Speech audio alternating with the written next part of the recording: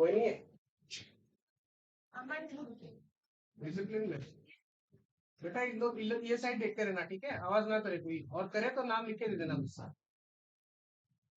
Honorable President, sir, for giving the torchbearer of Eudoxia, for giving this wonderful, wonderful opportunity for the scholars, IIPPDF innovators, the fellow members, the IIPians, the proud IIPians, they all are actually coming to this platform and sharing their ideas. So thank you so much, sir, and we will start the session. Over to you. Thank you, sir. Thank you. Thank you very much, Dr. Sukhbindur Singh, and please give the big hand to our register for his wonderful contribution and extraordinary address note. Thereafter, we would like to move forward to Dr. Marishu Anna Madam, Professor of Philippine Christian University, for one short address note to all the researchers and academicians as the coordinator of this Irtec 2024. Many kindly unmute it is not unmuted. Yes. Thank you so much to our very honorable President of the Adoption Research Center, India and USA. So good day to all of us. Welcome to our second international conference participated by less than 200 countries. So we're in all the participants, our academician, our scholar, our young researcher will showcase their knowledge in research for the past seminars that we have. Thank you to our keynote speaker, to our day one. They have really a fantastic, magnificent, very great contribution in the field of research. So, as what I always remember what Sir Khalid Moy said, that all of us are kindergarten adults. Because our new innovation in research, although we are many years, like me, I am 10 years, 10 decades, 4 decades in the field of research, but I feel that I have to learn again the new innovation. And I'm so very happy with our president, our very energetic president, and all the staff member, coordinators, and the patrons that they do their best to give us the new innovation in research and in statistics. So we as one family, really our father, our sister and brother are go hand in hand to give us the new innovation and research. And I'm very grateful that I was a member of this organization. Thank you so much, and God bless to all of us. Thank you. Thank you very much, madam. And I want to request everyone to give the big hand to Dr. Marisha, madam, for such a wonderful message in this platform as the coordinator of Higher Tech 2024. And thank you very much, madam, for your contribution and continuous support to the organization. Thank you. So we have seen that from our patron desk, then patron, then convener, then organizing secretary, and then thereafter coordinators, they have shared their positive vibes, they have shared their viewpoints, they have shared their address note. Multidisciplinary conference actually serving as the convergence point for the diverse idea and experts and play one different role to bring the dynamic zeal in the research and innovation. And we have found this one in this international conference that the presenters are from different disciplines. If someone is from the science background, then another is technical background, then some from humanities, some from social science, truly culturing one rainbow in this IRTech 2024. And I hope that today also, after this inaugural session, we will move forward to our technical session. And today we will have the technical session five by our keynote speaker. So my best wishes to all the researcher academicians, as already coordinator shared with you that yes, please consider the time that of your presentation. Please go with the ethics. We would like to encourage you all that to go with the ethics of the presentation. Make the proper steps so that what is your objective, what is your research gap. And today we are having the one after another incredible presentation. I would like to share just few upcoming presentations. The first one will be by Professor Dr. Rajesh Kannur sir. Thereafter, Dr. Bipin Kumar Shah sir, Dr. Vijay Gadesa sir, Dr. Sukhvinder Singh, and so on.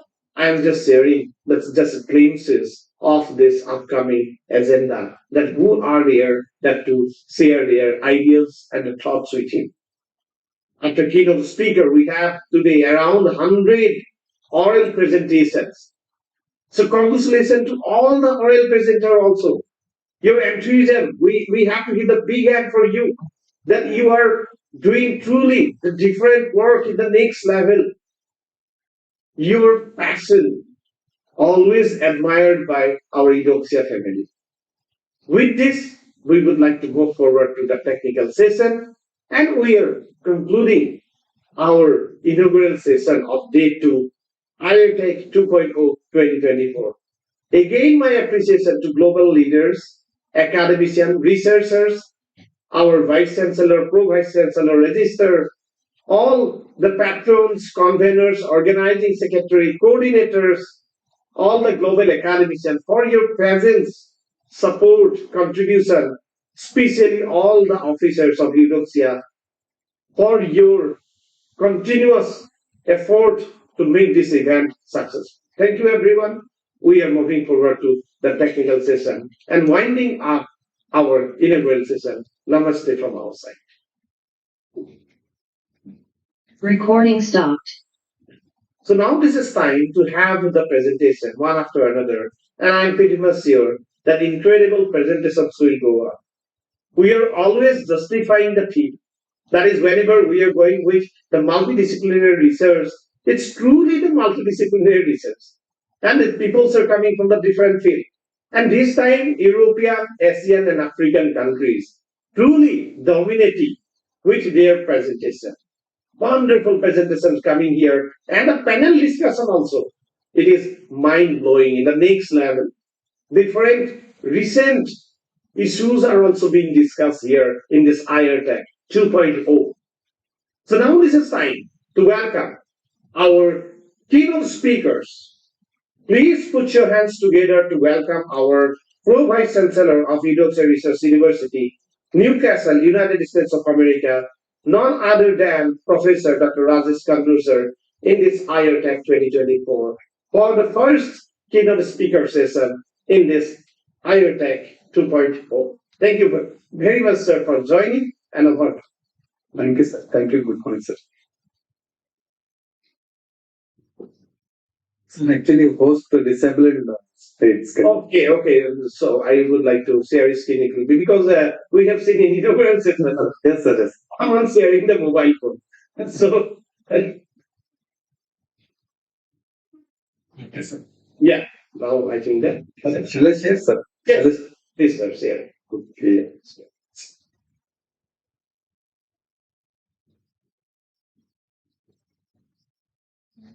Thank you, sir, for sharing. And yeah, Thank you, sir. Thank you. Okay, sir. Thank you, sir. Good morning, good afternoon, good evening to one and all. Recording in progress. Hearty welcome to today's second day of an IITC 2.0 2024. Hearty welcome. In today's session, okay, as a keynote speaker, I want to highlight about an ethical and social implications of an AI in education, considering the multidisciplinary approach. In a short session, just I want to highlight what is AI, what are the common types of an AI, concept of an education, ethical implications, and strategies to overcome the bias in education in multidisciplinary research, and I conclude with the summary. We know that one. Nowadays, everybody is talking about an AI, and it is used in every fabric of life. Okay, usually it refers. Okay, AI it includes and it's nothing but the computer system. Okay, that acts that makes typically the human intelligence it uses. The tasks. Okay, what it does: learning, reasoning, problem solving, understanding natural language, speech recognition, and future perception. Often all, the AI is to create machines that can emulate and replicate human cognitive functions, enabling them to adapt and excel in various domains. If you see an AI, okay, it's classified into very broad way, and based on its capabilities and functions, it's classified as in a narrow AI, general AI, and super AI. Then also in having the active machines, okay, limited memory and theory of mind and self-awareness. But if you see in a very generally, okay, it's classified as a narrow and weak AI. This type of an AI is used for a very, very specific task. Okay, just for what you are using it in as a daily life, say in an Apple, what you call it is an Siri, okay, or an Alexa, for to just to do a very, very simple tasks. Okay, it acts on an algorithms and image recognition by seeing the faces or an iris. Okay, next one is the gentle or a strong AI. It creates machines with human-like cognitive abilities, allowing them to understand, learn, and apply knowledge across a wide range of tasks. Okay. Of course, it is complex and it waits for the theoretical research. Next is the very, very widely used is in machine learning. Of course, it is the machines that to learn from the data. Okay, the development of an algorithms and models that allow systems to improve their performance on a specific task over time. Okay, this is a very, very wider learning. Next one is the deep learning. This is also part of an machine learning that we think that there is a neural networks, okay, with multiple layers.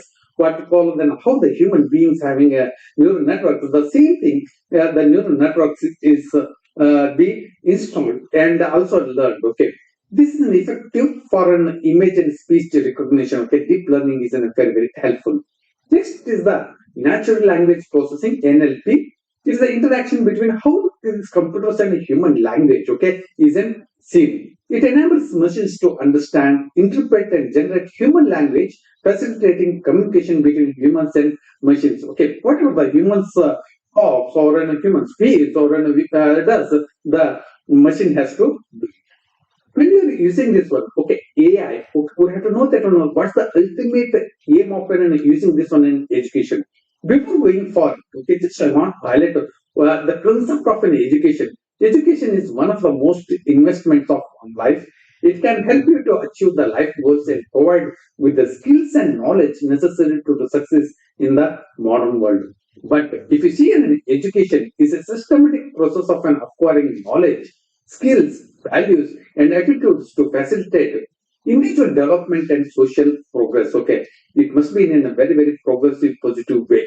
It is a lifelong journey that occurs through various formal and informal means, shaping individuals intellectually, socially, and emotionally to make them in a harmonious living.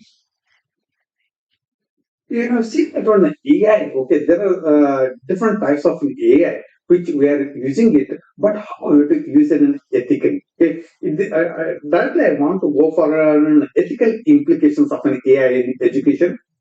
Of course, it has given rise to so many bias, okay, bias and fairness.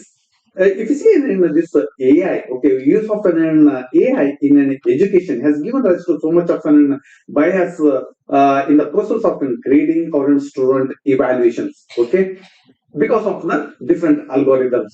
So it is essential to ensure that AI algorithms are trained on diverse and unbiased data sets. Next one is the privacy. The data is having it must be kept confidential, but unethically it can be used. Next one is the transparency and accountability. Many algorithms operate as a black box. Okay, it captures the all the data, making it challenging to understand how decisions are reached. Okay, ensuring transparency in AI systems used in education is crucial for accountability and building trust among students, parents, and educators. Because if you command the wrong things or the prompt is wrong, then it gives rise to wrong answers and wrong decision making. Next one is the student autonomy. AI can sometimes restrict the student autonomy if decisions are heavily reliant on automated processes. Means you have to seek the balance between the benefits and the students' independent choices. Okay, that is the most important. So somewhere the student autonomy is maybe lacking. Then connected and social implications, okay, of an AI, especially in education, if you see, we are having an equity in access. The introduction of an AI tools in education should not exacerbate the existing disparities in access to quality of an education. Of course, AI applications are, it must be available for all the different sectors of students, like in different socio backgrounds, is crucial for promoting equity. Okay, otherwise it may bring as an imbalance. Now, next one is the job displacement. Of course, when AI has an occurred, okay, yeah, there is a huge try is there that one we may lose in jobs, okay. But if you use AI in a very ethical way, it will not displace it; it will create it. Okay. Next, changing dynamics of learning. If you see in the fields of learning, okay, the newer way of learning hasn't changed a lot. AI can personalize learning, okay, means for the individual learning, okay, the AI is very, very helpful. It will fulfills the needs, and also you can learn according to your own pace, okay, at any time. However, this might lead to a shift in the traditional classroom dynamics, requiring educators to adopt new roles as a facilitator of a personalized learning. Next one is the digital divide. Okay, these are some of the aspects of an AI, ethical AI in an education, especially in social spheres. The availability of an AI tools in education may contribute to digital divide, where some students have advanced technological resources, but others don't have. Okay, we have to make an effort so that it must be approachable, or it must be accessible to all the populations of different sectors of students. Next one is the social acceptance and trust. Many people don't believe it. Okay? Widespread acceptance of an AI in education requires building trust among stakeholders, often all the people, including students, parents, educators. Of course, it must have a transparent communication between AI and its benefits for the fostering of an acceptance for a very wider range. Then so many bias are highlighted, but how to overcome this bias? Okay, of course, especially in education, to have the fairness, equity, and inclusivity of the nature. So we have to have a diverse and representative data. Okay, ensure that training data used to develop AI models is diverse and representative of the population itself. So there it is it has to act. Include data from various demographics, geographical locations, and socio-economic backgrounds to how develop a new AI platforms. Next one is bias detection and mitigation. Of course, we need a research in AI for robust techniques for detecting and mitigating biases during the development of an AI models. There are so many theories around there. I will not go for it. Okay, which theory and which law is applicable to which what you say AI models. But when you are framing it, okay, when it has to be built, we have to build without bias. Regulatory audit and evaluate the system of potential biases and make necessary adjustments is necessary. Next, we have to bring in transparency and explainability. Okay, we need an transparency by providing, okay, by preparation of the new models, new theories of an AI, and also we have to educate for an educators, administrators, and all the stakeholders. Okay, those who are using it. Next, always we have to use an ethical AI guidance. So we have to prepare it, okay? Establish and follow ethical guidance for an AI development in education. I have seen that there are so many instances which is given in unethical practices of an AI, okay? Especially as in one way of plagiarism and in publications in all the sectors, okay? This may include adopting industry best practices, complying with relevant regulations, and involving stakeholders in the decision-making process. Next, we have to have an inclusive design to overcome unethical things. Okay, diverse teams in the design and development of AI systems. Okay, this is done by multidisciplinary research. Okay, when multidisciplinary research is there, it gives rise to the influence of an combination of the thoughts, and you can derive a new model and you can include it. A diverse team can bring a variety of perspectives that help identify and address potential biases. Next, we need a continuous monitoring and evaluation because it is an ongoing process. Regulatory monitor and evaluate the AI system's performance to identify any emerging bias or issues. Okay, it depends upon where the AI is working. Okay, in which context or in which model. This ongoing process allows for continuous improvement and refinement. And have an feedback and input. Okay, encourage feedback from users whether it is they feel okay or not, okay, or it is adaptable or not from educators and students. Collecting input from the people who interact with an AI system can help identify biases and improve its overall performance. Because it's not as such that only once you have prepared it or done it, it can be used a lifelong. No, it has to be changed and it must be adaptable to the users. Next, bias education and training. We have to provide an education, okay, and training on the bias, fairness, and ethics in an AI for developers, educators, and administrators. Okay, who are preparing it, who are the founders or the researchers, and those who are educating, and those are using, okay, and applied things. Okay, this can raise awareness about potential bias and help individuals to make informed decisions during AI development process. Okay, how we can use ethically the AI for the applicability. Next, collaboration within stakeholders. Collaborate with the diverse stakeholders, including educators, students, and community members, okay, lawyers, then researchers, insights, and perspectives. Involving these groups helps in the development process, can help identify and address biases that may not be immediately apparent. And lastly, we have to have regular audits and external reviews. So, how we do an audit of another? So, we have to have an AI audit. Conduct regular audits and seek external reviews of an AI systems. Independent assessments can provide unbiased perspective and help identify and rectify any issues that might be ever been overlooked. So, if you see in education, conduct research, okay, how to overcome bias in multidisciplinary research. So, overcoming the ethical and social bias in AI, it is having a multidisciplinary approach, a very comprehensive approach from various fields we have to gather it.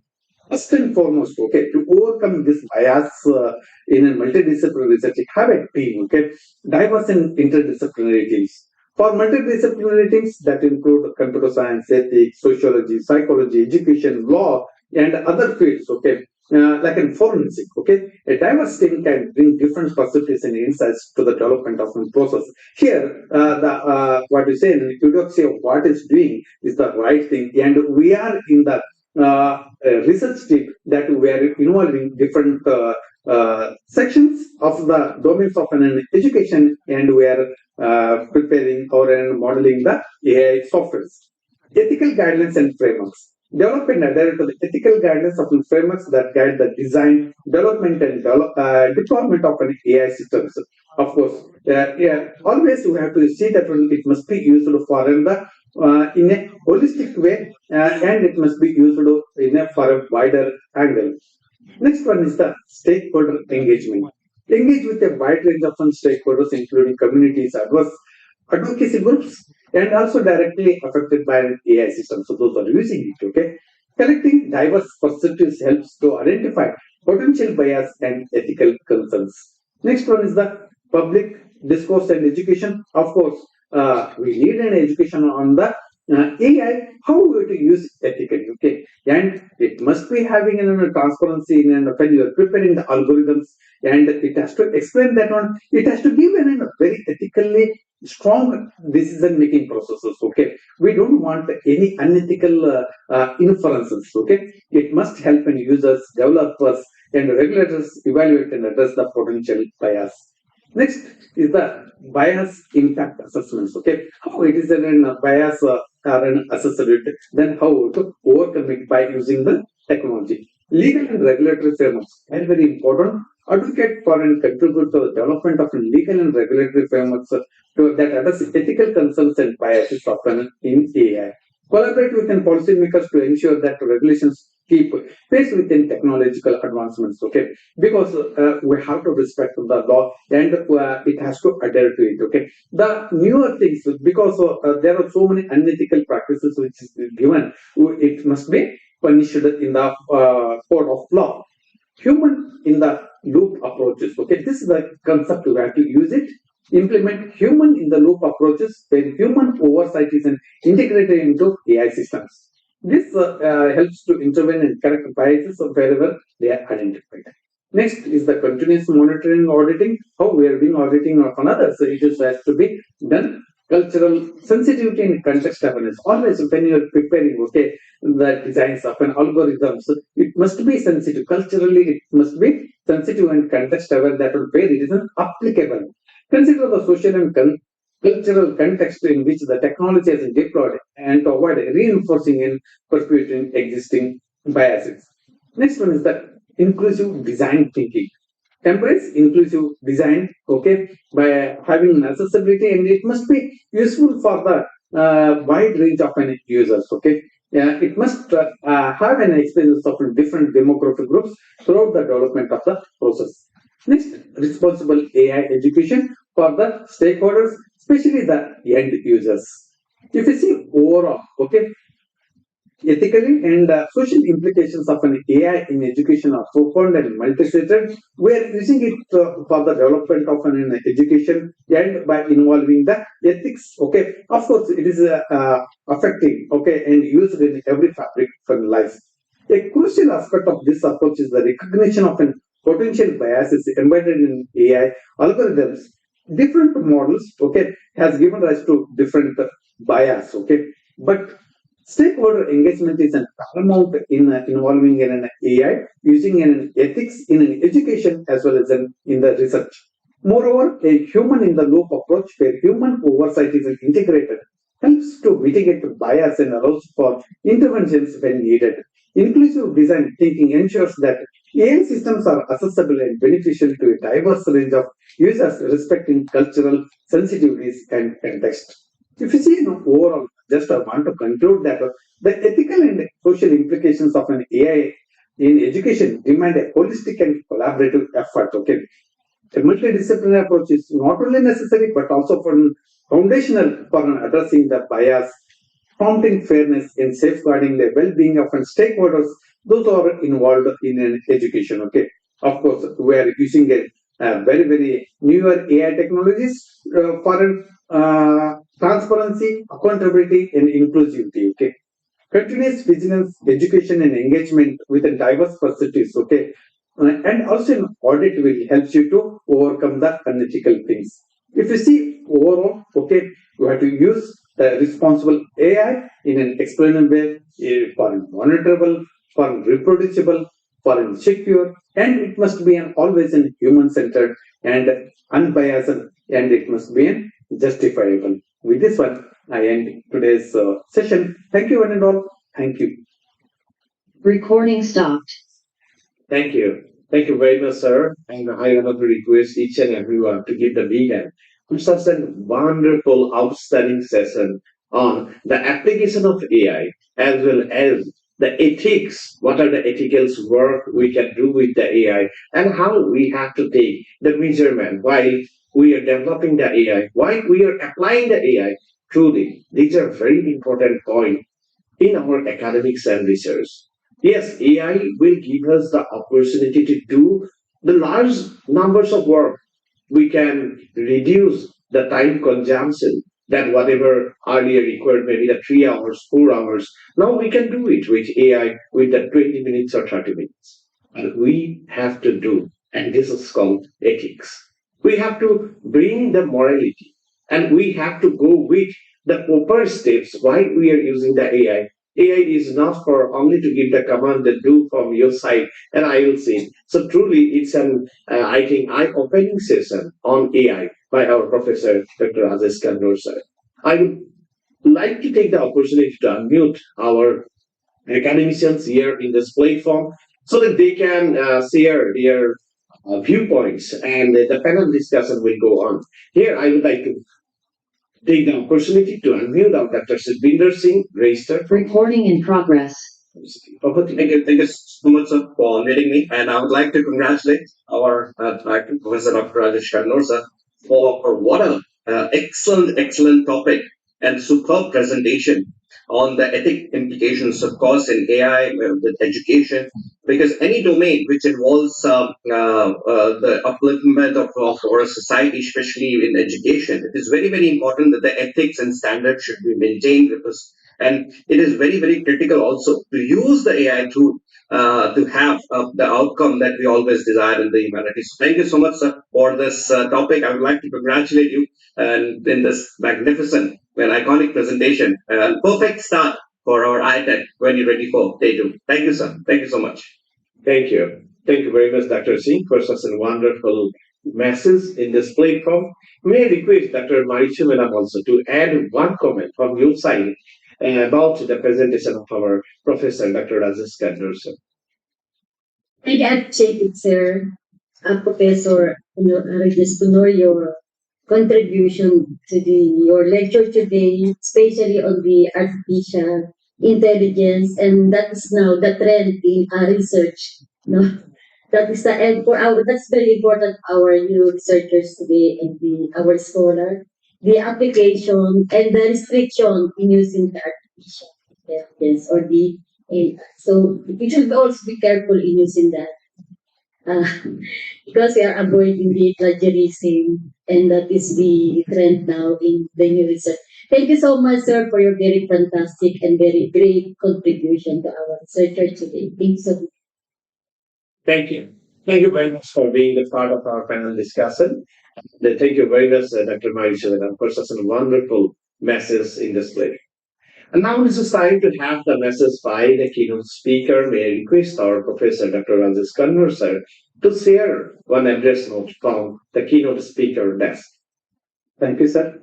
Of course, if you see in AI, we are using in every fabric of life, especially in education, and also the students. Okay, now one or two incidents has hurted me that in Karnataka, this what is saying deep fakes. Okay, has become as a trend for maligning the what you say the character of people or in some unethical. So we need a regulation. We have to make an very very strict laws. Okay, it must be brought. Otherwise, somewhere we are in derailing the social fabric. What I feel when social fabric is in derails on that time, it is no use of having an what to say in modernization. So always we have to keep it in mind that when AI it must be used for an ethical gain and for a wider range of okay. That's the ultimate aim. With this one, I end today's. So thank you, sir, for giving me an opportunity. Thank you. Thank you. Thank you very much, our Professor Dr. Rajesh Kandor, sir, for such an outstanding presentation on the application of artificial intelligence and which the ethics, how it can be useful for the academicians and the researchers. Truly, very sensitive topic, wonderfully presented. Thank you very much, and big congratulations to you, sir. Thank you. Thank you very much.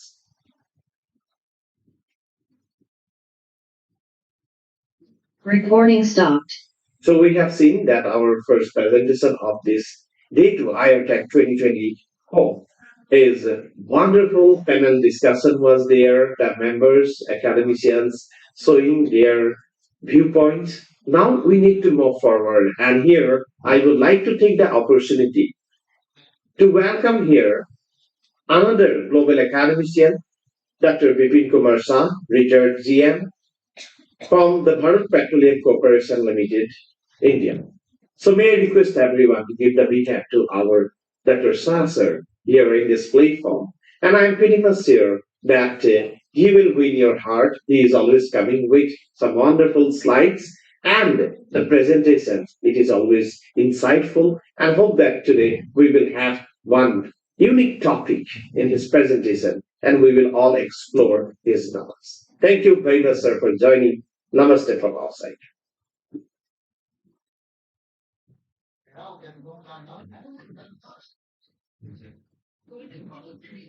Good morning, good afternoon, good evening. Chief Intern, Dr. Rituraj Saityaji, President, Europian Research USA, Patron, Professor G.M. Joseph, Academic Director, Europian Research, Convener, Dr. Senab Moyo, Pro Vice Chancellor, European Research University, USA, Dr. Rajesh G. Kono, Pro Vice Chancellor, European Research University, USA, Organizing Secretary, Lyubin Antonov from Bulgaria, Dr. Pritisha Kumari Ji, Vice President, European, Coordinator, Dr. Sukhvinder Singh, Register, Dr. Maricha Cruz, Professor, Philippine Christian University. Recording in progress. Now, today's keynote will be very unique for you.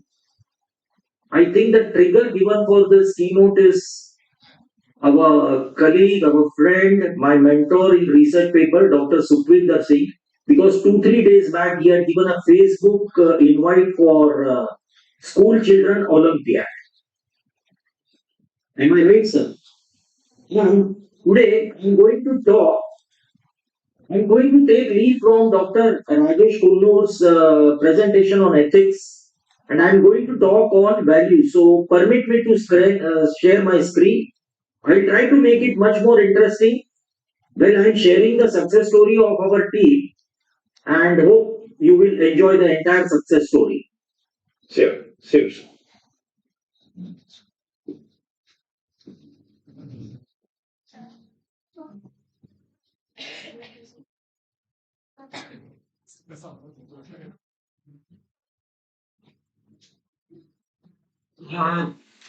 Welcome to Irtec 2024, European Research Center US and India, and Samarpan Group India.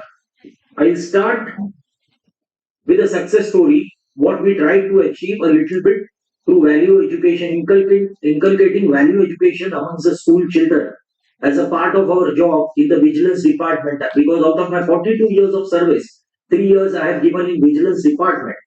The need was felt by the top authorities in the country, Central Vigilance Commissioner, that why not we try to inculcate value education amongst the school children, because nowadays there is no value education, moral science or community classes in the school, which everyone will agree, as we used to have.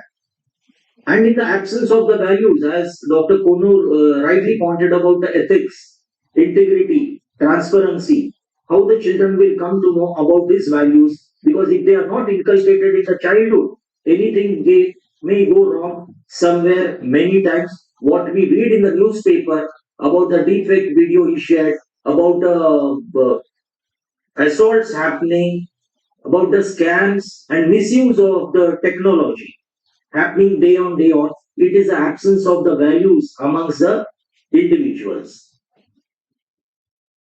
Value education. Country India has a rich heritage as other countries. It is preserved, nurtured, and shared. Now there is a threat from materialistic society, selfish urge to succeed anyway. That is known as KBC, Kaun Banega Crorepati. Overnight, someone has to become a Crorepati. That is happening before the children.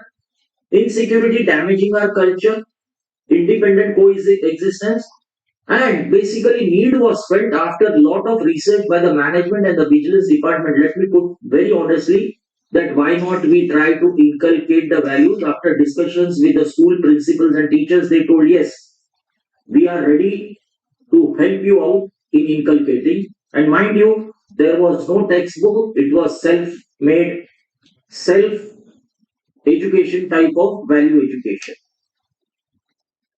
Now let us go back to our culture. There was a Gurukula system where the students in ancient ages used to go to the Gurukul, that is a school, sit with the Guru and try to learn the things. And they used to get a value education from there, which is absent today. I am not blaming anyone. We had a large families. I remember in my childhood days, my great grandparents, my mamas and uncle and auntie, they used to tell us a lot of bedtime stories with a value education, which is absent today because of the nuclear families and the large homes what we had. If you can see these three pictures, it's an Sir, sorry for interruption here. Actually, if you open the PPT is not open. It is not open. Okay. Okay. You share the PPT, sir. It is actually the folder. Then you have to click the PPT. Here, three. Yes, yeah, I'll do it again. Sorry. Not this. This one. You see the PPT now? Sir, it is starting, and we have to wait for some few minutes. Yeah. So, Can you see the PPT? no, sir, it is not appearing. You can again click there. In the keynote, I think one folder is there, and you can make that one. Double click there. 1 second.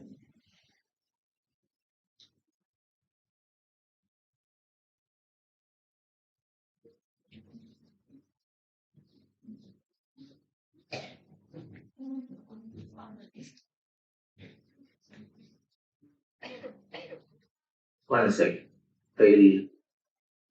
Can you see the PPT now? No, sir, PPT is not appearing. I can do one thing. I will stop sharing, then you can reshare it. I think that then it will be easier. Yeah. I have stopped sharing. And now reshare the PPT. Yeah, now you can say, yes, now it is appearing. Okay, I will start from the beginning. Give me 2 minutes grace time. Yes, sure. Thank you. Recording stopped. Welcome to Irtec 2024 from Europian and Samarpan Group of India. Recording in progress. Value education in school children, as I have told you, it was a success story done by the corporates with the help of school. And let me tell you, the entire exercise, what we did for 2-3 years, was all done on Saturdays, the holidays we had. And mind you, we didn't take a single penny from the management of the school because this was an ethical, value based education of like minded people like me who are ready to share our experiences and help the children to learn the values and virtues, what is as per our culture. If you see this slide, you will find 3 pictures. Forget the nursery prints, One is a Gurukula system of India where the children used to go and sit with the Guru and try to learn the things, for years together. Second is a large family, a joint family, where you can find the children and children were given the value education apart from the school, which is absent today because today we have a nuclear family and the large houses we had, across the country, still the houses are existing, but the people have migrated. So that is what I just wanted to bring to your notice that this was a culture and a value system which is absent now. And if you see the current scenario, the slide will speak for itself. There is a nuclear family, internet, big TV, mobile, and parents are running after their career. It is obvious because they have to take care of the family and the child. And in the absence, what is happening? The child is getting neglected. Child is exposed, and thanks to Corona time, the mobile was given to the children for their studies, online studies, and laptop and desktop and whatnot. And they started surfing because this, however, come to the school where I have studied. I am a committee member. So there the complaint came from the parents that the child is trying to surf the sites which is not supposed to do so. So this was one of the current scenario in 2014-15. Okay, how to take over this? How the child should be given a proper education to go to the proper site. So this was one of the triggers. The main point what I am trying to draw to your notice is values. In a simple word, which I put in red, value imbibes during the childhood will be retained throughout the life. I am not reading the slide because values have to be inculcated from the childhood, which I will agree artificial intelligence cannot do. Because to run artificial intelligence, the child has to be value based, which everyone will agree with me. So one of the last thing which is given up by any individual, and whatever the environment may be, if you are a value based person, you won't give up the value or you will not succumb to the pressure. Now, what are the important values which we try to imbibe and which we try that the student should learn? One is integrity, patriotism. Now, coming to patriotism, we did teach them what is the dictionary definition of patriotism.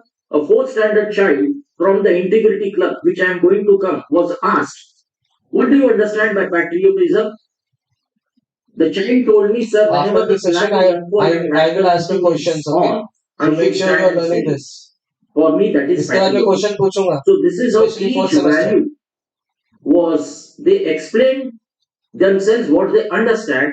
And mind you, there was no religion, it was secularism, simplicity, unity, non-violence, and above all, my ex-teacher suggested that you have to teach them courage. If they have to follow these values, they should have enough courage in the life so that they can follow these values efficiently during their lifetime. Now, with this taking in mind, the integrity clubs were formed with a vision. Values in the society will be rekindled by the young champion of ethics. And mind you, nearly 20-25 students were selected from primary and secondary classes as young champion of ethics. And these children were very mediocre, not very smart, who are standing first in the class. We tried to explain, and the results were amazing. So these children were known as young champion of ethics who will propagate ethics amongst their class students in the society, to the parents, and in the neighbor. That was the vision. What was the vision? Mission is living ethically for this young champion of ethics, as I've told you, propagate human values in their families, neighborhood, school, community, and society at a large to strengthen value. Here I would like to drive one important point. The first integrity club was started in Kerala, BPCL Kerala Refinery, Kochi Refinery, and they, the young champion of ethics, when they understood that the bus driver is sick, they collected their pocket money, they went to his home and ensured that whatever they could do from that pocket money was done. This was not told to by their teachers or by families. So this is how the values started rekindling. And one of the students found one gold earring in the school, which she promptly handed over to the principal. So this is how the change started adopting in my school in Mumbai. When we started this, one of the parents came to me during one of the sessions, and she told my child had stopped giving me back answers. She was very rude, very arrogant, but now she has learned those values in a proper way. So this was one of the findings which my team we could understand. And during one of the sessions, when we spoke about the ethics and other values, one of the child stood up promptly, and still there are goosebumps. He asked me, "Sir, I want to speak truth. What should I do?" We were totally speechless. We could not answer that child. The type of values today, what we are following, I am sorry, they are not being taught properly. Leave alone school by the parents because of the nuclear family. See, I'm not blaming the current system, but this is a time to think, yes, as researchers, as academicians, we have to go and propagate these values amongst the school children so they become a good citizen of this world. Further, strategy. Children learn distinct values playfully as a game and become champion of ethics by developing their ethical through the regular practice in real life. All 13 values, they try to understand the meeting. It was recommended that they are given a slam book. They carry only one slam book, pen or pencil, draw the pictures, write poetry, write the story of the value, what they understand in their own way, so that they learn the value rather than giving them a lectures. So this is how they were taught the meaning of the values. Now, this was the model setup which we did with the help of the catalyst is anyone, even someone can start this group, he or she becomes a catalyst. Principal was the chairman, few teachers, there were 3 groups each with 8 students, and together we started with 40-50 students and tried to propagate, and the results at the end of the year were very good. Now you can see she is my ex-boss, Madam Madhusagar. Now she is settled.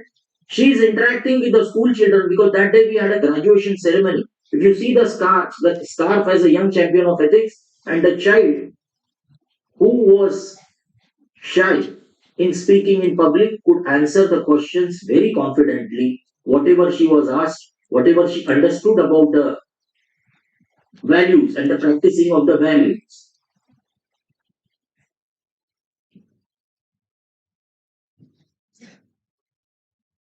Sorry, there is some issue at my end. These are the young champion of ethics. They are taking a pledge, and they were happy on that day when they were given the star after completing the entire exercise on their own.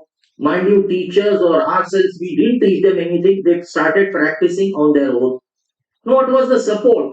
Support from our side was meeting principal and teachers, coordinators periodically, help them to organize various competitions in the school, distribution of integrity club publicity materials, meeting students, participating in important events, organizing complementary programs and the workshops for them where they could develop themselves and badges and certificates to the club members. And this was followed by interactive sessions with sensitizing young champion of ethics, narration and collecting of real life stories, poems, discussions with prominent personalities, quiz competition, and moreover, they demonstrated this through their song, skit, drama, painting, etc. In short, to sum up, my experience, integrity empowers our character with strength of conviction. Great world leaders, if you see, they always practice high values of integrity, rekindling integrity in children to ensure responsible society. Because today we want a responsible society, not a corrupt society. Because day in, day out in India or many other countries, you find that someone is caught doing corrupt practices. It's not a materialistic corruption, but the corruption of thoughts, corruption of values is leading to a lot of things. And mind you, many countries, two, three countries are on the war, which is not a good sign. And it is a conscious choice, my dear academics, that we all need to make. And beautifully, the students thought, okay, we'll try to adopt the poor families. Switch Bharat campaign as we have, narrating the life stories, distribution of notebooks to the needy students, and put up stalls, raise funds, distribute the medicines, and grow vegetables in school campus and cultivate good habits. This was one of the exercises which they recommended that we should do, and it was supported. Now, before I end, I will try to show you a small film. If I am permitted, it is 2 minutes film, so it will put a light.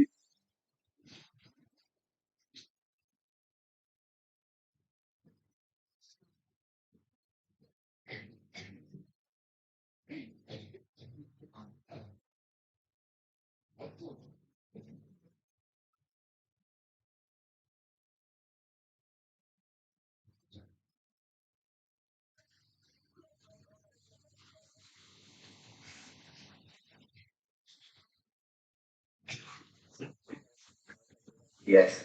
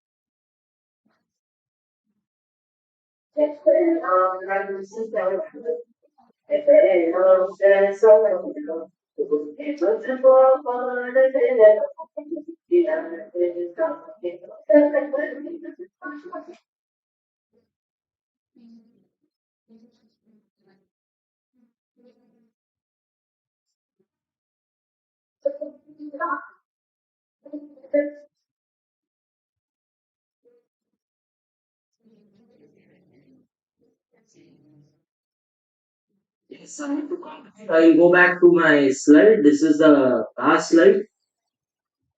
Question and answers, if any. I am ready to answer because this is a real life situation where I've shared with you. Before I conclude, my acknowledgements to BPCL Management and Vigilance Department for giving us an opportunity to do this small experiment. Mr. Sandeep Srivastava, trainer, a very good friend, still serving BPCL. He designed the entire program in such a way where teachers had only to overlook the students and students had to do self-learning, and schools at Kochi, Mumbai, Kolkata and Delhi for their cooperation. Yes, it taught me a lot. And this movie we show at many places, and the adage, popular adage, the child is the father of a man. Yes, if you can see, the children are intelligent, but how you take them, it is left up to us. It is left up to the teachers, to the gurus, because the right time the values are inculcated, the child will become a very responsible person, a responsible academic, a responsible researcher, responsible leader, whatnot. Only thing the right values has to be indicated because the technology is developing. My only worry is the technology should not be misused for some self goals. With that, I complete. I will like to use the questions if there are any. And thanks for the nursery background because I was prompted with the school Olympiad which Udaksha is considering. But at the same time, I thought of sharing this value-based education in a little bit way. What my team, along with my team, I have done. It's not a great job, but yes, it gave me a lot of confidence. It gave me, and 24th, I have been invited by a large public school to speak on the values only. So this will be a precursor to that. Thank you, sir. Thank you for giving me an opportunity. Recording stopped. Thank you. Thank you very much. And before discussion, I wanted to request each and everyone, please give the big hand for our Dr. Vipin Sir. Really heart-touching video. I have to share here that the value-based education, moral education, yes, whenever we are in school also, we have gone through this. Today, we feel that it is purely missing. Purely missing. That's even early days, we have seen the home science like subject also were there. My father, my mother sharing with me that whenever we are in our say school days, whenever they are in college, they are having one subject and they have shared that these are the books. I have seen their books. Today, whenever our Bipin Sas are sharing, we need to remember that in India that we have to say like Bhagat Singh. And here the kid is playing the role of Bhagat Singh. Someone need to take the initiative against the problem. And this kind of value-based education system will really concern with the moral science. They will think that what is the right and the wrong. Even the system, I think that in the video, two very important aspects was also shown. The role of the political leader, those who are running away, that's which VIP car, and also the policemen, those who are sleeping throughout the incident. But the kids from one, and then the group of the kids, then the teenagers, then each and every adult, also the common people, ready to make the changes, and it is required for every society. We know that this is a symbolic presentation only, the tree, but these are the lacunas and problem in our society, and we have to put our hands together. Always we have to join our hands with each other to solve this with the courage. The courage shown by the kid was remarkable, and I think that it is true inspiration for the research community to let us do something new. Truly, it was mind-blowing presentation and big hand from my side. Now we will go for the panel discussion. We will have the comments by our different academicians. Let us see here that how they feel and if they have any question also. First, I would like to take the opportunity to unmute the Recording in progress. You can share also your viewpoint here. Thank you so much, sir, for meeting me. And I would like to congratulate Bipin Kumar Shah, sir, for what a wonderful and excellent presentation. And the topic that is the crux of this the entire humanity. The main aspects that is highlighted the ethics in the kids in the schools, especially when you're young. And this is how you build character. This is how you build nations. In terms of the injections of certain qualities, the kids are they are the best learners, and they also start imitating as the surroundings. But one thing we always forget in our education system as well, sir has properly highlighted it. And sir, you're doing a wonderful, wonderful job. You're an inspiration to many, I can tell you, because you have that capacity to learn things and then try to show that how you can execute. This is a best example of the leaders that they are good learners and they will show how to execute it. So congratulations to you, sir, on this wonderful, wonderful presentation in Irtec. And I'm sure our all scholars, all researchers now start thinking about this aspect as well, and which is very, very important to any nation, any society, as a humanitarian grounds to the world, to the entire universe. I would say. So thank you so much, sir. What a wonderful presentation. Excellent. Thank you. Thank you. Thank you very much, Dr. Singh, for such a wonderful discussion. I would like to unmute Murad Kamini also from Palestine to and his comment also regarding the presentation by Dr. Singh. Okay, thank you.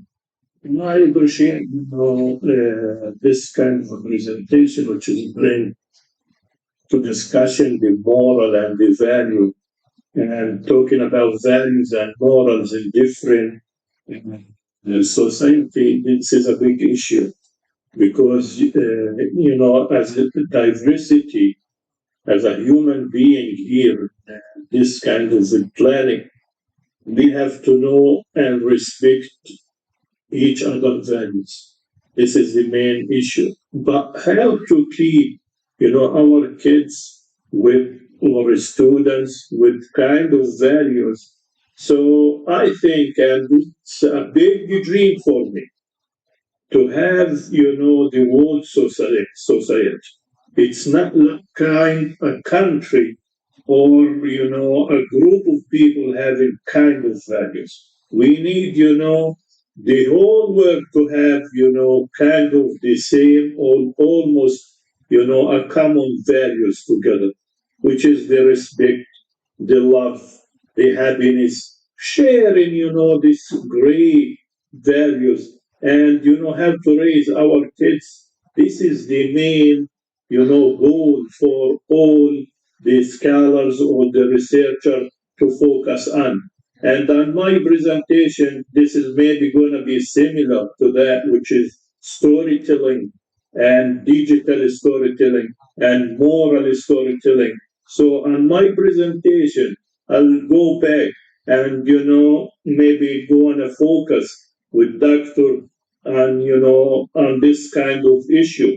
But I suggest if you give me a chance to make, a WhatsApp group together on this, kind of, interesting and amazing researcher here on your conference. And they start, because communication and putting hands together, as you said, this is the main thing we're looking for.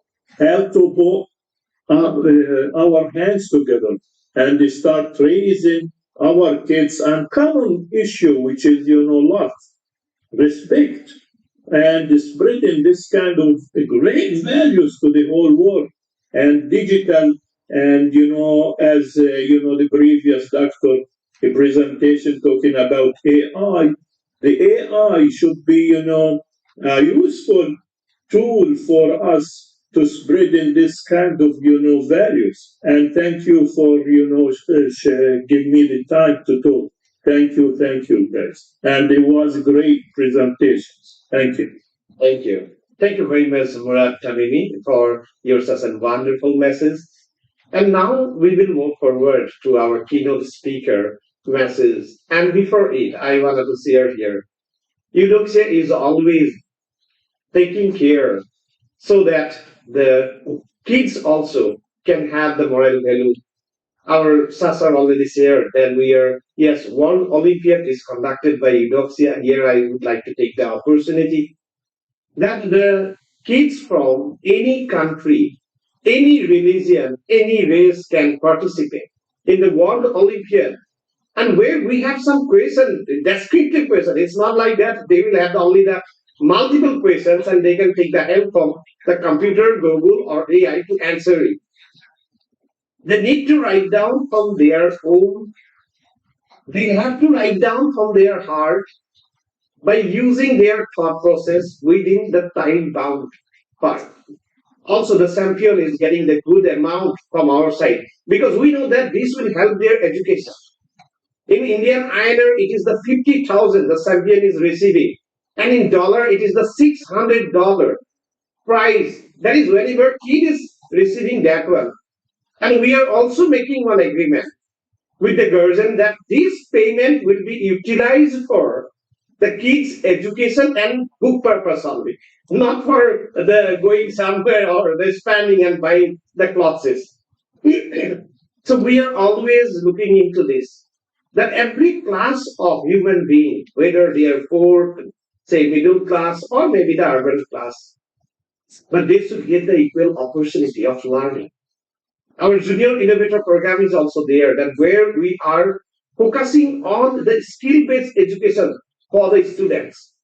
If they want to become author, they will learn on that one only from our expert, and they will write down the books. I am happy here to announce that Dr. Singh was taking care of that one, guided one kid. Forgot the name. Kristisam, I think that. She was in class 3 and winning one after another also awards in her state and writing down the book also.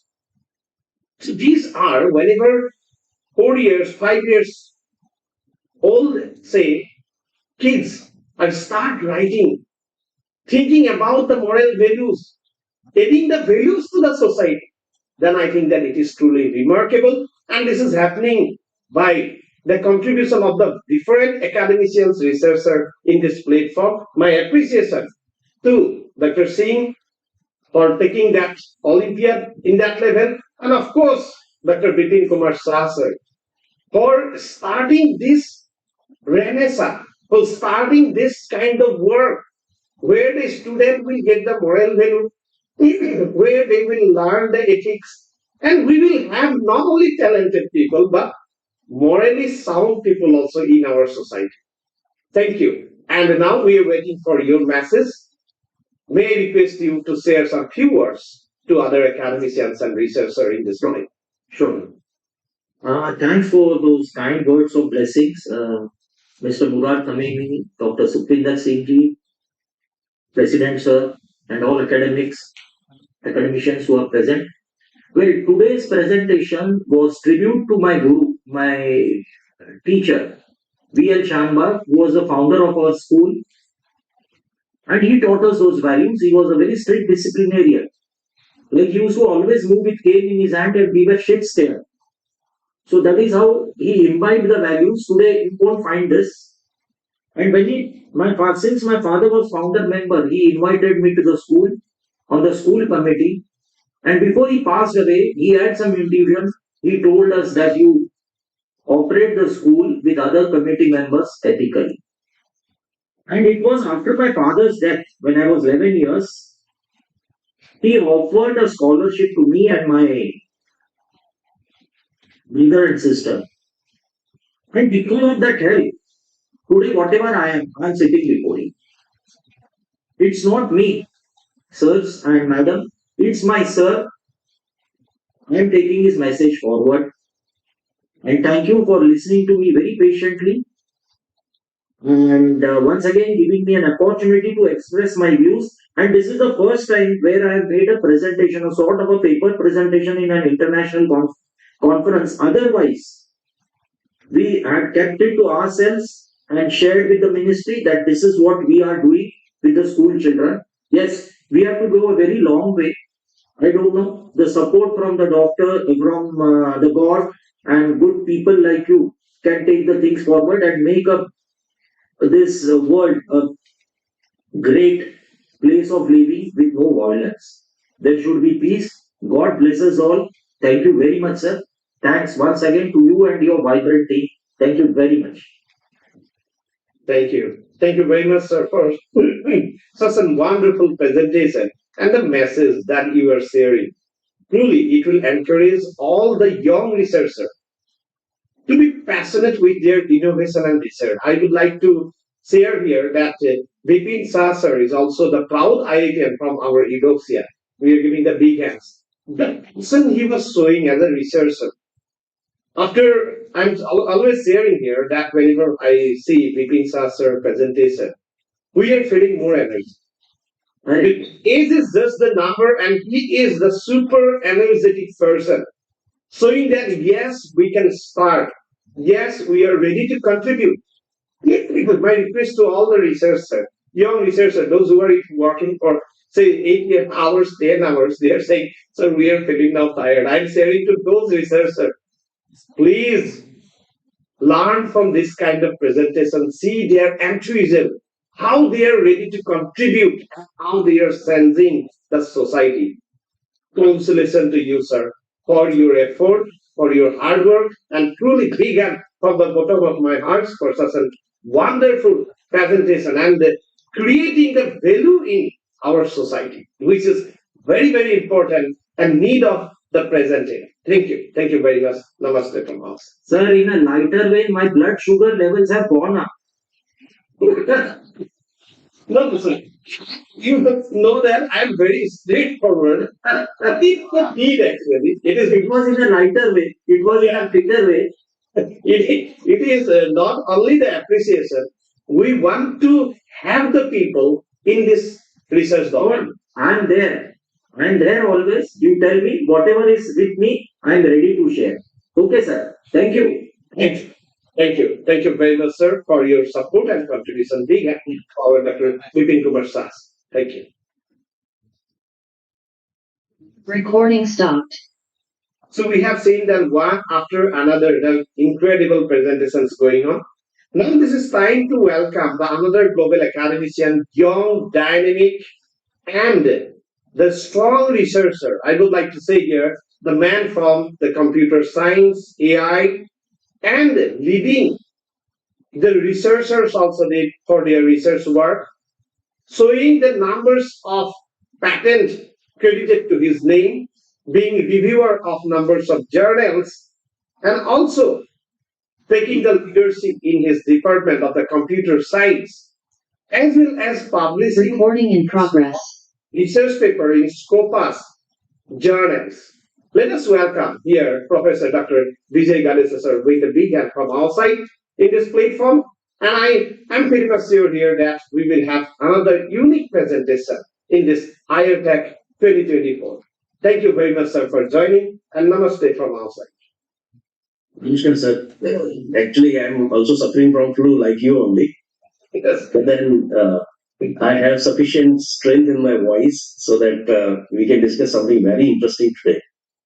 I suspect I'm audible, right? Yes, sir, audible. And this is quick finding that in Mumbai area, just suddenly the temperature changes. Yes. Yeah. Typically in the region of Maharashtra, in Vidarbha, we are very habitual of 40, 42, 44, 46. But now we are experiencing 21, 22. So that's why our throats are down. Yes. So, I mean, it's very nice to be here. And I was earlier listening, Rajesh sir, he's talking about AI and how to obey the ethics, in the research. And then recently I listened Mr. Vipin Kumar Shah. He was talking about the, ethics and moral values in children. Actually, it's a need of the hour around the globe, across the world. Children are, they are so very prone to multimedia world these days. I'm going to talk on something of that. So we need to drag them to the actual social world. And we need to make them realize that, hey, this is the actual physical world in which they have to live, right? And it's so very difficult because they are gone into the era of PUBG and all those games. and they're living in the virtual world and dealing virtual things only, So it's right time to click this topic. We will be thankful to Bipin Kumarji for a beautiful thing which he has presented. Yeah. So if you can permit, I can share my presentation. We can go. Yeah. Recording stopped.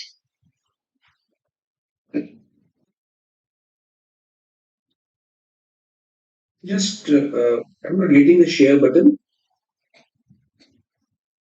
Just wait. Do Yeah. see? Yes. I got it.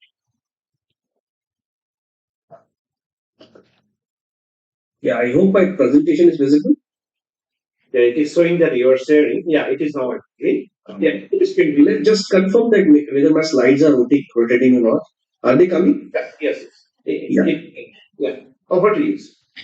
Yeah, so all the young researchers, I'm getting 80 plus audiences. This is going to be a very, very interesting and new thing. Recording in progress. I remember still in the last month when we took our conference, I talked about data analytics, right? Now, data analytics was something which is right now going in industry, and industries are using it.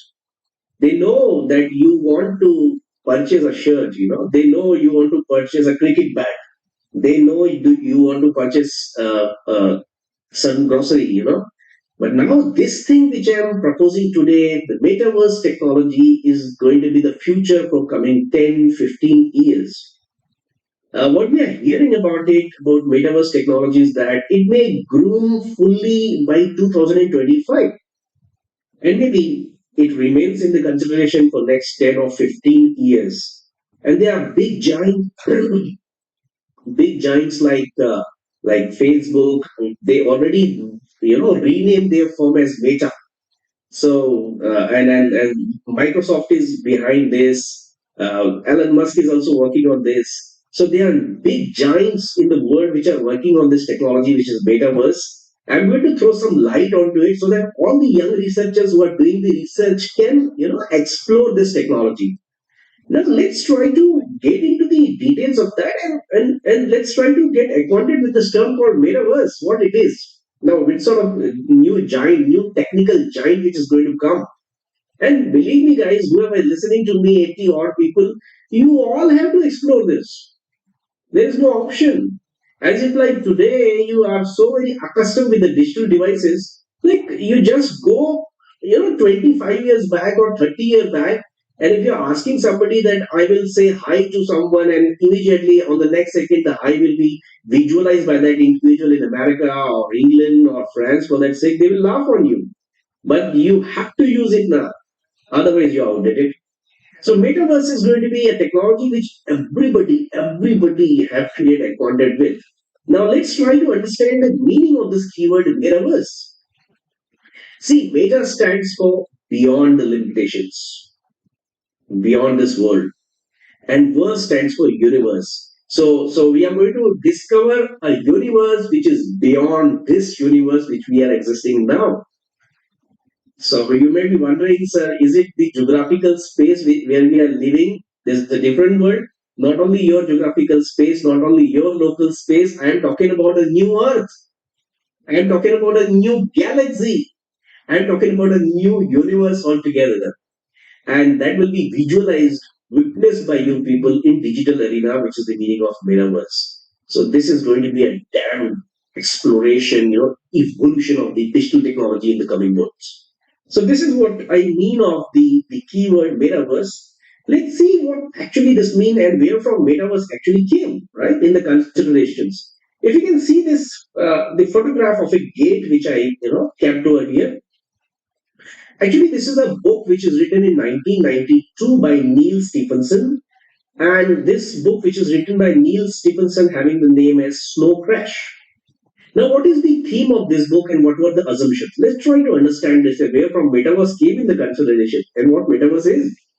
See, in 1992, Neil Stephenson written a book that there's a city or there's a world which is now dubbed with snow. There's a huge snowfall.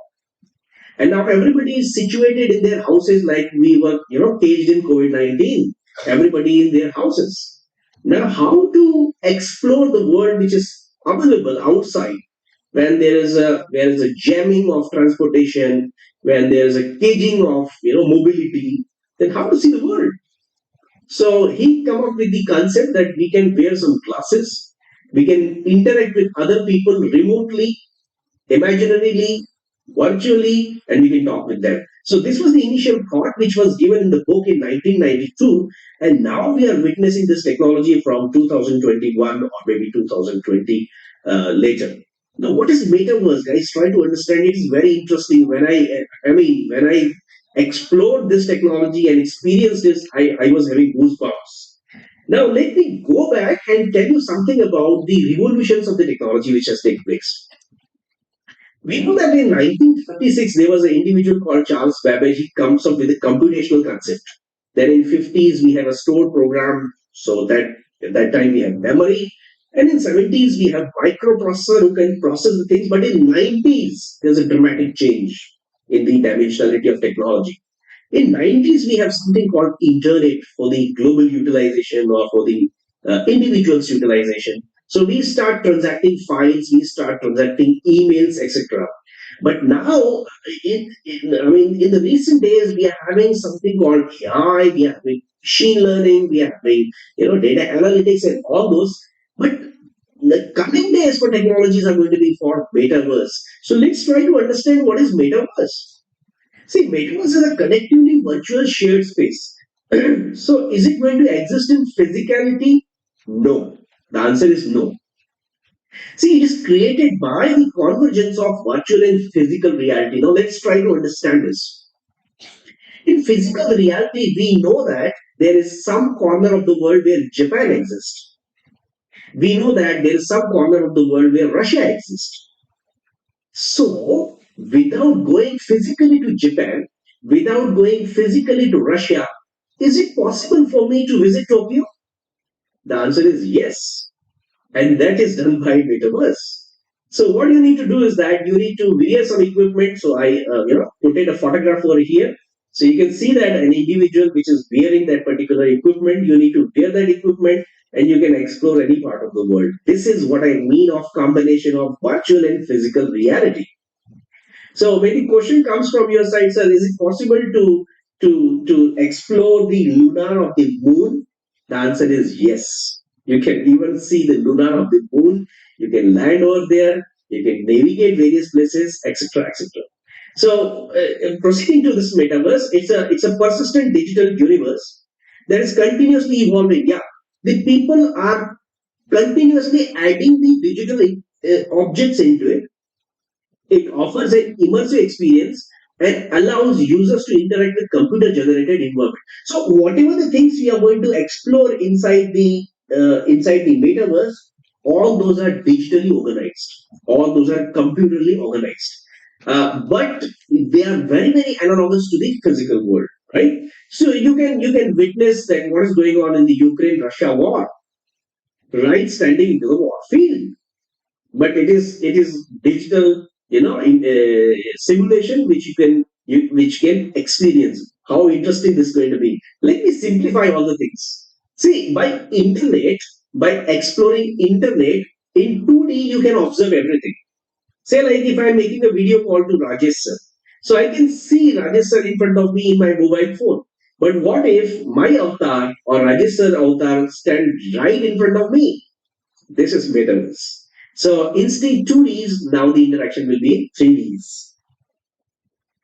Let's try to see that what are the evolutionary things or historical things concerning to the metaverse. See, first of all, the virtual world's emergence. Now, where from metaverse at all came into consideration? Because we are using virtual things very, very oftenly.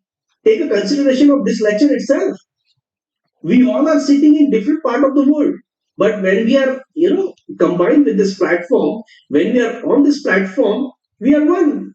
It is simply appearing as Rituraj sir is just sitting aside me. So this is the emergence of the virtual world, which actually creates up this technology which is called as metaverse. The evolution of technology. Now, what are the reasons that this technology is so very going to be in demand? See, there is something called as virtual reality.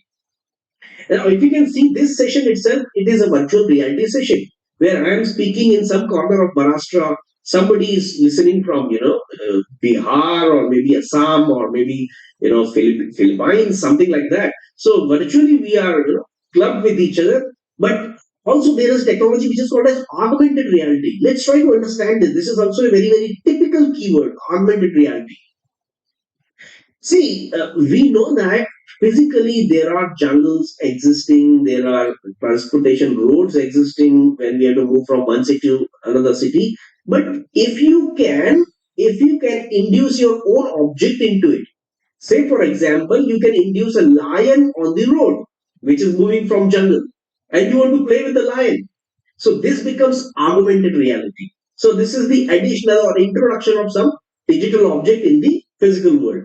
And then obviously now we having artificial intelligence who can gauge the things. So evolution of all these technologies actually aligning the way towards metaverse. And that's why metaverse is converging towards more 3D sort of views or more 3D sort of looks.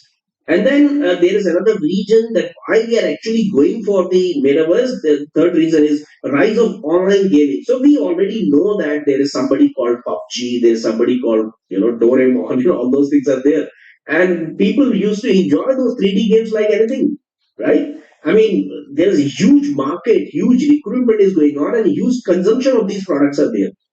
So their metaverse can be a game changer. It can be a huge technology to contribute in the futuristic world. Now here is an image which I align. Now see there are some individuals and they are interacting with all the planets into the solar system. So if you can see, they know what is solar system, they know what are the planets, and now they are going into the details of that, and they are trying to access the intrinsic because they are interested into it. So this is one of the best example of metaverse. And to realize all these things, what only you have to do is that you have to wear some gadget. You have to wear some gadget like a goggle or something as that, and you can explore all these things. This is going on, guys. The databases are creeping up. The clouds are emerging. The data is getting hooked up, and sometime down the line, maybe 2015 or 16, this is going to be there for you. So this is one example which I quoted over here. Now afterwards, we are going to see where are the applications of this metaverse, where it can be consumed. Because see, we know that there is some technology in 2001 or 2, I think, which is called as Google Lens. Now that was a very nice technology, but then it failed to capture the market. So it is evident to know that which are the application areas of metaverse where it can be consumed. The first is the immersive education. Now let's try to understand this. What metaverse can do, what sort of wonders it can do for education. See, if we talked about some war which is going on, maybe a Panipat war which is going on between Marathas and Mughals, and I keep on telling you in the history that this happened, that happened, this happened, that happened, you are not going to get an understanding as a student. Instead, if I put you right between the battlefield and let you analyze that what's going on, and we know the results that somebody fought with something and this was happened. But if you are now in the battlefield, you can analyze who's killing who and what are the resources, what are the ammunitions they have used, what was the infrastructure available those days, everything. So it is going to get a dramatic change into the education arena. If I tell you, I mean, say like Sukhvinder sir is our expert and he's talking about surgery of a heart, and I'm student. I hardly understand what he's saying. But if he will open the complete body of an individual in a 3D manner, and he will show me that how a heart transplant at all will takes place, how amazing it is, So this is the immersive education which we are going to observe in metaverse. The second thing is virtual commerce, very very interesting, and I mean it is having the potential impact on the coming commerce. See, for example, there is some good thing which is happening in Australia, and you want to purchase that. So you need to move to Australia for that right now. Or at all, what you can do is that you can visit a website, you can, purchase in a shopping cart, and then you can bring that thing to India or something like that. But in virtual commerce, what can happen? There is a virtual mall which is situated in Australia right in front of your eyes. You can pick the items, put it in your cart, pay for that, and they will be available to you in 5 days' time. So this is what wonderful thing can happen by using metaverse. Now the big thing may be how the financial transactions may take place. See, Bitcoin is already here, so you can use it. Or there are a number of other options which can emerge to transact the money from maybe one individual to another individual, or one nation to another nation, or from one individual to an organization, something like that. So this is the impact which Meta was going to have in virtual commerce. Digital entertainment, I already talked about. Say, let us assume that you are having a virtual zoo in front of your eyes. You only have to wear equipment. So why to go to a zoo which is very, very nice in Kenya, in Zimbabwe? If it is available right now in front of you, in your office. So this is the sort of digital entertainment opportunity which you're going to have, by inheriting metaverse. Now, here is an example which I quoted. If you can see, Mark Zuckerberg is creating his 3D avatar, and in that he's trying to make changes. And now this 3D avatar is making some interaction with the digital existing object. And what I mean, he want to explore. He can explore with those objects, and then whatever the operations he want to do, he can do. Okay. Now, what are the challenges if this technology at all comes into the world? What might be the challenges which are associated to it? The first is data privacy. Now, the important thing is that when you are exploring these many things, see, when you're purchasing something, guys, obviously that store will be there virtually. Obviously, that city will be there virtually. So, if you are an antisocial element and if you want to bombing over there, you can explore all these things. So, that is the leakage of the data privacy, right? So, you need to take care of that.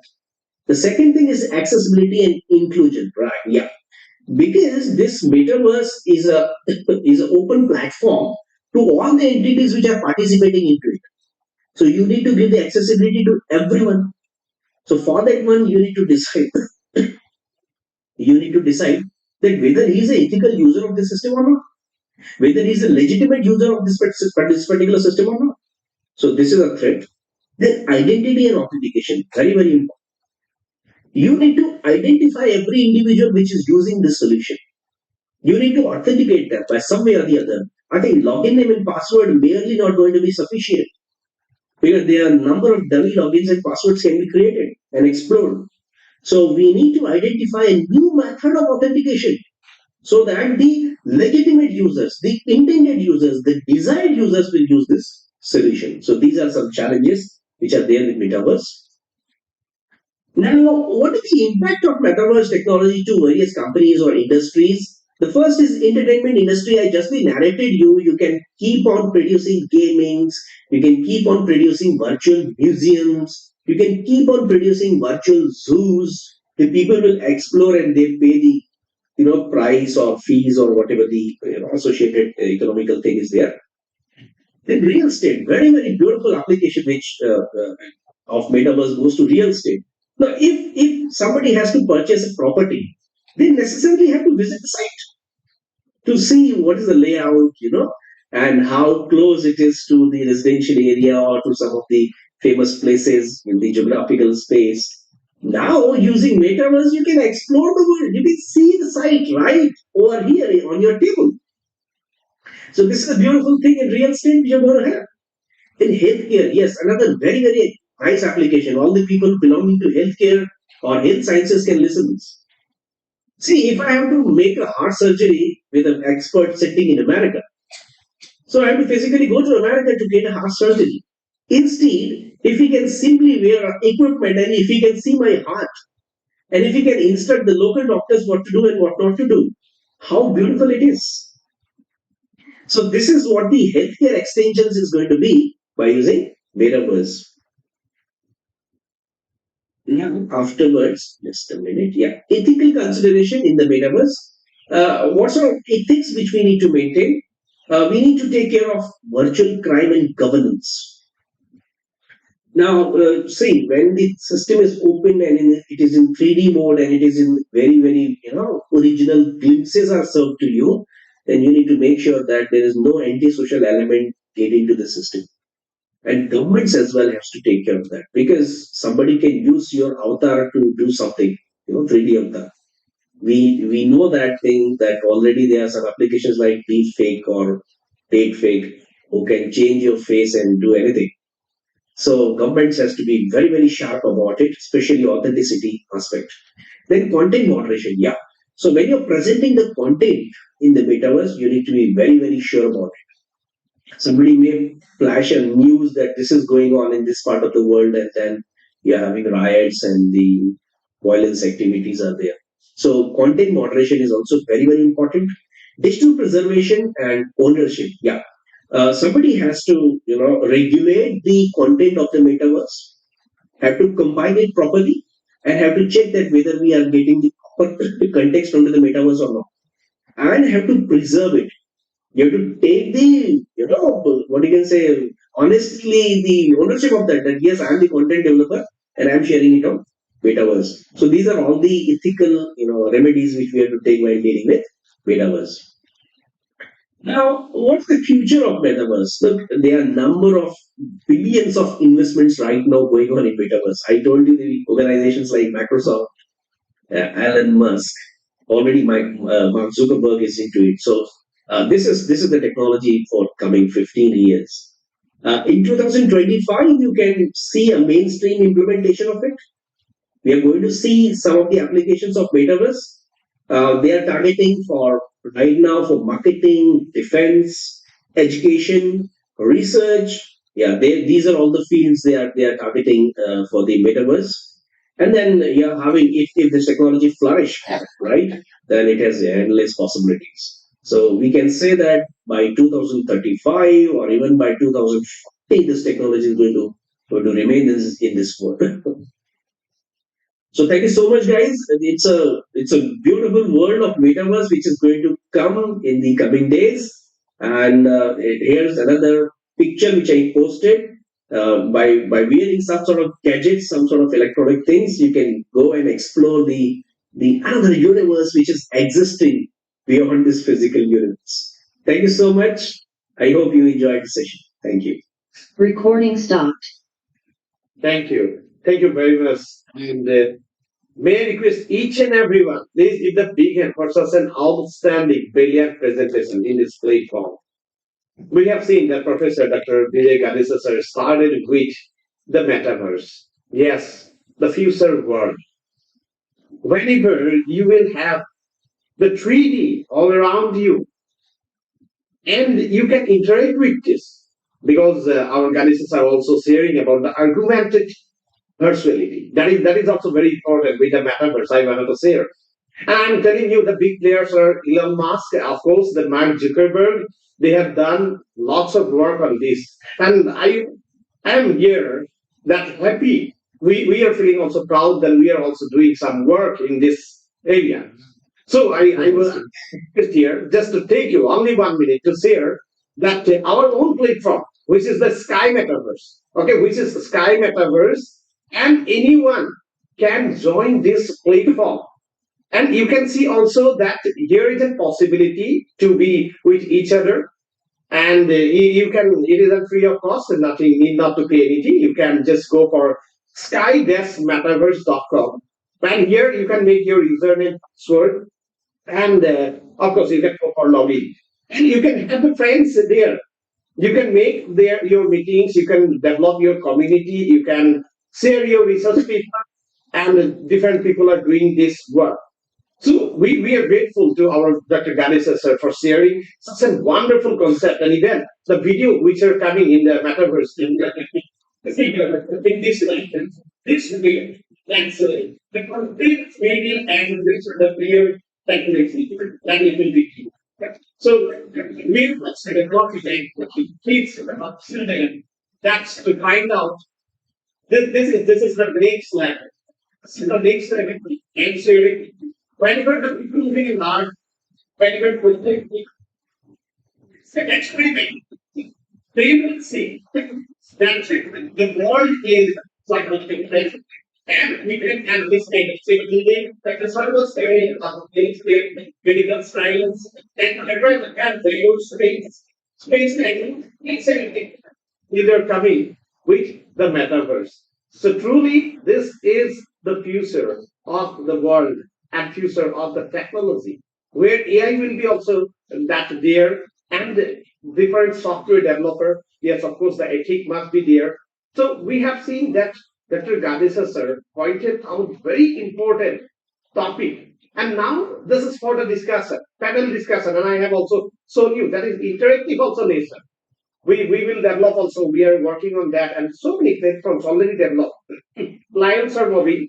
You can feel that yes, it is going nearby you, and you will feel that one also. That all the sounds, effect, everything. It's beyond imagination, which is the technology going on.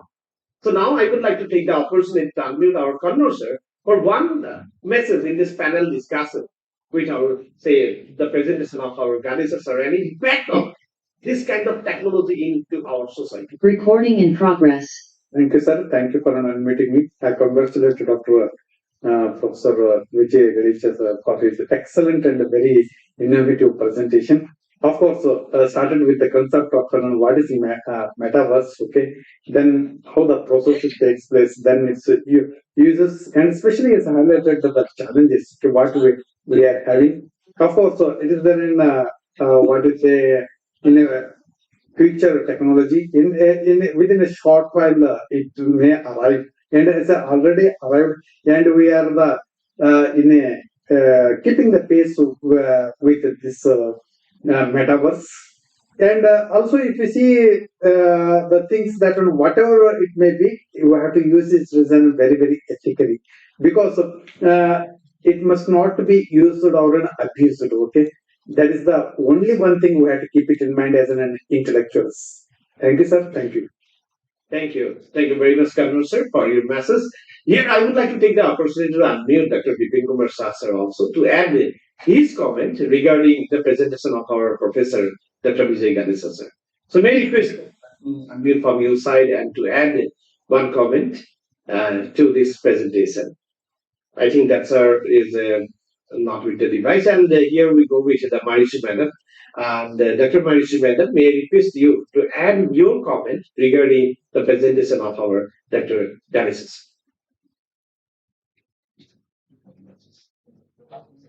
Thank you so much, and I appreciated the lecture of Dr. Galicia today. Very important that we are living now in a modern technology. Even the small kids are better than the seasoned teachers in using the technologies. Thank you so much, sir, for your presentation. It is very great help to our, a very great help to our academician and the young researchers. Thank you so much, sir, for your Thank you. very nice lecture and a perfect lecture. Very grateful. Thank you so much. Thank you. Thank you very much, madam. I think that Nitin sir will also add some few comments regarding the presentation of our professor, Dr. Vijay Ganesha. Good morning once again, everyone. Dr. Ganesha sir, I always look forward to have a learning from your presentation, because every presentation gives me a lot of inputs. Really, I'm telling you. Because today again it's a mind-boggling world. I read daily, but I find you have gone much more ahead of that. So today again on Metaverse, because Sky Metaverse, I had downloaded the app after Dr. Sukhwinder Singh had requested me. It's there on my mobile. So, but today I came to know what is the importance of that Sky Metaverse, and really it was an opening, mind-boggling. I'm not that IT expert, but yes, I keep a watch what all the things are happening, and really the world is going forward. So it's next door. Thank you very much. Thanks. Thank you, sir. Thank you. Thank you very much, Dr. Bipin Kumar Shah sir. Here, I would like to also mention that in our Eudoxia group of companies, one company is there, Eudoxia Royal Solution Private Limited, which is the SaaS-based and purely the software-based company. So we would like to invite each and everyone, those who are having the coding knowledge, those who want to contribute in this upcoming, say, world. Yes, the world is changing rapidly. So we have to develop new GPT technology, new AI technology, new software. One very important point also that is sir mentioned, and to regulate the automation. That is, we have seen that he was showing the healthcare example, these things. So in future, what will be there? Every organization will develop one system. And they will have the one, we know that main switch that we are having that for all electricity, like that you have to switch on and everything, every room will get the electricity, power, fridge, TV, like that. So it will happen to our daily work. Whether you are having industry in the education, academics, it may be research, it may be the other field also, it may be real estates also. Yes, of course, there will be system development. And therefore, I think that we can develop some new and new software. Those who are interested in the technology, we are always welcoming you, your participation, even whatever your country. We can work together because now technology in the that level. You not necessarily need to move to say our office and sit there. You can work from your place also. Two big opportunity. That one is for the software developer, another is for the content developer. We are providing. It is also revenue sharing model. I'm sharing here that you can develop your courses, different courses in your country. You can launch it free of cost in our platform, and you can earn revenue because we have to give the opportunity to the researcher, global researcher, and academician, so that they can earn revenue also. And it is very novel profession. And today, in the presentation of our Professor Dr. Vijay Ganesha sir, beautifully presenting each and every point of the virtual reality and augmented reality. That is, one is the interactive field, another is what you can observe being all around. Beautiful, I think one video was Sarah was sharing. I remember that touching the planet. It should come. It should come to student. We are working and we are also asking you, please join your hand also in that. Space Eudoxia is coming. We are working on that one, Space Eudoxia, and where the students should go for observation of every planet. They should go for that one 3D. They can observe that one. They can see that multi-universe, that the existence. If they wanted to go for research in UFO, what is UFO? What is the possibility? All these things we are bringing for the student also.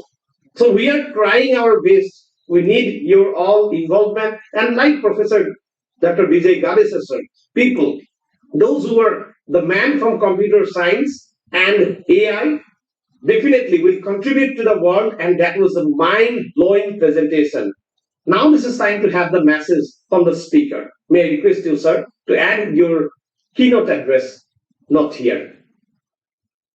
This sort of avenue where the keynote speakers of various parts of the world will used to join hands. They used to bring the different angles about the technology and the sciences. So it is so very wonderful to listen these avenues, and attend these sort of avenues. Specifically, the technology which I just discussed about metaverse. If you are a young researcher and really trying to explore your wings towards science and computational sciences or computational technology, guys, this is right time to ping in this particular technology in your work. You should inherit, you should include this technology. Then your PhD becomes a genuinely potentialized PhD. Nobody can ignore it. And even you will get tremendous help in your publications. If you want to really publish your research work in a good publication house, might be Scopus or SCI or Web of Science. And if you're taking the help of the things which are conducted by Metaverse, they are going to be readily accepted. Because there's a very few work which has already have been done. So whatever you're going to do is going to be innovation. So get acquainted with these latest technological trends and then start working. This is the message from my side. Thank you so much. Thank you. Thank you very much, sir, for such a wonderful message and incredible presentation in this place. Big and our Professor Dr. Vijay Ganesha, sir, for such a wonderful contribution in this place. Thank you. Thank you very much. Recording stopped.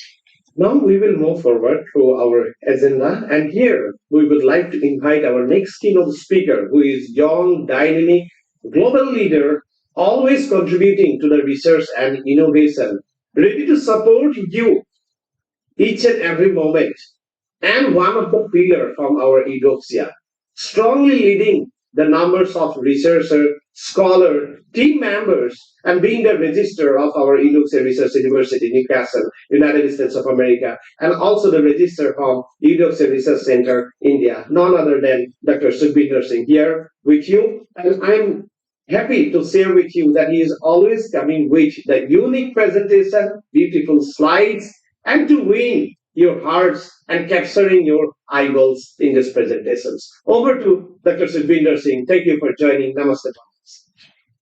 Thank you. Thank you so much, Honorable President, for this wonderful opportunity. Today, I'm super delighted that we have some excellent keynote speaker sessions and Recording in progress.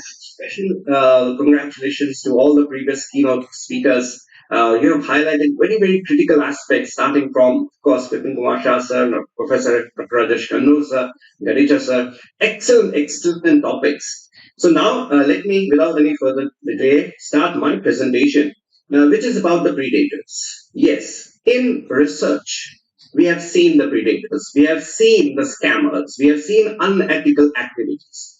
So in Edoxia, we always want to make sure that we highlight this, spread the information, so that our scholars, our global academicians, they will learn the things which is very, very easy. It's very easy to learn, and especially in the context of publications, which is absolutely the bedrock of our research.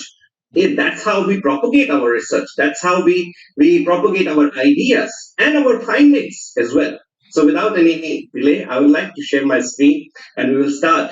The one of the very important aspects which I feel that I should share with all the global academicians and researchers, that who are they? Who are the predators of in our community? Who are actually always trying to scam us? And how Inoxia is empowering our researchers and scholars for this wonderful journey of research and publication.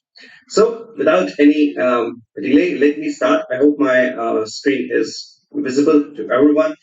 So, very warm welcome. Good morning, good afternoon, good evening to all those who have joined in today's day two, Irtec 2.0 2024. Let's start with who are the predators, how we can actually identify these people, those who are in the name of free publication or fast publication, paid publication, open accesses, they are actually looting our scholars. It is the matter of fact that in daily, I come across the scholars, the researchers who are actually suffering from these predators. That means they are also paying money for their publication, and then they find out these are the clone journals, these are the fake journals, I've got scammed. But you have to understand what are the distinct features. As a scholar, we must learn things and we can execute. And I always advocate, and in Edoxia, we always advocate, go for free publication, learn the art of manuscript drafting, learn the art of scientific writing, learn the art of data interpretation. Then, of course, nothing is impossible. You can have Q1, Q2 journals. Free publications are there in Scopus or in Web of Science or in the top-notch journals. That is how we always try to learn. This is a very, very important term. Learn to do things correctly, ethically, and how you propagate this particular things. That is the ethics. We have talked about ethics in children's. Now we should talk about ethics in scholars and researchers, which is very, very important in Edoxia. So that is why I will take the opportunity in this IATEC 2.0 2024, the international conference. Scholars from Asia, Africa, and Europe are here, and across the globe they have joined here. So that let's start with one very important aspect. First of all, I would like to highlight that how this scam happens, and then we will move towards how to get rid of these things and how you can actually publish it for free. Very, very simple steps you have to follow. But the idea is that you have to learn these things because research is always in a dynamic state. You have to understand that. We have to learn every day to execute it to the best and to the optimal level we can.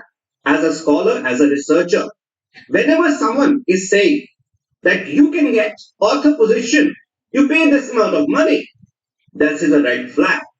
This is a super unethical activity. No academician, no scholar should actually avail this kind of a things where you pay the money and you get the author positions. This is actually a cancer in our research and our innovation because this will not propagate anything. The critical thinking never comes. The art of learning and doing the research and getting the research findings will never happen if we always do it in copy paste work. So that is why be aware of these scammers. But another unethical practice is nowadays you can see then pay me, let's say $100, $200, and I can get you publication in 15 days, 10 days, 7 days, 2 days. So that means there is no peer review process. If there is no peer review process, that means if no expert will comment on your research, then who will validate? So that is why in our community, in our researchers and our academicians, whenever we go for our research findings, we need peer review processes. So those peers who have excellent knowledge about the same domain, they can comment on it.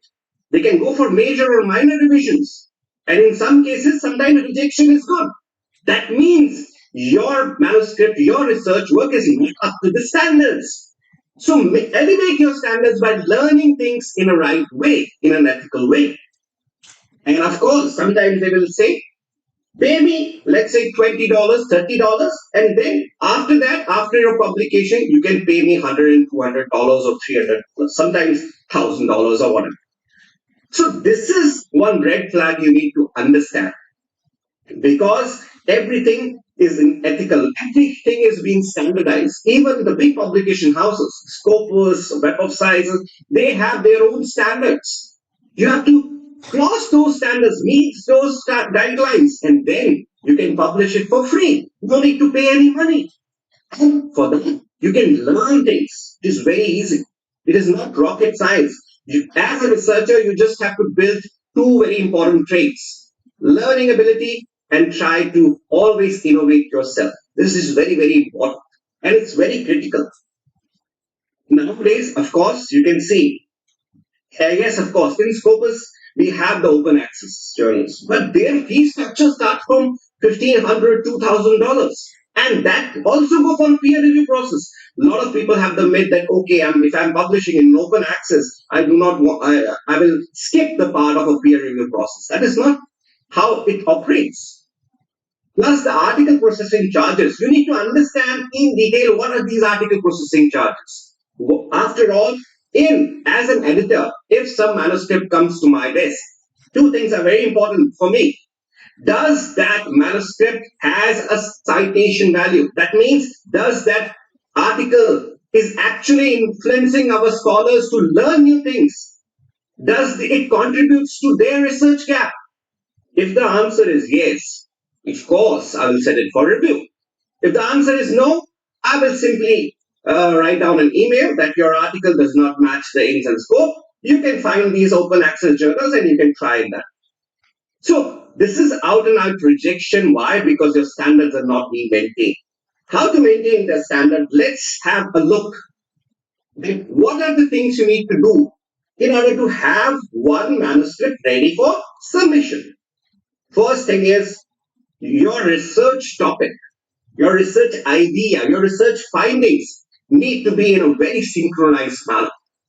For example, as a scholar, we always prepare for first the rough draft, where we prepare the outline, we prepare the idea. Okay, how will I write the introduction part? How will I start narrating my story, which is actually grasping to the readers? That means the scholars. Then comes my research question in the context. How have I done my research gap? That means, in other words, we can say that what I'm talking about it is a current trending topic, or it is having a new research findings. If the answer is yes, then I will move towards the next draft. Next part is, of course, my data. How I collected the data. What are the methods I have used? What is the methodology? What are the results I have found? How I'm interpreting my results? If I'm just, let's say, for example, if you are a qualitative researcher, you're going for, let's say, a statistical analysis. And if I'm covering my entire manuscript from the t-test, ANOVA, correlation analysis, I'm sorry, no one is interested in these things. The interesting part is, what is your results? How are you interpreting your results? In the context of, you have to understand the primary, secondary, and the tertiary data. And then what are the software you're using? Are you using for the entire manuscript? As I think in my last presentation, I have already discussed that what kind of a software in one manuscript required, and I think the number is around 7 to 8 softwares. we need, starting from, yes, the reference software management, then we can go for the figures, because in Scopus there are certain standards. We cannot just give our Excel files, tables, or figures for the publication part. So we need Sigma, we need Origin, we need statistical softwares, we need WordTune, we need Grammarly, we need, if you are from the mathematics background, we need MathType, if you are from the chemistry, ChemDraw, and then how I use my artificial intelligence, that is the chat GPT, in order to refine the things, not copy paste the things. Because in every journal submission, the first thing you have to click is you have to mention, and I haven't used any AI writing in my manuscript draft. So it is very, very important. So once your data analysis, the art of interpretation you learn, then of course you focusly target on one particular journal. Now, how to find these journals? A lot of people have so many confusions. Although it is very easy. There are so many, of course, the journal finders are there. In Scopus or in Web of Science, you can just directly copy paste your abstract, your keywords, and you can get the references, you can get the journal list. How to model it, refine it, focus way. It is very easy. What my practice is that I'll directly go for the Scopus. Let's say I'll go to sciencedirect.com and I will put some of the keywords which I feel that is my keywords for manuscript. Then I get certain selections. After that selections, I will only look forward for the current. It means 2024, 2023, 2022. You will filter them out. Then I will look at individually the topics and the relevance. And I will look at the homepage of the journals. Aims and scopes matching with my domain. If the answer is yes, this is my journal. I want to target this journal for the submission. But how? And why you have chosen, you have to understand it very critically. Now set a time bound line. That is when I'm going to submit. Okay, let me share. If I prepared the rough draft, within 1 month, I will prepare everything and I will submit on this day. Write it down. That is how you do the time bound work. And finally, it is very, very important in which platform, which publication house you are choosing. So all these things actually goes in a culminative point, and then it is very easy for the submission process. And of course, you need certain help in that part. Sometimes some journals are asking for graphical abstract. You can learn the graphical abstract. Sometimes they are asking for highlights. What are highlights? What are my bullet points? What are the different tools I can use to create certain bullet points? It is not a long stories. It should be short in one liner. Can you describe your manuscript in 2 lines? That is the exercise we used to do in order to have the notion of the topic.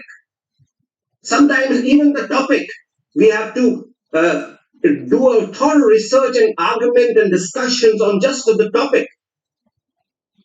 And then finally, when my entire structure, as per the author's guideline, I will set up each and everything. My tables and figures, what kind of the tables I am giving, if I'm just giving certain X and Y, Z references tables, or these are my tables for my interpretation, my results. Novelty check is very, very important. And then finally, one mantra I will say, which is absolutely vital, that every scholar should maintain this one very important aspect, that is the author's guideline. Most of the time we have seen, and especially in Eudoxia, we have some IAPNs across the globe, and those who are every day they're having their exposure to the Scopus submission, they're learning. But one thing is very important, that they should follow the author's guideline very critically. It is very, very important. It is actually the main aim is that you have to, every word you have to read, and then you have to prepare your manuscript. And finally, of course, in Eudoxia, we always want to tell our scholars, our academicians, those who are publishing quality work. Every day our IAPNs are going for Scopus publication, Q1, Q2, Q3 journals. But the thing is that their own ethics are very, very important. as well as the ethics of adoption. We always maintain that we go for free publication. That is why we have launched every international conference. We have a one peer review process where we will go for ISBN book publication. Not only that, of course, now we have our innovation insights. ISSN journal is there. You can send your manuscript, but only, of course, it is also a peer review process. The excellent manuscript will get a chance for the publication in our innovation insights, and we are coming out with more journals. So the idea is not to publish more and more. The idea is the quality of your work, which you are learning in Edoxia. So be a good learner. Make sure that as a researcher, as an academician, I will not fall into these predators. I will have my own learning cycle on, and that is how I will reach to the destination. So with this, I urge all our global academicians, our researchers, it is a very, very simple process. Every day, in every event, every conference, every workshop, we are always highlighting about free publication processes. Even in our international webinars, in our symposiums, in our events, live demonstration, training programs. Why we are doing this? We are doing this for our global scholars so that they can learn, then they can try to execute, and then once the email will come for the acceptance, we will share the joy with each other. So with this note, I would like to end today's my session. I would like to thanks to our all participants for listening me patiently. And of course, I would like to thank our Honorable President, sir, for giving this wonderful, wonderful platform, wonderful opportunity to share my views. And also, I will once again request to our scholars, learn every day and execute every day. This is the best part where you can have everything is for free. You don't have to pay. Please do not fall onto these unethical predators or fast publication. And this is all ridiculous. Authors available. This is actually a cancer, and we need to treat them with this kind of a chemotherapy. Edoxia chemotherapy should be there with these kind of a cancer. So over to our Honorable President. Recording stopped. Thank you. Thank you very much for such a brilliant, outstanding, iconic presentation about the research paper manuscript publication process. Please give the big hand to our Dr. Sukhvinder Singh for such a wonderful presentation. Rightly said about the predatory journal, clone journal, and how they are making one trap to our researchers. It is a big trap. And we call it the Pavlov's theory. That to show something in front of you that immediately you are getting the benefit. They are showing you that within 2 days your paper being published and you are getting your job. You are getting your promotions. So these are actually that jokes, I think, that in present era. So do not be inside this trap. You have to be careful. Every academician, researcher need to know that one genuine journal will go through the review process. They will have the review process. And definitely the blind review process, they will go through your paper. They will see the quality of the paper. Reviewer will give the reviewer comments. Then it will come to again panel members. Then it will be the editorial board. Finally, the editor-in-chief will allow to publish in the journal. It's a process. How it can be like 5 minutes or 10 minutes, please give me that much dollar, $2,000, and I will publish your paper in that journal.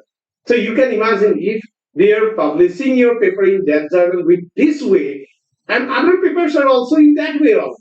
So that journal will be blacklisted very soon. Even though they are getting the publication, within 3 months your paper is not into the loop. Now it is outside the track because it was published. It was available in the online internet. You have made the payment, and now the journal is blacklisted. So what you can do? So the reality is that one that it's a big trap. We have to be careful. Pre-publication, go with the pre-publication process. We will have the panel discussion now on the various academicians in this topic. And this is very critical topic. I think that and every research Recording in progress. academicians should play the role that yes, we will grow the mindset of the people so that they will not go through the corruption process. Rather than it, they will go for the longer. Yes, the path is longer. It will take some time, but it will give you the rate. Let me unmute here one another academician global leader, Edward from Canada. I would like to take the opportunity to unmute here to add your comment because we know that you are also global leader and you are contributing to the research and innovation and entrepreneurship. So share your viewpoints regarding the presentation by our Dr. Sukhbinder Singh about the paper publication process. What is your viewpoint? Yeah, excellent. Thank you very much. I'm honored and I'm humbled to share my thoughts. Excellent. Actually, the community that we are, the Edux family is growing is excellent, and I really am very proud and very happy to be part of it. Family, Edux family. Dr. Sukhinder, your presentation is great, and we really need to focus on quality and also the process that the due group also the due diligence for anything because one of the things is important is we can do the better services by providing a quality service and educations providing a quality educations as integral part of it and as you know right as you know is a holy like a duty as a mankind we need to develop our mankind so thank you very much Edukse family for uh, doing a great job by using technology is one of the part of it we should focus on technology that's my takeaway today we should focus on technology innovation. Thank you very much. Thank you. Thank you very much, Edward Mandal sir and Megan for you for such an encouraging message and also the critical analysis of our Dr. Singh presentation. Truly, that was the mind-blowing presentation, and I would like to share here that this kind of presentation will give the researcher and the scholar to understand the reality that the starting with the beautiful slide and showing the predators yeah, from the movies and to catch the eyeballs of the people. It's truly the innovative way to explaining the critical matter in very simple words. So the bottom line is that one that we have to be careful while we are publishing our research paper. Which one journal is actually coming under the scopus, whether it is the Web of Science, whether it is the IEEE journal, we have to check it thoroughly. And also, he was mentioning about the journal finder process. It is a really good one, and you can go with the free journal selection process. Take the help of Scopus, Web of Science, and you can move forward. PubMed is also another good platform. Now, this is time to have the expert, the keynote speaker, address note here for the researcher and academician. May I request you to share your few words as an advice note to our research. Thank you so much, sir. And as I think Edward sir has already highlighted, it's a very holy thing. It's a very noble profession. We should be very ethical. Please do not go for manuscript suicide. Okay, so we never should do that. Learn everything, and you can execute. It is not a dream. It has actually come to reality if you work for it for anything. So make sure that once you're in a Doxia family, we have a process. Follow the process, learn everything. Definitely, you will get the success. But it is not like in one day you can build the entire Taj Mahal. So you need years and years of practice, but you can learn from today onwards. Thank you so much, sir. Over to you. Thank you. Thank you very much, Dr. Sukhbinder Singh, for such an iconic presentation in this platform. Please give a big hand for such a wonderful presentation in this platform. And truly, it will help the researcher and academician to identify the clone journal, predatory journal, and how they should go for manuscript drafting and publication process. Thank you very much for selecting such a wonderful, very important topic for the academicians and the researchers. Thank you. Thank you very much. Recording stopped. So with the appreciation to the register, Dr. Sukhbinder Singh, for such a wonderful presentation, we would like to move forward to our next presenter. So here I would like to take the opportunity to introduce in front of you one of our proud IITian, and he is from the MHL Medical Corps. Recording in progress. He is the lifetime fellow member from our Europe Research Center and Europe Research University. Curated with the numbers of research paper into his career and numbers of presentation in the international and the national conferences. Let us welcome here Dr. Harsh Joshi in this platform with a big hand from our side.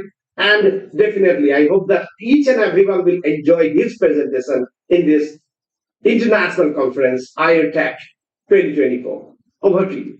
Thank you for joining and namaste. Thank you, sir. So my screen is visible? Yeah, it is appearing. You can see the full screen view if it is possible. Recording stopped. Good evening to all global academicians, researchers. I would like to thank, first of all, European Research University, USA, and Recording in progress. in India for giving me the opportunity in the international conference IRTech 24. Yesterday, very informative and knowledgeable sessions, and continuing today also with the continuation of the AI and learning opportunities. So after that, I just want to share something about the research methodology that I learned from my various authors. Okay, first of all, why the research? Very important. That one is to solve the problems. Let us say one AI was very excellent lecture that sir is given. I am just happy to share that we have also patented two AI, that is AI-based cardiac device and the AI-based device for the lecture in the academic lecture halls, and it is patented from the UK patent. So first is solve the problem. Very important. When the problem is there, you want to find the solution.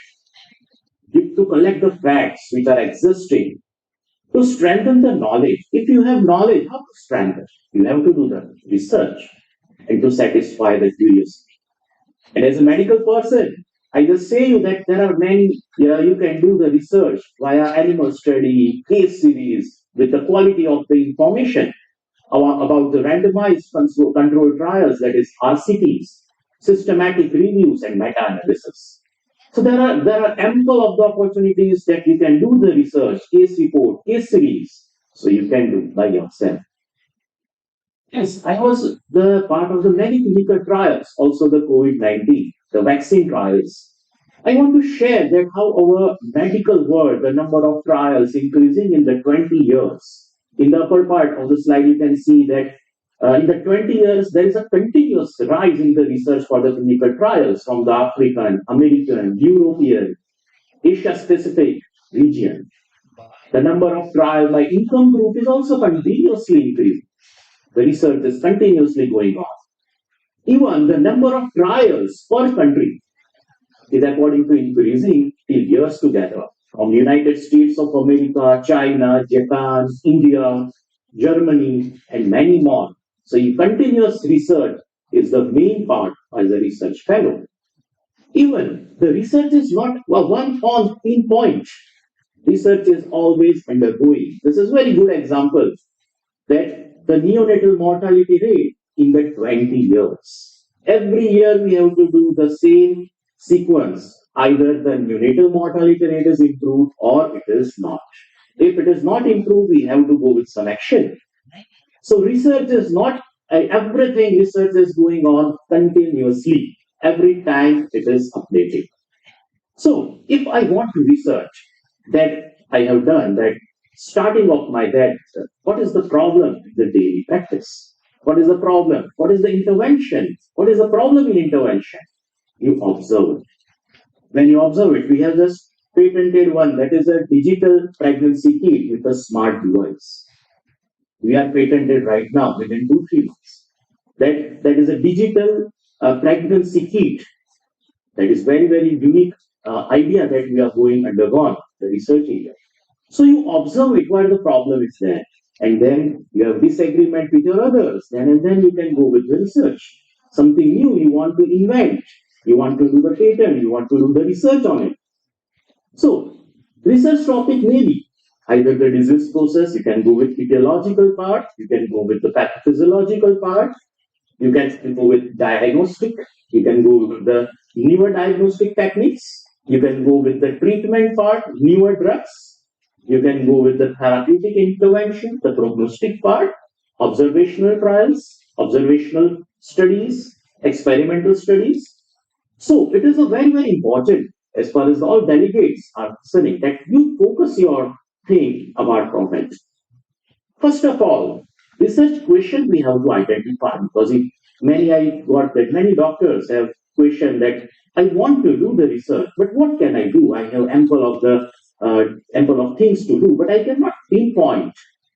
So critically examine the individual studies and the review process that what you want to do, what is your priority, what you want to discover. Remaining gaps in the literature. If you find that there are gaps in the literature, you want to fill up via your research, you want to fill up via your invention. Further defining the research question, it will help. And as research say that you have many ample of the platforms, Medline, Scopus, PubMed, Medscape, and you can find many articles that is your interest. You can find it is already published in the reputed journals. So first is you have to find it. That up to what part the research is existing. Prior background information you have to find from the standard textbook that the information is up to what extent. Use article database, standard journals, information guide, the internet source from the standard websites you can get it, USFDA, CSU. So, first of all, now you have a problem. You know that up to this extent the information is there. Now you have to continue, you have to expand it, you have to focus on your topic. Make it interesting, make it challenging, but make it manageable. Remember, wherever you are, you have the limited resources. In that limited resources, you have to do your research. You can have research, is it manageable or not? Recent topic to be selected means I cannot say that I cannot do the clinical trial on the propranolol, that is beta blocker drug, with atenolol. It is a 25-year back trials going on. So recent topics to be selected of research, your research. Discuss with your seniors, that is very, very important. Make a list of the keywords. Means I want to do the research in this part. You have to do your keywords, you have to make a list. So you have to look for the words that describes your topic and find the synonyms. I want to discuss something that if I find the word on Google, only one word, I cannot find my target article. I have to find some synonyms words. You have to search in Google. Then and then your article that you got. Broader term, narrower term. You can try 2, 3, 5 times on Google to exactly select your interested article that is very, very helpful to you for your future research. You can make a list of the source. You can find out. Let us take a very simple example. If I go with the diabetes, there are many ample of options in it. So I have to remember, I have to target on one that which article, that which word I want to select. You can broaden, you can narrow. Then and then your article you can find perfectly. So I have found. Now you have to define the topic. So begin with the word. Many, as I also review journal. So I always say that the title of the article should be modified, more focused. The topic of the article, your research article should be focused. So question yourself, very easy way to answer it. Question yourself and try to find answer by yourself. That common person say that this title, what they believe, what they actually answer. Significance of your question, very, very important. Try to do your research, which is very, very significant for the society. Every research has some 0.1% benefit to the society, and then your society grown up, the health system and other systems grow up. Now, they are selecting. Now the thing is refining your research question, which is very, very important. Defining the research question and refining the research question. So identify specific objectives, what you have to do, what you want to do, what you want to invent. So refining and re-refining till have a simple and understandable question. So make it simple, make it understandable also, that everybody can understand after your research article, everybody can read and they can easily can get what you want to find, visible to answer. So this is very, very important that your topic should be in a very, very framed way. And that's why we always see this, that is a pico format. So P means the population on which you want to study. An intervention, either drug or anything you want to study. Comparison between two drugs or anything between two. If I want to compare also three drugs, then what is your outcome? So if you concentrate on this four, you can have a very good grip on how you can improve your question of the research. And after you got this, you can start making introduction. I want to share some common mistakes that usually the researchers does making the introduction in the while publishing in journal. At first is someone says that very historical details they add in 3-4 paragraphs you should not. Something is required. Not too long the introduction part. Too general or too vague the introduction should not be there. And it contains the discussion material. I have seen many articles that the introduction part is also a part of discussion. So you should avoid this. Now, in the methods is you know that what you want to do. You can add when you want to do, prospective or retrospective. When you want to do the study site, either tertiary care hospital, PHC, and how you want to. So that's very simple, 4 questions that gives your answer of the methodology. How will you get the work? What is inclusion criteria? What is exclusion criteria? What was done with the study material, that is your intervention? And how will the study assess, that is your outcome? Primary outcome, you can have a secondary outcome also. And the statistical methods. You can also mention the various tests. And the most important, that is called as ethical consideration in the clinical trials, in the medical research, in any research. That when you are finding something new, you should not put your subjects to a risk.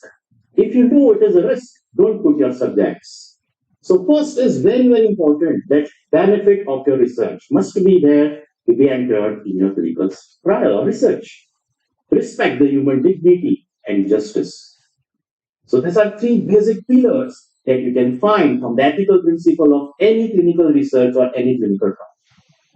Even vulnerable groups, participants, even establish risk-benefit ratio for the study subjects, like pregnant females. If I want to find the problems or the trial on the pregnant female, you have to be for the risk-benefit ratio. For that, we have ethics committee. Ensure the full respect, the dignity, the privacy of the subjects. Very, very important. And if the study participant want to exit, they have opportunity to exit it. Code of ethics, which is called as every clinical research must have. In the result, should be in a natural order. Subsections similar to methods in a sequence that you can find. Text, table, and figures that do not duplicate. That some research, when the article we received, they are duplicated. And statistical analysis should be clear and should be perfect. The relative ratio, the confidence interval. In the discussion, the major findings you can also add it. That what is my result and what is the difference from the other articles? Why more reliable? Discussion on the important minor findings that you can also add it. Alternative explanations, any strength of your study article or any weakness or pitfalls you can add in the discussion. That is very, very important.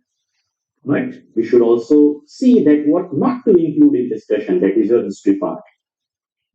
Discussion of points other than your study data or other than your objectives. Unreasonable repetition and extrapolation of the result, as we discussed, that results and the discussion the same. You can and last is Conclusion must include a brief finding only. What is your implications? How it is important? How to improve to your society?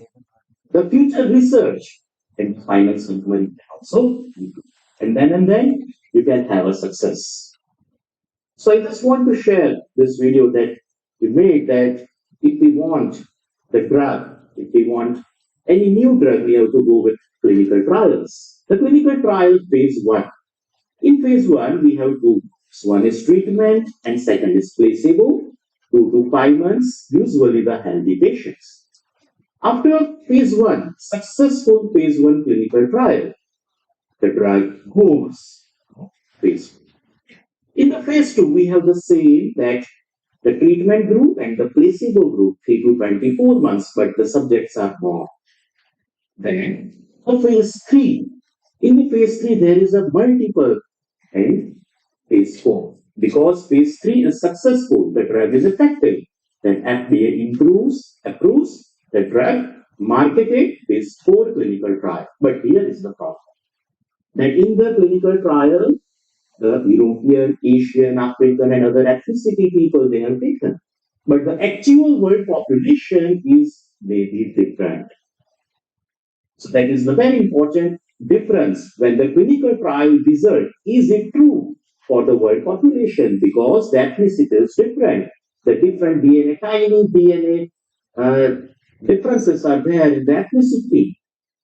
So in the clinical trial, we have to go with the multi-center trial because we want to include all the subjects in the clinical trial to improve your results.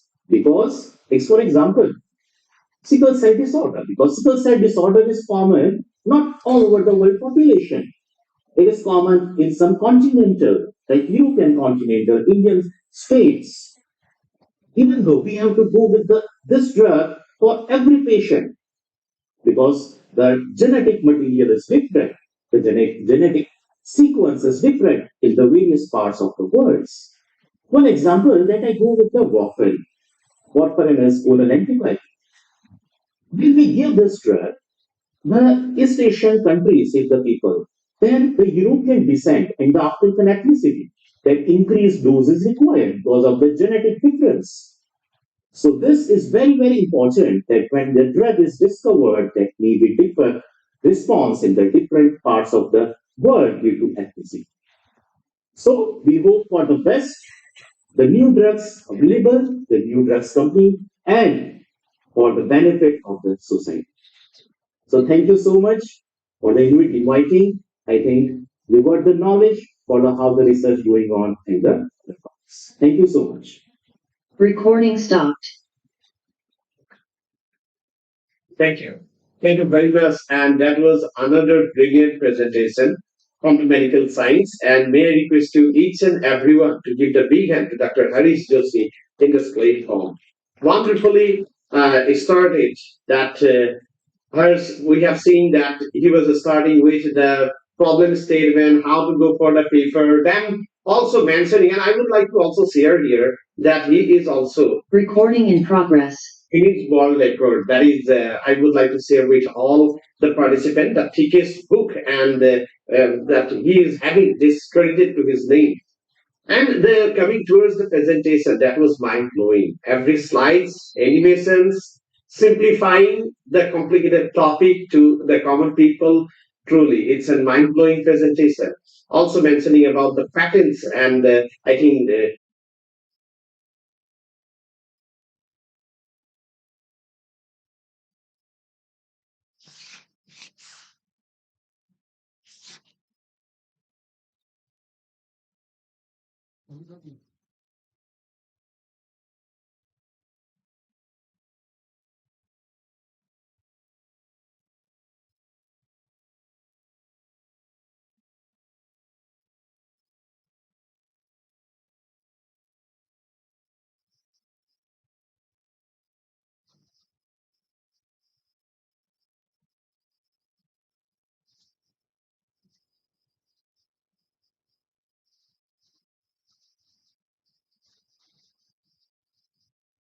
Recording in progress. Let's take potentials. we always have problems, and we should be cautious upon learning upon these AI tools. So number one is accuracy. So AI models have fixed knowledge based upon on their last training set. For example, the chat GPT is, I think that is the latest information that they have is September 2021. So they may not be aware of recent events or information that has emerged after their last training update. So handling novel information or adapting to rapidly changing scenarios can be a limitation. Another is limited understanding. So contextual understanding and empathy. So AI models often lack true comprehension and understanding of context. While they can generate text based on patterns learned during training, they may not truly understand the meaning behind that words. Misinterpretation of context or ambiguity in input can lead to inaccurate or nonsensical responses. And thus, we also have AI lack and or unable to fully replicate human interaction. AI lacks emotional intelligence and doesn't have the ability to truly experience emotions. It may generate responses that seem emotionally appropriate, but it doesn't actually comprehend or feel emotions. Despite advances, AI struggles to fully replicate the nuisance and complexities of human communication. This includes understanding humor, sarcasm, and subtle social cues.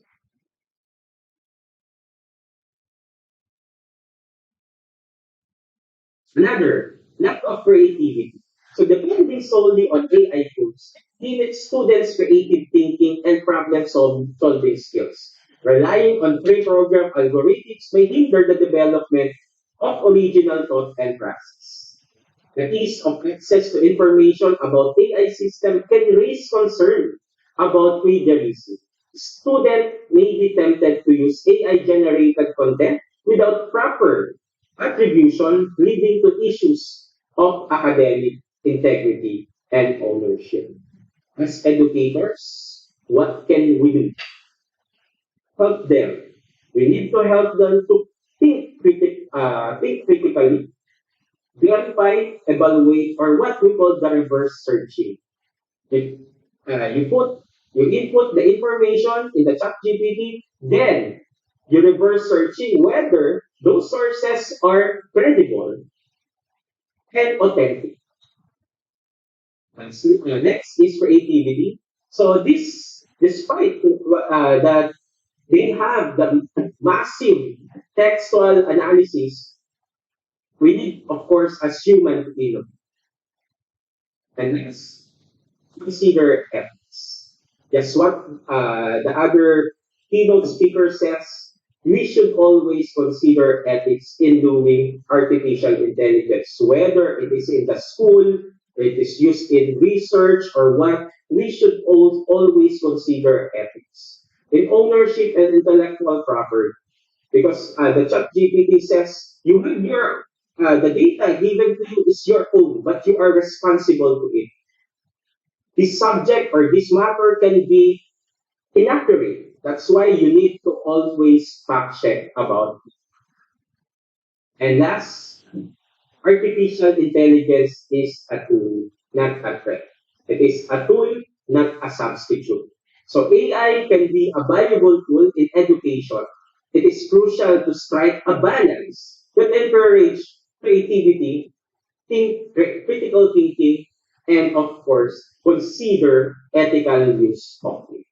With that, thank you so much, Reduction family, for inviting me once again as your keynote speaker for the Irtec 2.0. Thank you so much.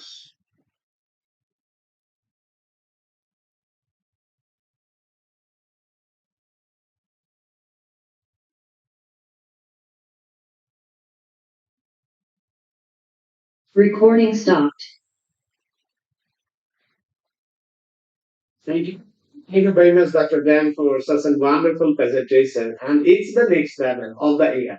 That's the artificial intelligence, and now we are moving towards the GI, that the general intelligence, and having the more and more advantages. Yeah, of course, I think that within 1 year, It may be practically available because after the GPT technology, that's we have seen that how it's in progress. Open AI, then thereafter Gemini also. We have seen that Gemini now, that Google, the Sundar Pichai, the team is also that into the competition. That the Gemini, then first the Open AI, and we also we have seen, and we do not know that where that in the near future we may have the GI working with us, and it will be the mind-blowing idea. That's you are having wonderful presentation. First, congratulations to you, and I would like to request everyone to give the feedback for such a dynamic presentation by the young researcher. It's truly wonderful, and we should give the credit to him. And the session is now open for discussion. I would like to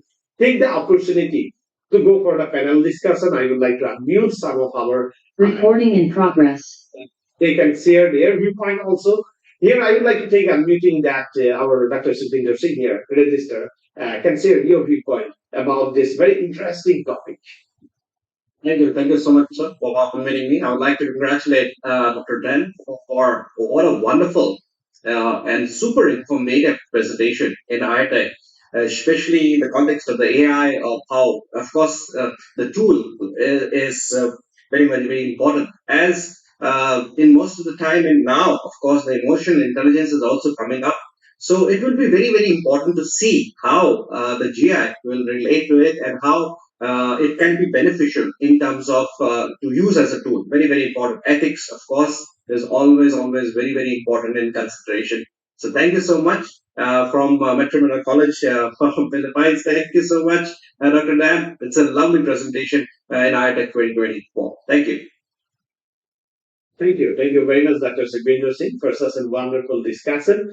And we feel always that we have to adopt the technology for the betterment, for the betterment only, and we have to go with our constructive thought process. This is very important. Yes, of course, the day by day, we have started with the Neolithic age, if we remember, if we see the history, we have started with the taking that understanding of the fire, what is the stone. We have started the humanity from that, and now it's there not only the computer, not only the internet, it's also the AI, artificial intelligence, GPT technology, and in future, of course, the GI.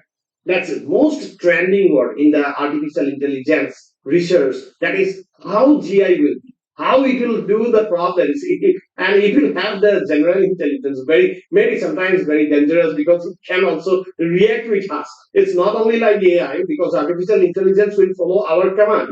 But in case of that, whenever general intelligence will be available, it will so it's general intelligence also to support you. Hope that this all that support will be in favor of the humanity and in favor of our human beings. That's those who are developing this GI technology. They will take care. They will take care that how this technology will be always supportive to the human. It should not go opposite to our humanity. So therefore, now it is time to have the Dr. Down here, that which is one adjustment as a keynote speaker, and may I request you to share some few words and how this GI, that's it in one sentence, that how it will be more having the capacity than the artificial intelligence, now the GPT technology, and say we are transforming our technology to GI. In future, definitely, it will happen, it will be available, and the people will adopt this one. So your comments on this topic. Okay, so generative AI, we cannot go back and look back at what we the previous technology that we have. This is the trend in our education right now. However, artificial intelligence should have always human. It is what makes a generative AI more and more lovely to use. A human touch or a human intervention. Thank you so much.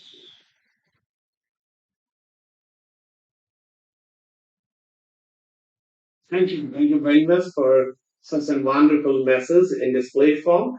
And we hope that in future also we will have the more and more presentation like this. This is incredible presentation, and about the futuristic technology and how it will work. Definitely will give the inspiration to the researcher to work in this field. Thank you very much for sharing such a wonderful presentation. Thank you, and big hand from our side. Recording stopped. It's time to move forward. That's to another presentation, and I'm pretty much sure this presentation also will be unique and wonderful. She is the global leader, also winner of the Royal Golden Award, and also our lifetime member. And she is CEO of SGV International from Vietnam. So may I request to each and everyone here to give a big hand to Dr. Alma Greenwood here in this platform for her presentation. And definitely, I think that it will also give us new insight, new insightful knowledge in our research and innovation. Thank you for sharing and namaste for us. Am I audible? Yeah, you are audible. You can take also full screen view if it is possible. You can take the full screen view. On the right side, bottom, it is icon is there. Presentation. Yeah, here. Yeah. Yes. All right. Over to you. Thank you. Okay. Hi. Good morning, good afternoon, and good evening to one and all. Elma here from Recording in progress.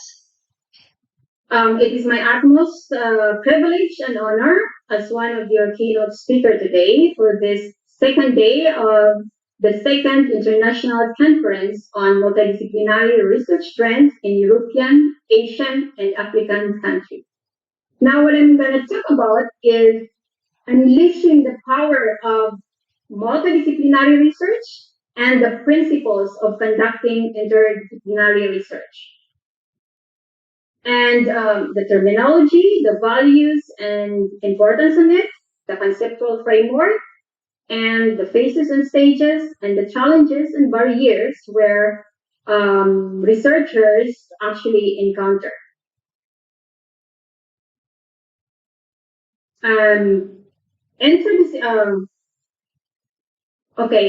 Allow me to share or refresh our memory about the terminology. This term is normally used interchangeably. And for example, intradisciplinary is working within a single discipline. Interdisciplinary research focuses on exploring and advancing knowledge within a single discipline. It involves deepening understanding, refining methodologies, and addressing specific research questions within the boundaries of a single discipline. For example, in business consultancy, intradisciplinary research could be a study that investigates the effectiveness of a specific project management strategy within the field of management. Now, when we talk about cross-disciplinary research, it is viewing one discipline from the perspective of another. So, cross-disciplinary research involves collaboration and knowledge exchange between researchers from different disciplines. It aims to integrate insights, theories, and methodologies from multiple disciplines to address a research problem or questions.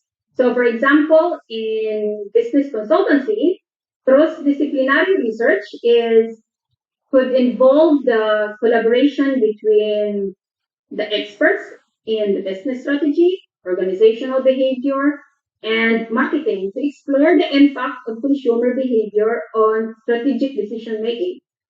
Now, when we talk about multidisciplinary research, these are all the people from different disciplines working together as we are having this conference from different continents, Europe, Asia, and Africa, which each of us drawing on their own disciplinary knowledge.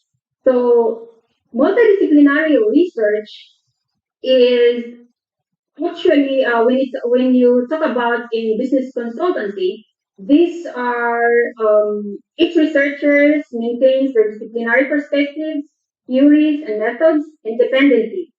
So they contribute their expertise on the research project without necessarily integrating their approaches.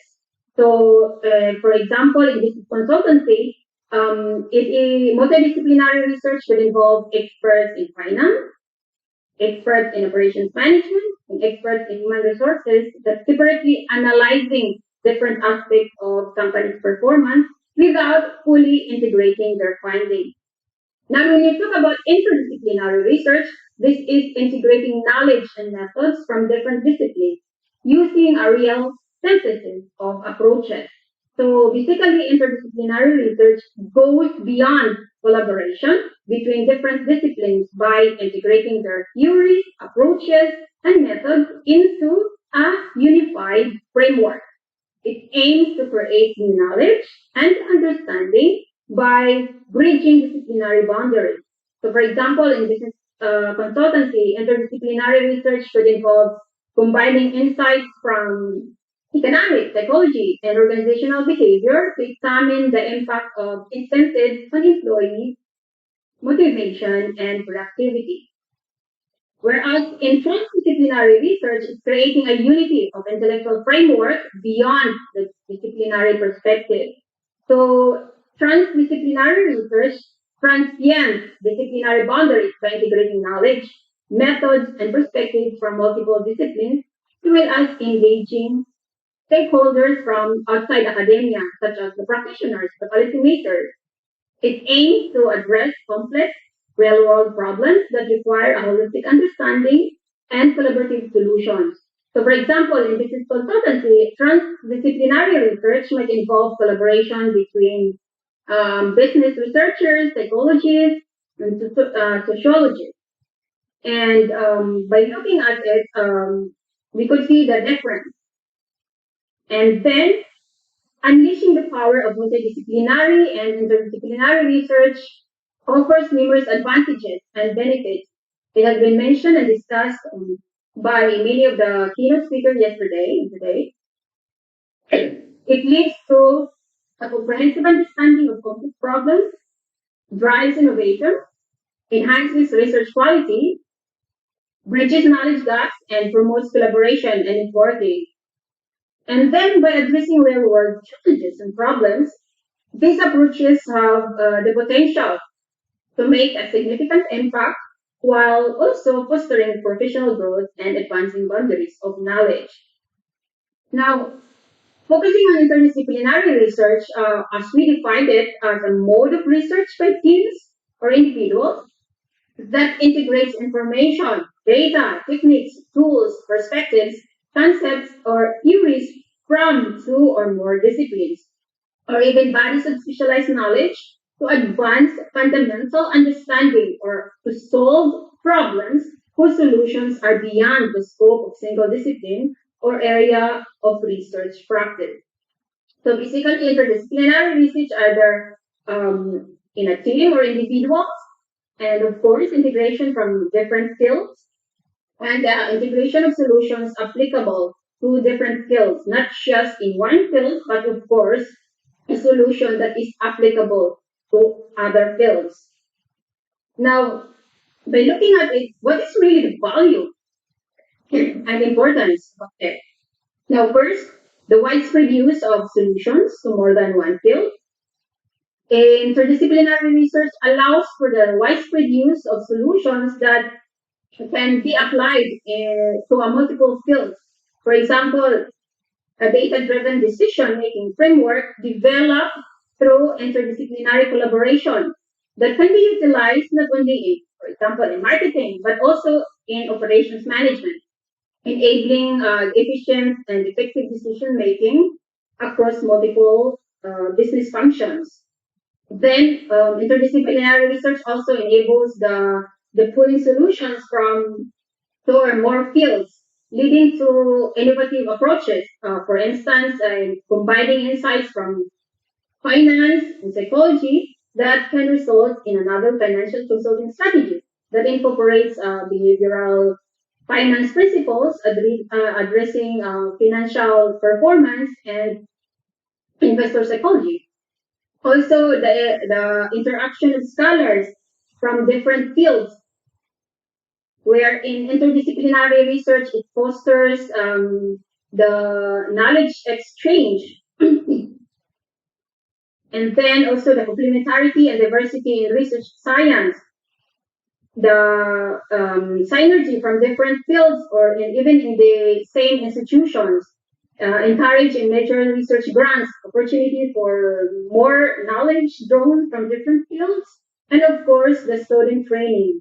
It was also mentioned yesterday about the educational, the gap between educational setting and the application of the real world solution. And with little exposure to an interdisciplinary educational approach, of course, a student may lack the ability to incorporate an interdisciplinary approach on the later stage of their research career. Now, looking at the conceptual framework, in the conceptual design that will answer what and why. In interdisciplinary perspective, these two questions, for instance, what are the problems or issues that we're looking for? For example, in quantitative research, what are the variables that we're looking for? And why? Why are we doing this? Why should we look at from different fields? And then in the next one, in the technical design, that will answer how and who. How are we going to carry on this study using the different fields that we are, or that we are going to decide which one to use?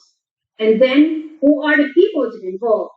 Let's say, am I going to do this alone, or am I going to do it with people who come from different fields? So these two questions deal with the technical design. And then the convergence, going through the analysis, when you imagine about the mixed method of approach, the convergent design, the sequential design, and the embedded design.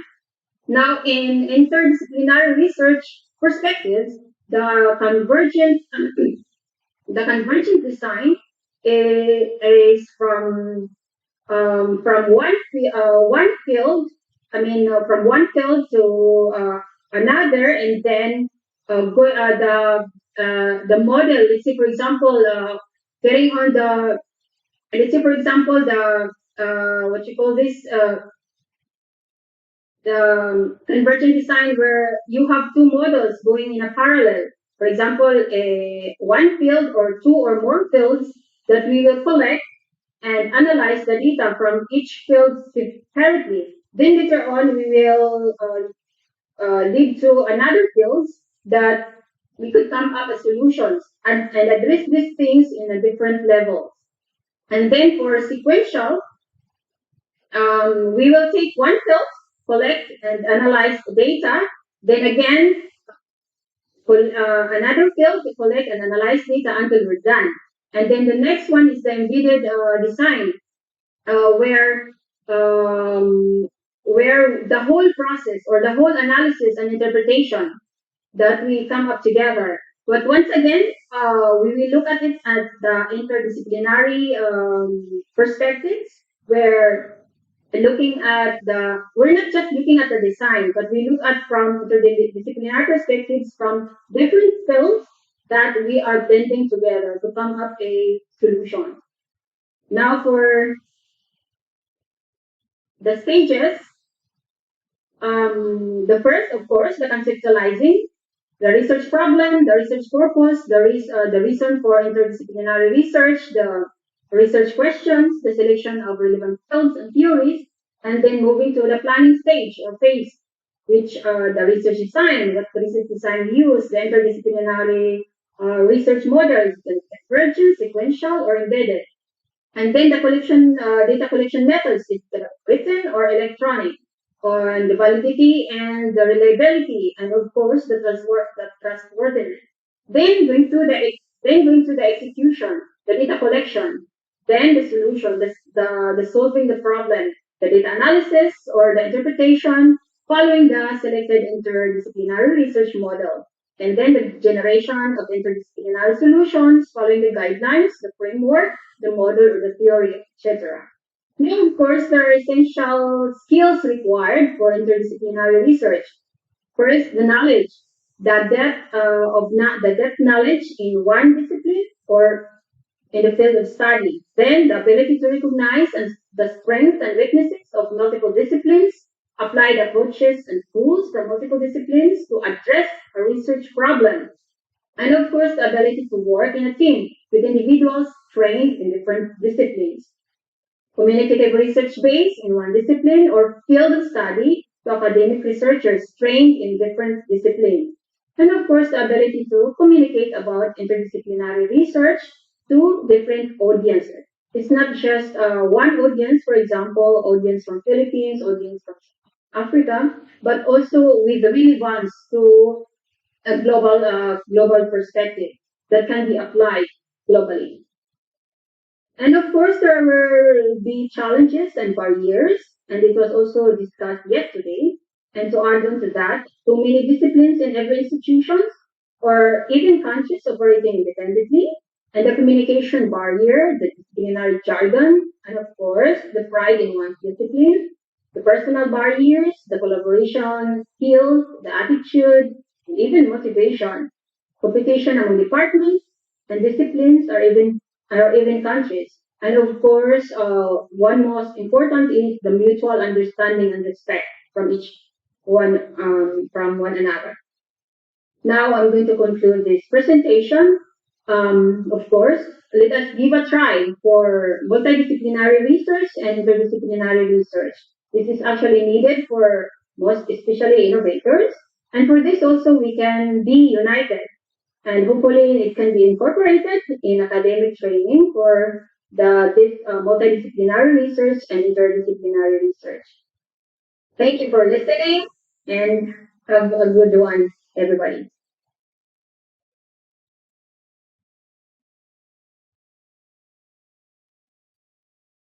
Recording stopped. Thank you. Thank you, previous Dr. Elmer, for such a wonderful presentation in this platform. And truly, the need of multidisciplinary research that is phase-wise, every phase explained, that is wonderfully presented here in this platform, Irtec 2024. May I request everyone to give first the big hand to Dr. Elmer for such a wonderful presentation. And as a being the CEO, I think that this kind of multidisciplinary research you can lead your organization because it's the need of present society. So I would like to take the opportunity for the panel discussion. I will keep it in the recording.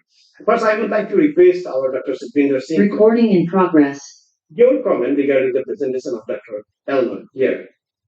Thank you so much, sir, for inviting me. I would like to congratulate Dr. Elmer for such a wonderful, super informative, especially in the context of not only highlighting the definition, but each step is crystal clear. And of course, in terms of multidisciplinary, what are the different facts? It is very, very important, very aptly presented actually in our multidisciplinary IDEC 2024. So I would like to congratulate Ma'am for this wonderful and super informative. As always, Ma'am is presenting excellent with slides, superb slides. Thank you. Thank you so much for this wonderful presentation in today's platform. Thank you.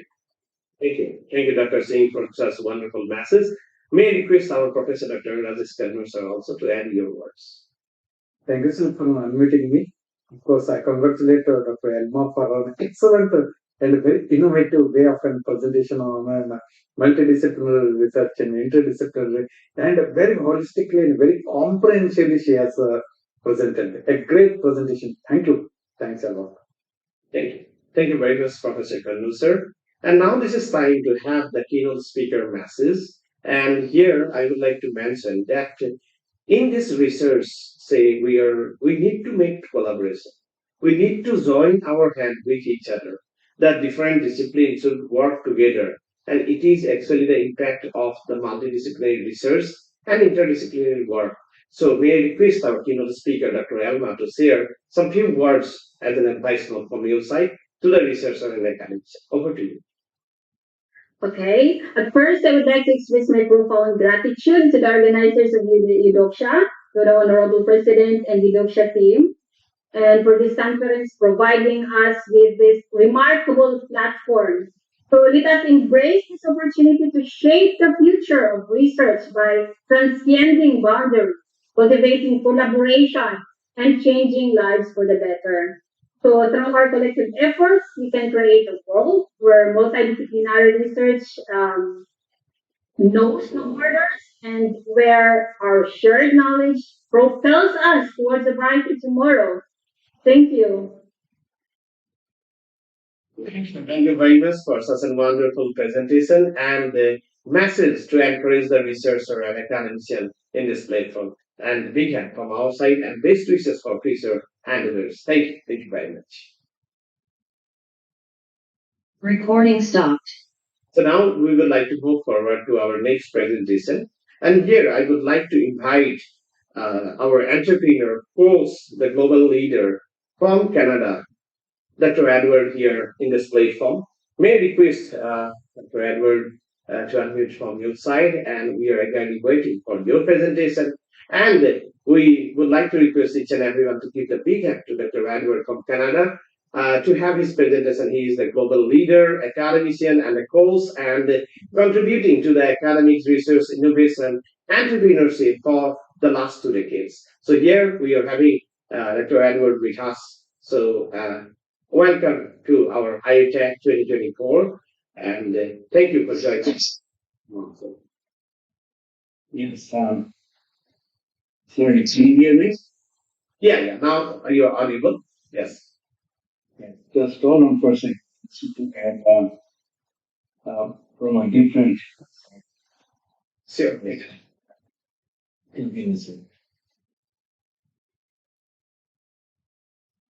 Just admitting to an out.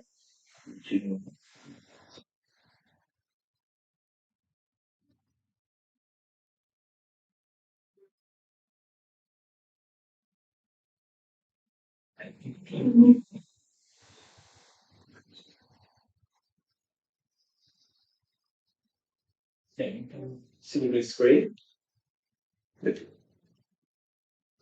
Yes, can you hear me now? Yeah, you are audible. You can just share the screen. And you get it. Sorry. Yeah. Yeah, sorry. I just like to share with you some other few points. I don't have a PPT or anything, but I'd like to share Recording in progress. I'd like to focus on technology future for 2030 the challenges. Um, as you know that we have already gone through a lot of challenges. Uh, we already gone through COVID-19, and as a global challenges, we have a lot of things to focus with. So our economy, I think we're focusing on recovering our economy, and we are refocusing our future. So it's our challenge. Now, one of the things that's important is just to have a clear focus on what we are trying to do. It can be in two ways. One can be a macro level, one can be a micro level. So as a citizen or as an educator, as a student, everyone has a duty or responsibility. Research is a process or part of it. So I will be, sharing with you a few points, a few issues of why we need to be a researcher and focus those challenges. Now, one of the things that we are confronting as a global with a lot of issues like climate change, environmental degradation. So we need to what we are focusing is discovering innovative way to sustain competitiveness. So research, can help, into this process. The other thing is actually is very important for data and information is the key factors. So how you do that. As you know, we several other speakers already spoke to those areas how we can use those data and information. So my focus will be, understanding that the perspective, the rationale, why we're doing, and motivate us what we should do. Now here, other things that need to be focused in. There are many areas, is it because in multidisciplinary research, there are several speakers focused on healthcare. Healthcare is also, one of these other areas that we are focusing with. So, we are actually focusing on some innovative treatments, some technologies for our for our for our for our economy. Now here, as an educator, as a student, there are also a social and political context. So my perspective is just to think, how we can see in a micro level or macro level. So we need to understand the whole perspective. I can give an example of when I started research. Uh, I'm a very young, I'm still learning, and I'm very humble to learn the process. When I was working with the European Commission with the research, on case study research, there was I worked with this sector. Another thing that I learned to learn in a macro level. So macro level, we need to understand the industry. So there should be an industry analysis. What the industry is doing, where the industry is going towards it. There are industry associations are involved in it. Like for example, in India, there is like a federation of Indian several. आराम से नहीं बैठा जा रहा है क्या तुम लोगों से?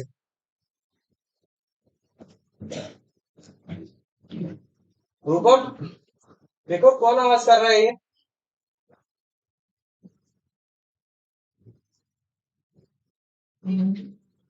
आपका पूरा रिकॉर्डिंग उस कैमरे में जा रहा है, ठीक है?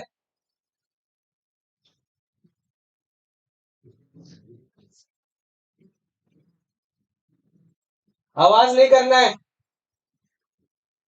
Also learn and also engage and encourage our students.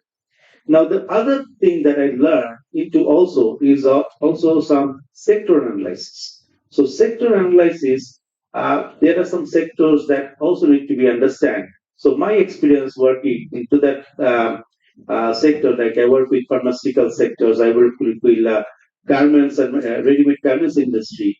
So, it is very important to understand the sector too. And the third thing that, like the other thing also, right, right, many of the researchers has to do also the primary research.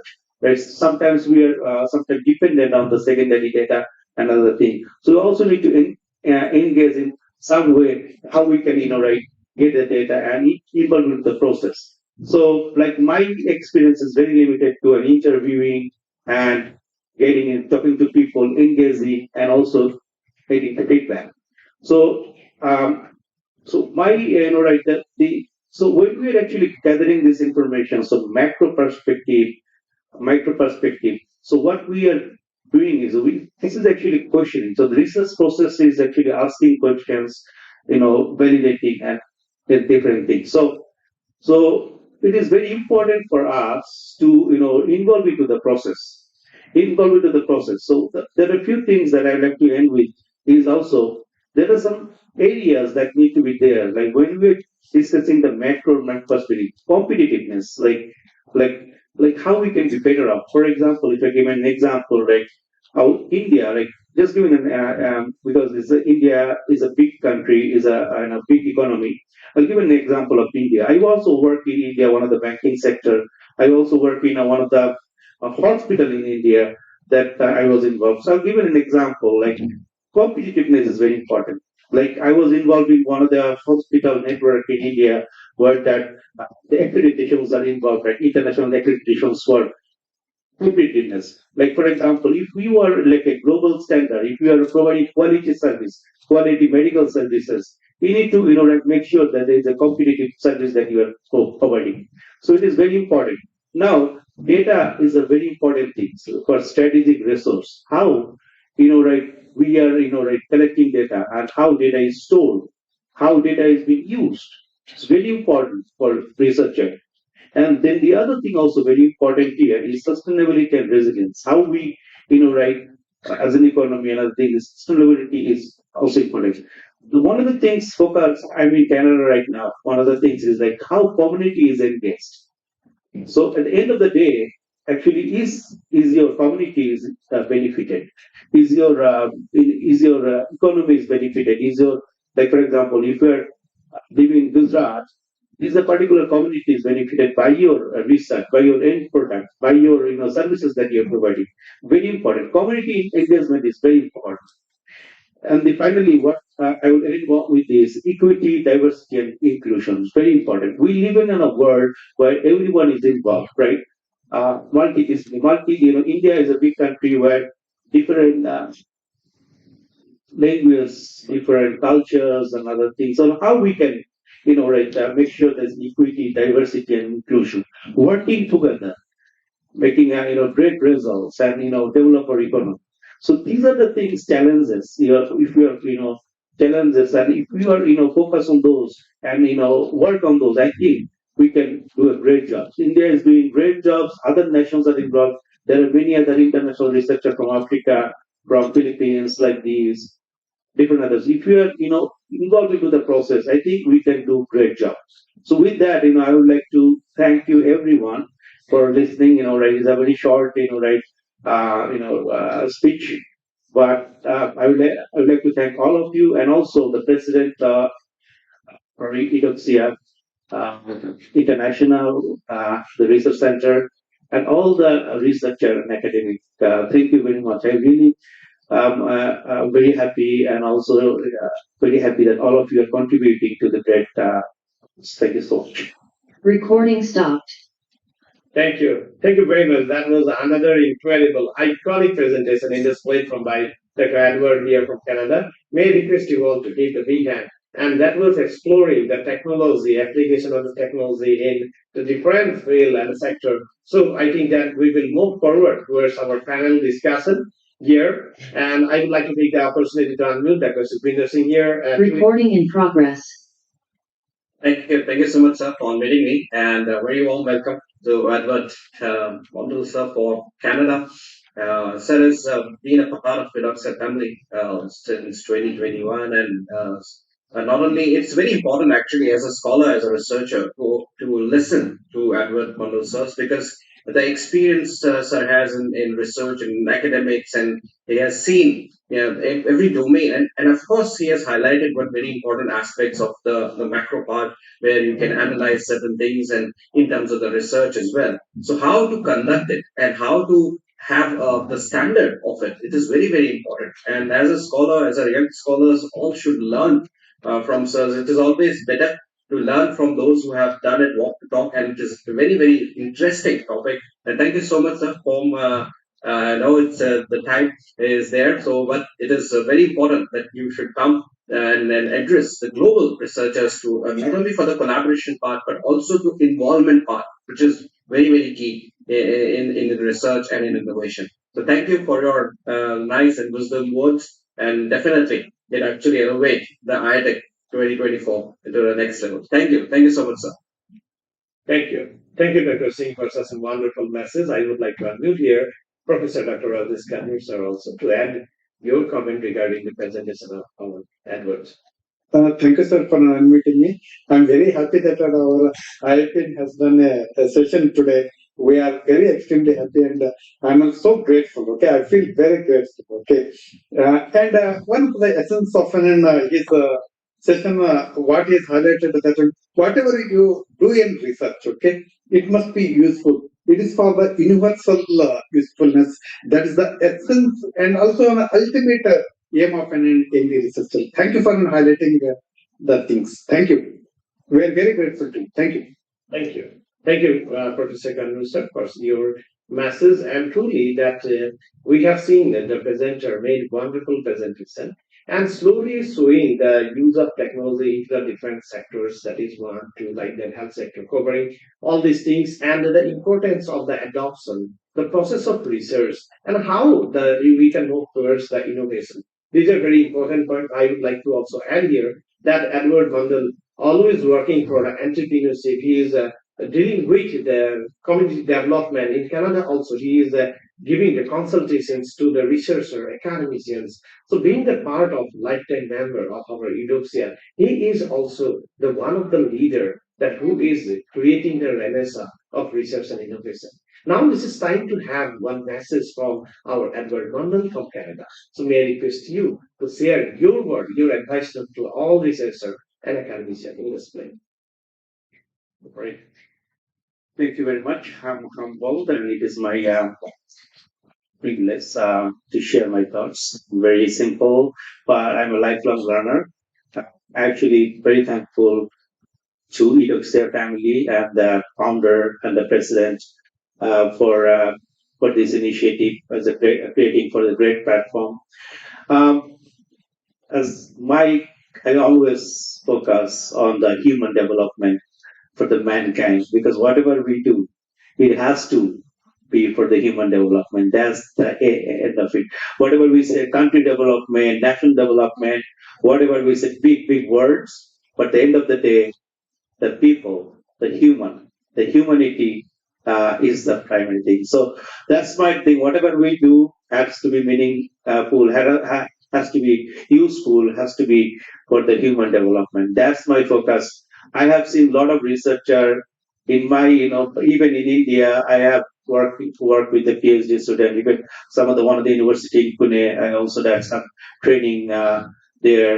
I have seen a lot of researcher, but one of the things that I always focus that if your research is not helping the community, helping the innovation, not helping, not useful, right? There's no meaning. Publication is important, but make sure that whatever you do, you know what you do, and it has to be useful. So it's very important. So with that, I'd like to thank you. Just to focus what you do has to, you have to know what you do. What I ask one thing that I'm still learning is why. Ask why. If you know your why, what you should do. So this is important. Understanding yourself, understanding the word. With that, thank you so much. May Almighty bless you, everyone. May God bless you. Thank you. Thank you. Thank you very much. That was wonderful word. And yes, life is a learning process. And the academician, global academician like our Edward Mundell sir, that's hearing that still I'm learning. Find out the cause that why we should learn every day. Really heart-touching words, I think that. And this will encourage our researcher and academician to do more and more research and to go for the lifelong learning process. Thank you very much for sharing such a wonderful presentation and encouraging the researcher and academicians to go for innovation. Definitely, I think that those who are in Canada, they can approach our Edward Mundell sir, there, and he's always ready to support. And you can approach him. He is a person, and always I have seen Dr. Singh is always sharing, sir, we are planning like this. So in future, I feel like that Mundell should go for our Europeans or IEE, that courses, that active participation there. Dr. Singh will plan these things, and we have to bring that. And that actually from every country. What is our mission is that Eudoxia, that join your hands with each other. That whenever I would like to invite that whenever you are visiting India, please come to Mumbai, our Eudoxia Research Center. Make one visit. That is, so we are here, and you make your visit like that. Whenever the people say IITian, IIPPDF innovators, they will visit Canada, coordinate with our advisor, see that how we can learn. The process should be there. Actually, the collaboration, joint ventures will give the opportunity for more and more research and innovation. Thank you very much. Appreciation from our side, and big hand for your such a wonderful presentation in this way. Thank you. Thank you very much. Recording stopped. The availability of Dr. Deepak Rao here, because we are coming, Deepak Rao is not present here. We are coming towards the end of the pre-lunch session. We will have the lunch break, and it is up to, I think, that 3 p.m. as per Indian Standard Time. It is about 2 p.m. So exactly after 1 hour, we will have our that next session. And we have successfully completed our technical session 5. And hereafter, we will have the Royal Golden Award ceremony from 3 to 3:30. And hereafter, we have the technical session also. So I would like to share here that, yes, Royal Golden Award winner are the contributors. They are contributing into some specific field, different field, or maybe the versatile field. And they are changing the world. They are taking the leadership, and they are getting the opportunity to be in the editorial members, to be in the reviewer board, to be in the board of study, to be in our indexing part, academic indexing is coming. So this is a process that we have developed together. I would like to request every academician and the researcher to go for the realistic innovation. It is in high demand in the society. We need to understand if we are from the political science, history, humanity, you may be from the social science, you may be from the business management. Every subject, here we will find out one opportunity. There will be always research gap and the demand from the industry. Demand from the industry, and we need to work on that part. How we can meet the industry demand, how we can meet the people's demand, how we can meet the consumer demand. That is what is missing in our research in most of the cases. Whenever it is the pure academic research, what we are doing, the guide is coming, they will say like that, these are the three topics, you can select one. I have done this paper on this, and do some few papers on this topic. And so we are not doing the market research. The biggest problem in the academic research, traditional academic research, is that we are just following blindly some topic. Whether we do not know that before 30 years that was having impact. But what is the H index today? Whether it is indexed one, whether people are searching here. Say we have started our research on COVID-19. So if this COVID-19 is not here today, and those who are doing that COVID-19 and they are publishing papers and papers today also in that particular topic. So how many people are interested to know about that? So the research is always going with trends. We need to understand. Time to time, new topic will come. This is the dynamic process, not the static one that before 30 years before or before 100 years. We are all doing say research on the Newton's law and gravitation, and now the person coming to physics and working on the Newton's law. How many people, how many readers will read that one? We need to understand. So we have to admire that these are the classical work, that they have done wonderful work. But what is trend also? In every subject, there will be one research trend. We need to identify the research trend. We have to see that what is the demand from the consumer or the customer. And let us do the work for patent development. We are doing it for IIT PDF innovators also. Those who are there, I would like to share, please start your patent development work. Those who are lifetime member, let us join together. Sit one day, we will discuss that how we can go for the next level of the patent development, not only to show the name, but to make it realistic sense to the society that yes, it is solving this problem of the society, and of course it will go for revenue generation. It is not bad that you are not doing anything wrong. You are supporting the society. You are making innovation. And thereafter, you are going for earning process. We know about Alfred Bernard Nobel and how he made that use after the innovation. He was also an entrepreneur, and now the Nobel Prize. We know that everyone's a scientist. It's a dream that yes. So he has this revenue to be shared with the people, and therefore it is there. So earning of money is also good, which honesty and a good process. Research and innovation is always having huge opportunity for the academician and researcher. We are just ignoring it. We are taking it as granted, and we are more involved to our traditional academic, and we are making some limitation to our thought process and deal. So this thought process should be open up. We have to think different and go for the new and new research and innovation. With this, we would like to wind up the pre-launch session of Irtec 2024 day 2. And after exactly 1 hour, because last the 2 to 3 minutes I have shared that what is the mission of our Eudoxia. And of course, this Irtec 2024 will bring all the academicians from the different field. They will join their hands. They will publish their new paper and free of cost. If we can do that, if we can bring the more publications, if we can bring the more patent development, then I think that this conference is truly successful. Truly successful. We have to combine with each other. We have to do our work. So thank you everyone. My appreciation to each and every global academician and researcher, and begin from our side.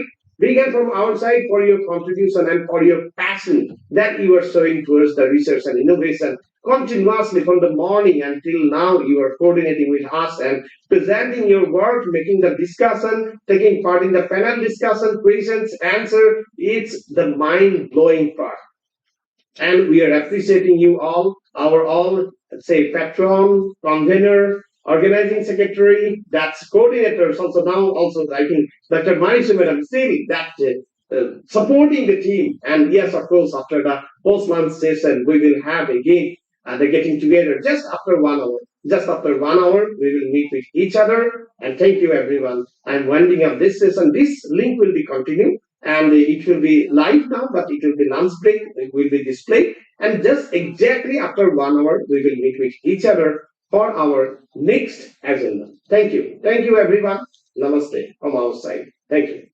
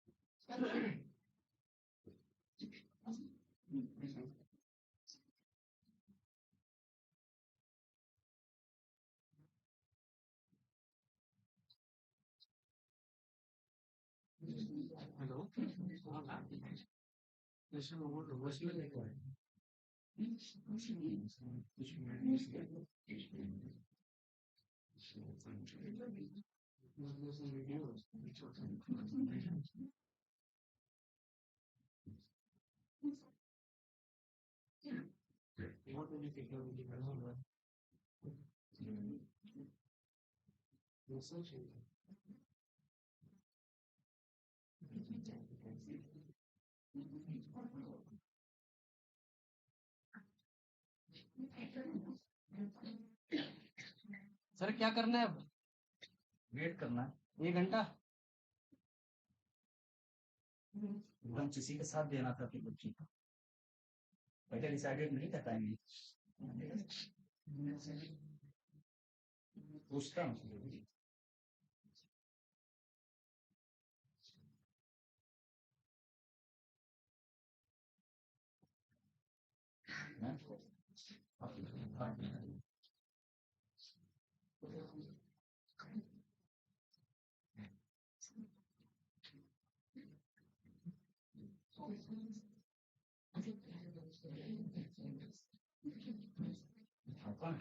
जी। तब तक कोई related video चला दो, 5% wait करना है, वो मैं बता रही हूँ।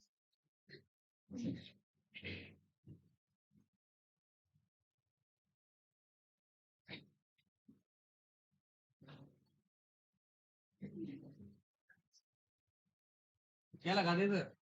कोई रिलेटेड लगा दो, टेक्नोलॉजी से रिलेटेड है कोई मोटिवेशनल वीडियो लगा दो, तब तक इनके दिमाग फ्रेश हो।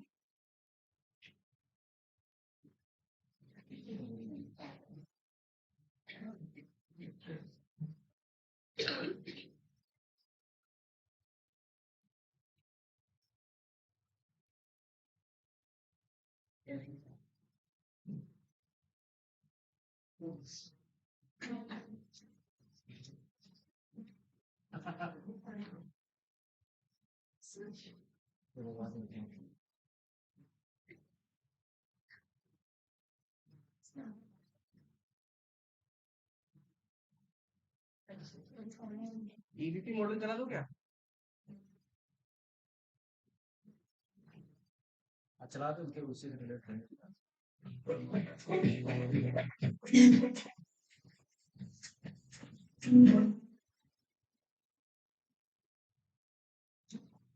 Nursing research and evidence-based practice. The role of the nurse as a follower, manager, and leader of a healthcare organization in applying research to practice is defined in the context of 21st century demands for providing healthcare based on the best available scientific evidence. So, what is nursing research?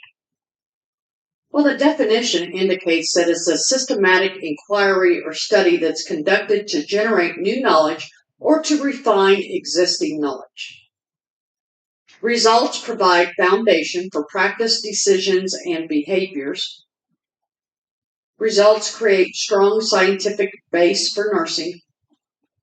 Results provide support for the quality and cost effectiveness of interventions. The application of results demonstrates professional accountability to insurers and healthcare consumers. And nursing research generates knowledge in areas that indirectly affect nursing care processes. So let's discuss a little bit about the evolution of nursing research. Nursing research began with Florence Nightingale, especially during the Crimean War. During this time period, nursing research wasn't considered important. Florence Nightingale made a comprehensive statistical study of sanitation. Then research focus in the 1900s to the 1940s was based upon nursing education, student characteristics, and student satisfaction. Then research focus from the 50s to the 70s was about teaching, administration, and curriculum issues. In the 1980s, research focus was more about qualified researchers. There was widespread availability of computers for data collection and analysis, and then we had a lot of qualitative studies. During the 1990s, healthcare delivery issues such as cost, quality, and access was a focus. And as we go into the 21st century, the focus is based upon evidence-based for practice. Increasingly, research findings are being used as the basis for clinical decisions. Evidence-based practice can be defined as the process of systematically finding, appraising, and using research findings as a basis for making decisions about patient care. Let's talk about the NINR research foci. The National Institute of Nursing Research supports research on the biologic and behavioral aspects of critical health problems that confront the nation. The NINR provides a basic roadmap to channel scientific results to enhance the health of all people. These areas are health promotion and disease prevention, quality of life, health disparities, in the area of end of life. These areas of research emphasized, published by the NINR, are useful guides for investigators that are developing proposals, but they are not considered to be this stringent in nature.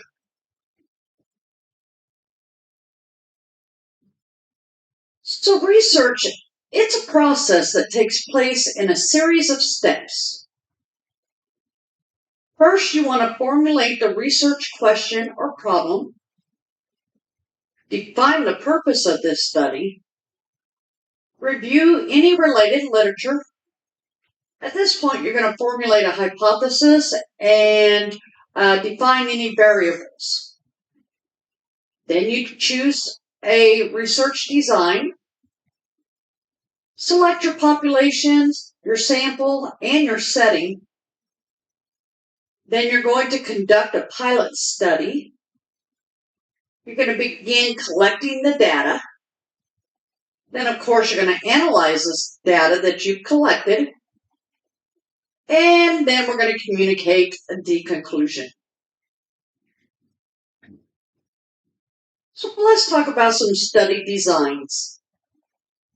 These are plans that tell a researcher how the data is to be collected, and then from whom the data is going to be collected, and how the data will be analyzed to answer specific research questions. These designs are often referred to as quantitative, qualitative, triangulation, and pilot studies. As we go through this lesson, we're going to discuss quantitative and qualitative in detail. Triangulation is the use of qualitative and quantitative methods. Pilot studies are small-scale studies that are often preliminary research studies and typically include participants who are similar to those who will be used in the larger research study. Now we're going to proceed to discuss quantitative and qualitative designs. Quantitative designs or studies are a statistical analysis of numerical data that's obtained from samples and populations. These studies usually produce knowledge about very precise topics, creating need for multiple studies over multiple years before conclusive knowledge is resulted. So let's review the most common quantitative designs used in healthcare. We have the case study. This provides an in-depth analysis of a single subject, group, institution, or social unit. We have the survey. This is used to collect large amounts of information with little expenditure of time and money. Then we have the needs assessment. This determines what is most beneficial to an aggregate. Then we have methodologic. This focuses on development and testing instruments to improve the reliability and validity. We have meta-analysis. That's an advanced process by which research on a specific topic is reviewed, and then the findings of multiple studies are statistically analyzed and expressed quantitatively. There is experimental. These are studies that include the manipulation of one or more independent variables random assignment to a control or treatment group, and then observation of the outcome or effect that is presumably the result of the independent variable. Then we have the quasi-experimental. This lacks one of the components of experimental design. For an example, we have randomization, control group, or manipulation of one or more of the variables. Then we have secondary analysis. This involves asking new questions on data that's collected previously. The data may have been generated from previous formal research or may have been gathered from any previous systematic collection of data. Then we have triangulation. This is a use of various research methods or data collection techniques in the same study. And we also have pilot studies. These are small-scale studies referred to as feasibility studies, and the purpose is to identify strengths and limitations of larger planned study. Remember earlier I had discussed the pilot studies and triangulation. Okay, now let's look at the qualitative design. This is a method of research that's designed for discovery rather than for verification. The main technique used is interviewing in this type of design. The main types of research are phenomenology. This is a method used to study intangible experiences such as grief, hope, or risk-taking. Those are just a few examples. It is designed to provide an understanding of the patient's lived experience. We also have ethnography. This is a method used to study phenomena from a cultural perspective. And then we have grounded theory. This is a method designed to explore a social process. Individual nurses may apply research findings to their own practice. However, nurses have a broader responsibility to society that includes activating the change process in translating research into practice. So what do we use research for? There is an extensive concern that nurses have failed to realize the potential for using research findings as a basis for making decisions and developing interventions. Research use can be in a variety of forms: enlightenment, implementation of a research-based protocol, or the widespread adoption of standards based on research findings. There are all types of ways that we can incorporate research. So let's think about, where do you get your research? Well, with the growth of large databases, the use of electronic health records and sophisticated statistical techniques, examining practices in real-world situations and comparing the effectiveness of interventions is enhanced. Locating published research, focus on the usefulness of computerized databases such as Sinal and Medline, and the annual review of nursing research. Then once you choose your research, make sure that you have a critical appraisal of the nursing research. We have such things such as the blind review, and then of course abstract and findings that may be the easiest sections of a research report for the novice to actually understand.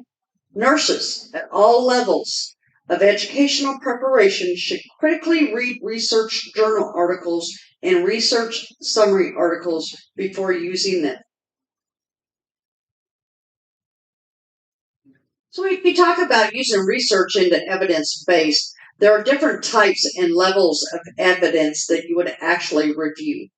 Evidence exists in many forms, and so a few of these that we're going to mention are a journal article describing a single study,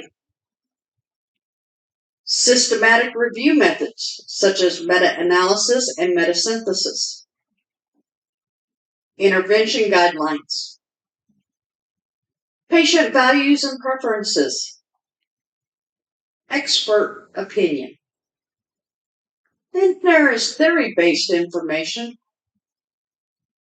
and of course compiled databases. Okay, remember earlier I talked about critical appraisal of nursing research, such as the blind review, abstract, and findings. These articles are accepted on a competitive basis and are peer-reviewed Some of these examples of evidence-based practice based on the critical appraisals, even though much work remains to be done, the potential effect of research on healthcare knowledge and practice can actually be demonstrated by some. Such of these examples are heparinase versus saline for flushing peripheral intravenous catheters. Interventions such as exercise for cancer-related fatigue. Prevention and treatment of pressure ulcers. Clinical practice guidelines that are developed by the Agency for Healthcare Policy and Research in 1992. Some examples of their research are acute pain care management in infants, children, and adolescents, prediction and prevention of pressure ulcers in adults, and identification and treatment of urinary incontinence in adults. These are just a few of the examples of evidence-based practice based upon research. When you're talking about research, you cannot eliminate ethical issues. It is important to make sure through any research study that human subjects' ethical rights are protected. The Institutional Review Board, or the Human Subjects Committee, are required by institutions that are receiving federal funding to examine research proposals prior to allowing any research to occur to make sure that no human subjects' ethical rights are infringed upon. There are historical examples of unethical research. Can you think of anything off the top of your head? Well, remember in history we had the Nazi experiments, the Tuskegee syphilis study, and the Jewish chronic disease hospital that was done in New York City. So now let's summarize. Educators must prepare students to appreciate and conduct research and evaluation at their level of preparation. Healthcare administrators must foster research. Consumers must be educated about the value of nursing research. And policymakers must be informed about the findings so results can be translated into healthcare policy. This concludes the lesson on nursing research and evidence-based practice. If you have any questions related to course content, contact the instructor.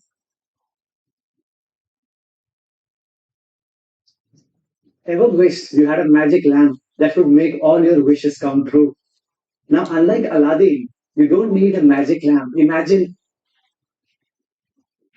Two common words you hear in nursing education and nursing practice are the terms research and evidence-based practice. And sometimes you might think, okay, well, those things, I hear them all the time. They must be exactly the same thing. But that's not true. They are very much related, but research and evidence-based practice are not the same thing. Therefore, this video is going to present some information to help you better understand what research is, what evidence-based practice is, and how they're similar and how they're different. So first of all, what is actually nursing research? Broadly is a systematic inquiry or way of studying something using disciplined methods to answer questions and solve problems. And notice that I bolded the word systematic a couple of times on this slide. That's important because any kind of research that we choose to do has to be very systematic and disciplined. So we're not just going to get on a search engine like Bing or Google and do some random searches and say, okay, I'll research something. However, as a student, don't we do that all the time? And I'm very guilty of this too. I'm just going to say, well, I researched that and I found out that. But what I really mean is I just got online and did a quick search and found a few articles or random lists. That is not research. It's not systematic, nor is it disciplined. It's not well thought out in advance. So that's not research. So just, when all those hours of research you thought you were doing, not so much. What nursing research is the same thing, but our purpose is to develop evidence about issues and problems that are important to both nurses and the clients that nurses care for. So the focus of nursing research can be in many different areas. Obviously, patient care and client outcomes are an important cornerstone of nursing research. However, we also do research within the realm of nursing in educational practice. So how do we educate nurses or nursing students better to have better outcomes later on down the line? Other ways, we look at nursing administration or nursing management. So there's research out there about how to be a better nurse manager so that your staff have better outcomes. And then down the line, your patients have better outcomes. So these are just a few of the ways that research can be done within the umbrella of nursing research. And then lastly, clinical nursing research is that first example that I just covered. It's all about improving our patient.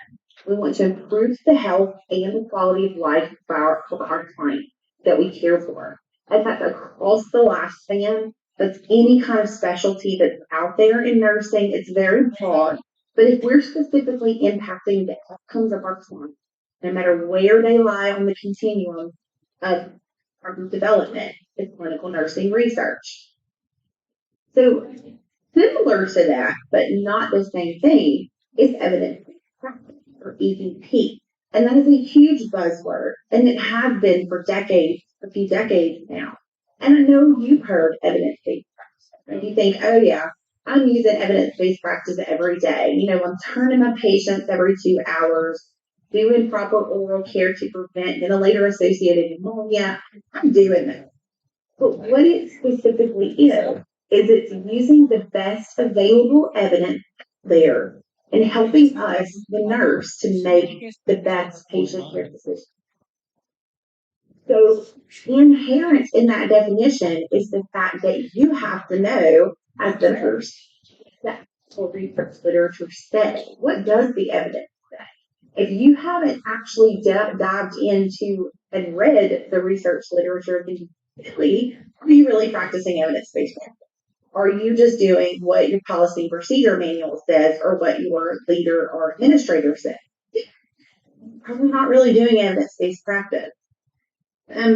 But obviously, because we want the best outcomes possible for our clients and patients, whichever term you prefer to use. That's why we're in this field. We're not in here just to do a haphazard job. We really want to make a difference in the outcome and the lives and quality of life in our clients that we care for. So we have to understand what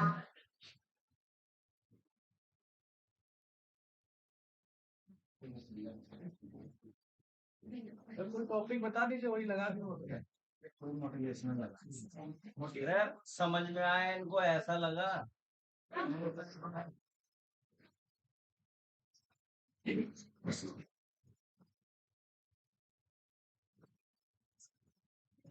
लड़का नंदा की लगा तो वो next part वाला एक बार fail हो गए कैसे पास करना है लगा दूं क्या सर सेकंड नंबर लगा दो हां पुरानी सेकंड नंबर लगा दूं क्या ये तो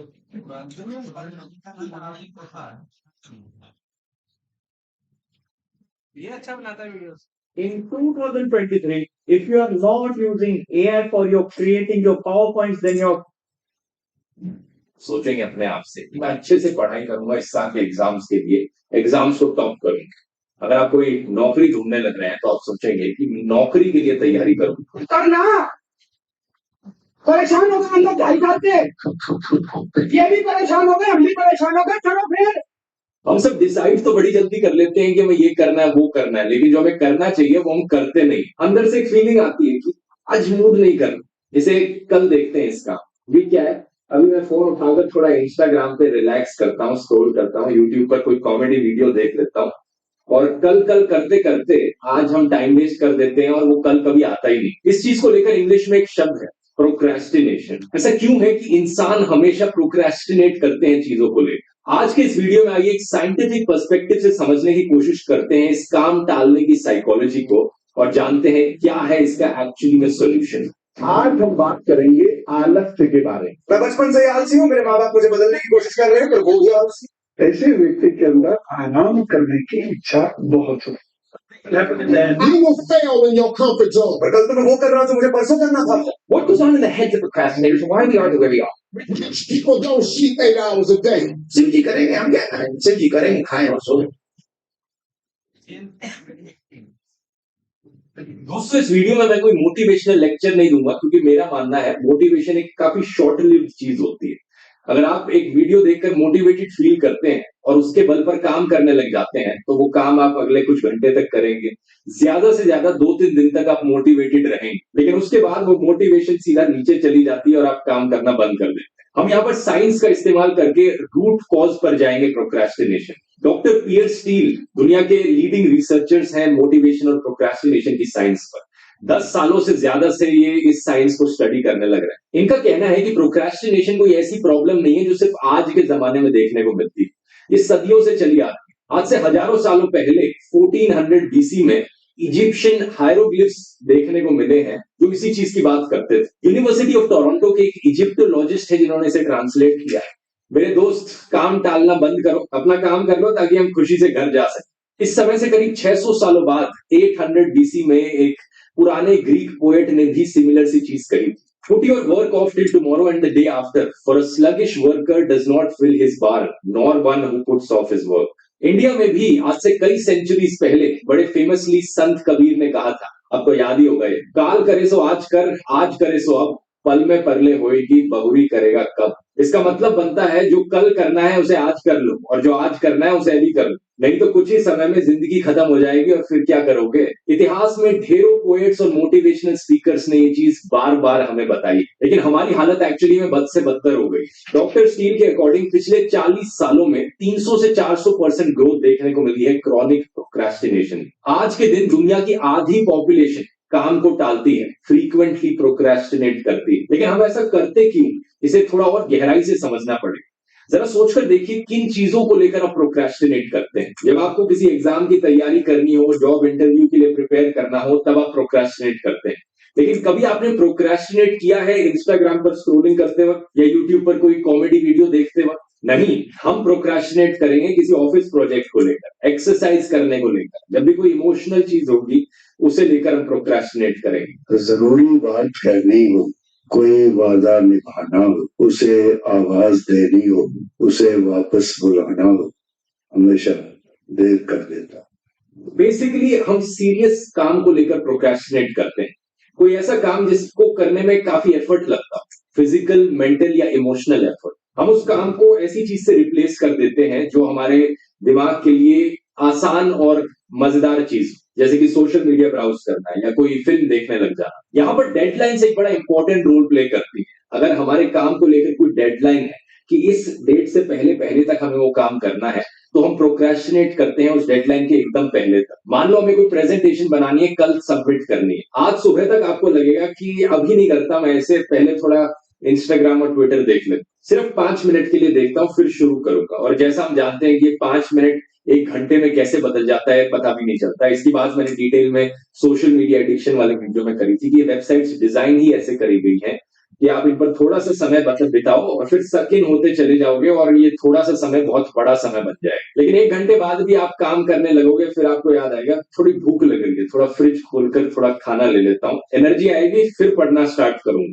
लेकिन खाना खाने के बाद आपको लगता है कि थोड़ा मूड सेट करना जरूरी है यहाँ पर, तो मूड सेट करने के लिए मैं कोई यूट्यूब पर कॉमेडी वीडियो देख लेता हूँ और फिर 1 घंटा फिर निकल गया और थोड़ा फिर आपको थकान फील होती है, आपको लगता है कि अब बड़ा लेट हो रहा है, चलो पहले नहा धो लेता हूँ फिर अच्छे से करूंगा। घंटों बीतते चले जाते हैं, दिन रात में बदल जाती है और फिर एकदम से आपके दिमाग में अलार्म बजता है कि अब तो 12 घंटे का समय रह गया है, अब तो ये करना ही पड़ेगा मुझे। रात को जब सोने का टाइम होता है आप प्रेजेंटेशन बनाने में लग जाते हो और पूरी रात भर जगकर इसे लास्ट मिनट तक करते हो। कई स्टडीज करी गई हैं कॉलेज स्टूडेंट्स पर, जैसे कि एलिस और क्नाउस की 1977 की स्टडी या ओब्रायन की 2002 की स्टडी। इनके according approximately 80 to 95% college students procrastinate करते हैं। लेकिन कॉलेज में तो चलो हम सबको एक डेडलाइन मिल जाती है और हम किसी ना किसी तरीके से एंड मोमेंट तक काम कर ही लेते हैं। लेकिन तब क्या होता है जब हमें कोई डेडलाइन नहीं मिलती? तब दोस्तों प्रोक्रेस्टिनेशन इनफाइनाइटली चलती रह सकती है। प्रोक्रेस्टिनेशन का कोई अंत नहीं होता। कॉलेज में टाइम वेस्ट करने का मतलब था कि चलो आपके मार्क्स इतने अच्छे नहीं आते, चलो शायद से आपको जॉब इतनी अच्छी नहीं मिली हो, कोई इतनी बड़ी चीज नहीं, लेकिन आगे जाकर जिंदगी में प्रोक्रेस्टिनेट करने का मतलब है कि आपको भारी रिग्रेट्स होंगे। अगर आपका सपना था कि आपको किसी दिन फिल्म मेकिंग ट्राई करनी है, अपनी जॉब छोड़कर फिल्म मेकर बनना है, लेकिन आप ये अरेंजमेंट कभी कर ही नहीं पाते, कभी कोशिश ही नहीं करते। आपने बहुत से अंकल आंटियों को ऐसी चीजें कहते हुए सुना हो, भाई हम भी कभी सोचते थे कि ये करेंगे वो करेंगे, लेकिन क्या करें, हमारे हालात ही नहीं थे, हमारे भी बड़े सपने हुआ करते थे। अक्सर ये लोग सरकमस्टांसेस पर ब्लेम डालते हैं, लेकिन अंदर ही अंदर ये जानते हैं कि इन्होंने कभी कोशिश ही नहीं करी। ये एक परमानेंट काश वाली फीलिंग रह गई। फिटनेस और एक्सरसाइज जैसी चीजों में प्रोक्रेस्टिनेट करने का मतलब है कि आपको धीरे धीरे वेट गेन होने लगे। कोई इतनी बड़ी चीज नहीं है, अगर आप वापस हेल्दी खाना खाने लगे, एक्सरसाइज करने लगे कुछ महीनों बाद, 1-2 सालों बाद, तो आप वेट वापस लूज कर सकते हैं। लेकिन अगर सालों तक आप प्रोक्रेस्टिनेट करते चले गए, तो एक दिन अचानक से आपको पता लगेगा कि आपको तो डायबिटीज हो गया, या फिर आपको पता चलेगा कि अचानक से आपके हार्ट में स्टंट लगाने की जरूरत है। कुछ लोगों को तो ये भी मौका नहीं मिल पाएगा, इमीडिएटली कुछ लोगों को हार्ट स्ट्रोक हो जाएगा और उनकी जान चली जाएगी। इसके अलावा इमोशनल चीजों पे प्रोक्रेस्टिनेट करने के भी कॉन्सिक्वेंसेस बड़े भयानक हैं। शायद आपका ये सपना है कि आप अपने नाना नानी दादा दादी से कहते हो कि आप एक दिन उन्हें एरोप्लेन में बिठाओगे, उन्हें हवाई जहाज का सफर कराओगे, लेकिन वो दिन कभी आता ही नहीं। अब इस चीज पर प्रोक्रेस्टिनेट करते रहते हो और एक दिन अचानक से आपको पता चलता है कि वो तो गुजर गए, और इसका नतीजा फिर से भारी रिग्रेट, बहुत सी चीजों का अफसोस होना। प्रॉब्लम यहाँ पर सिर्फ लाइफ टाइम रिग्रेट की नहीं है, बल्कि स्ट्रेस, एंजाइटी और डिप्रेशन की भी। जो आप करना चाहते हो और जो आप कर रहे हो, अगर इसमें एक बड़ा गैप है, तो आपके दिमाग में एक मेंटल कॉन्फ्लिक्ट होगा। इसे कॉग्निटिव डिसोनेंस कह सकते हो। एक जर्मन यूनिवर्सिटी में स्टडी करी गई थी 1000 से ज्यादा लोगों पर। इसने पाया कि प्रोक्रेस्टिनेशन की वजह से अक्सर स्ट्रेस ज्यादा होता है, डिप्रेशन ज्यादा होती है, एंजाइटी, फटीग, इन सब चीजों पर इसका इम्पैक्ट पड़ता है। इसके अलावा एक और फीलिंग जो प्रोक्रेस्टिनेशन के साथ अक्सर देखी गई है, वो है गिल्ट की फीलिंग। सवाल यहाँ पर यह है कि अगर काम को टालने से हमें खुशी नहीं मिलती, तो हम उस काम को टालते क्यों? साइंटिस्ट ने इसको लेकर 4 थ्योरीज बताई। पहली थ्योरी है एक्सपेक्टेंसी थ्योरी, जिसे विक्टर हैरल्ड रूम ने बनाया था साल 1964 में। इस थ्योरी के अनुसार कोई इंसान कितना मोटिवेटेड फील करता है किसी काम करने को लेकर, वो इस पर डिपेंड करता है कि उस इंसान की एक्सपेक्टेशन क्या है रिजल्ट को लेकर। वो काम करने से जो रिजल्ट आएगा, अगर उसे पाने के चांसेस कम है, तो लोगों में मोटिवेशन भी कम होगी उस काम को करने की। एग्जाम्पल से समझाता हूं। मान लो आपका स्कूल या कॉलेज आपसे कहे, आपकी क्लास में जिस भी बंदे की फर्स्ट रैंक आती है, उसे 10 लाख रुपए का इनाम मिले, तो क्या आपके अंदर मोटिवेशन आएगी मन लगाकर पढ़ाई करने की? क्या आप काम करेंगे उस फर्स्ट रैंक को पाने के लिए? अब अगर आप एक ऐसे स्टूडेंट हैं जो वैसे ही अच्छे मार्क्स लाते हैं क्लास में, और आपको पता है कि आप टॉप 10 में ही रहते हैं हमेशा क्लास में, तो आपको पता है कि आपका चांस बहुत हाई है ये प्राइज मनी जीतने का। ऐसा है तो आप मन लगाकर पढ़ाई करेंगे, आज से ही काम करने लग जाएंगे फर्स्ट रैंक लाने के लिए। लेकिन अगर आप एक ऐसे स्टूडेंट हैं जो क्लास में हमेशा पीछे रहते हैं, आपके मार्क्स हमेशा अच्छे नहीं आते, बॉटम पर ही रैंक करते हैं आपको पता है कि आपसे ज्यादा होनहार पढ़ाकू ज्यादा और बच्चे हैं क्लास में, तो आपका चांस वो प्राइज मनी जीतने का बहुत कम है, इसलिए आपकी पढ़ने की मोटिवेशन भी कम ही हो। तो यहाँ पर एक सीधा सीधा रिलेशन है आपकी मोटिवेशन का रिजल्ट की एक्सपेक्टेंसी से।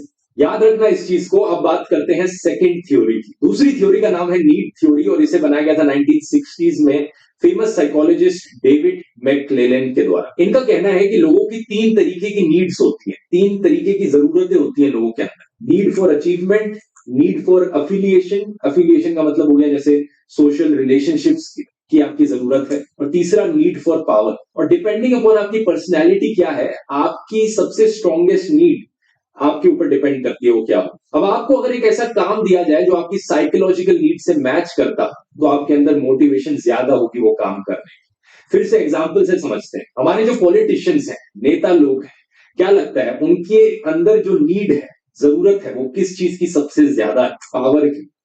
उन सबको गद्दी पर बैठना है, उनके अंदर नीड फॉर पावर सबसे ज्यादा है। तो उस नीड से रिलेटेड अगर उन्हें काम दिया जाएगा करने को, तो वो दौड़कर वो काम करेंगे, उनकी मोटिवेशन बिल्कुल हाई होगी। लेकिन अगर दूसरी तरफ उन्हें काम दिया जाए कि जनता के लिए काम कर लो थोड़ा यहाँ, तो वो नीड उनके अंदर है नहीं, तो उस काम को लेकर वो प्रोक्रेस्टिनेट जरूर करेंगे। तो ऐसे ही आपको अपने अंदर की नीड को समझना है, आपके अंदर क्या साइकोलॉजिकल जरूरतें हैं। अगर आपके अंदर भी नीड ऑफ पावर है, तो आप अपनी जॉब में ऊपर उठना चाहेंगे, और ऐसे केस में अगर आपको जॉब प्रमोशन मिल रही है और उसके लिए आपको कुछ काम करना है, तो वो काम करने के लिए आपके अंदर मोटिवेशन सबसे ज्यादा हो। आप अपनी नीड्स को समझिए और अपने काम को उस पर्सपेक्टिव से देखिए। एक और एग्जांपल दूं, अगर आपके अंदर नीड फॉर अफिलिएशन ज्यादा है, मतलब आप बाकी लोगों से दोस्ती बनाने को बहुत रिस्पेक्ट देते हैं, आपके लिए बाकी लोगों से दोस्ती बनाए रखना, बाकी लोगों का रिस्पेक्ट, बाकी लोगों का अप्रूवल हाई प्रायोरिटी है, तो जो काम टीम वर्क रिलेटेड होगा वो आप ज्यादा अच्छे से करेंगे। अब तीसरी थ्योरी यहां पर आती है क्यूमुलेटिव प्रोस्पेक्ट थ्योरी। इसे बनाया गया था साल 1992 में एमोस ट्वेर्स्की और डैनियल केनमैन के द्वारा। ये थ्योरी मेनली दो चीजों के बारे में बात करती है। पहला है लॉस एवर्जन, मतलब अगर सेम मैग्नीट्यूड पर आपको मुनाफा या घाटा हो रहा है उसके ज्यादा मायने हैं और उससे रिलेटेड मोटिवेशन ज्यादा इंपॉर्टेंट है आपके लिए। Loss of a particular magnitude weighs more heavily than a gain of same magnitude. मैंने जो एक्सरसाइज वाला एग्जांपल लिया था अभी थोड़ी देर पहले, अगर मैं आपसे कहूं एक्सरसाइज कर लो, फिट रहोगे, आपकी मसल्स बन जाएंगे, तो आपके अंदर जो मोटिवेशन आएगी बात सुनकर वो थोड़ी सी होगी। लेकिन अगर मैं आपसे कहूं एक्सरसाइज कर लो, आपके जो टेस्ट रिजल्ट्स हैं वो दिखा रहे हैं कि आपको जल्दी डायबिटीज हो सकता है, एक्सरसाइज नहीं करोगे तो डॉक्टर ने कहा है अगले 1 साल में आपको कभी भी हार्ट अटैक हो सकता है, और एक्सरसाइज करोगे तो ये आप होने से रोक सकते हो। आपकी मोटिवेशन कितनी ज्यादा होगी पिछले एग्जाम्पल के कंपैरिजन। सिमिलरली एक और एग्जाम्पल दूं, अगर मैं आपसे कहूं ये काम कर लो, आपको जॉब में promotion. I took more than 300 interviews when I worked for Facebook. 80% of people I interviewed for problem solving failed the interview. Question मिल जाएगा। या फिर मैं आपसे कहूं ये काम कर लो, नहीं तो आपको जॉब से निकाल दिया जाए, कौन से केस में आपके अंदर ज्यादा मोटिवेशन आएगी? ज्यादातर लोगों की सोच यही होती है कि कुछ एक्स्ट्रा मिले ना मिले चलता है, लेकिन नुकसान नहीं होना चाहिए, जो है उससे नहीं खोना। दूसरी चीज जिसके बारे में थ्योरी बात करती है वो ये है कि जब हम यहाँ पर गेन और लॉस की बात करते हैं, ये सब रिलेटिव, अलग अलग लोगों के लिए रेफरेंस पॉइंट अलग अलग है। अगर कोई लड़का झुग्गी झोपड़ियों में रहता, वो एक जॉब इंटरव्यू की तैयारी करने लग रहा है मन लगा, अगर उसे जॉब मिल गई तो उसकी जिंदगी बदल जाएगी। दूसरी तरफ एक और लड़का है जो एक लैंडलॉर्ड का बेटा है, ऑलरेडी कंफर्टेबल तरीके से रहने लग रहा है, पैसे की कोई कमी नहीं है, और वो भी सेम जॉब इंटरव्यू के लिए तैयारी कर रहा है, उसे ये जॉब मिल गई तो ज्यादा फर्क नहीं होगा उसकी जिंदगी। आप खुद ही सोचकर देखिए दोनों में से कौन ज्यादा मोटिवेटेड फील करेगा अपना काम करने को। अब आते हैं हम चौथी और आखिरी थ्योरी पर, जिसका नाम है हाइपरबोलिक डिस्काउंटिंग। इसका बेसिकली मतलब है जो रिवॉर्ड्स हमें इमीडिएटली मिलने लग रहे हैं, हम उनके लिए ज्यादा काम करना चाहेंगे एज कंपेयर टू जो रिवॉर्ड्स हमें एक लंबे समय बाद मिलेंगे। इसको लेकर एक हिंदी में कहावत भी है जो आपने सुनी होगी, नौ नकद न तेरा उधार। फ्यूचर किसने देखा है? जो चीज अभी आपके पास है उसे जकड़ लो, उसे क्लिंच कर लो। इसके कॉन्ट्रास्ट में कुछ ऐसी भी स्टेटमेंट्स आपने सुनी होंगी कि डोंट बी शॉर्ट साइटेड,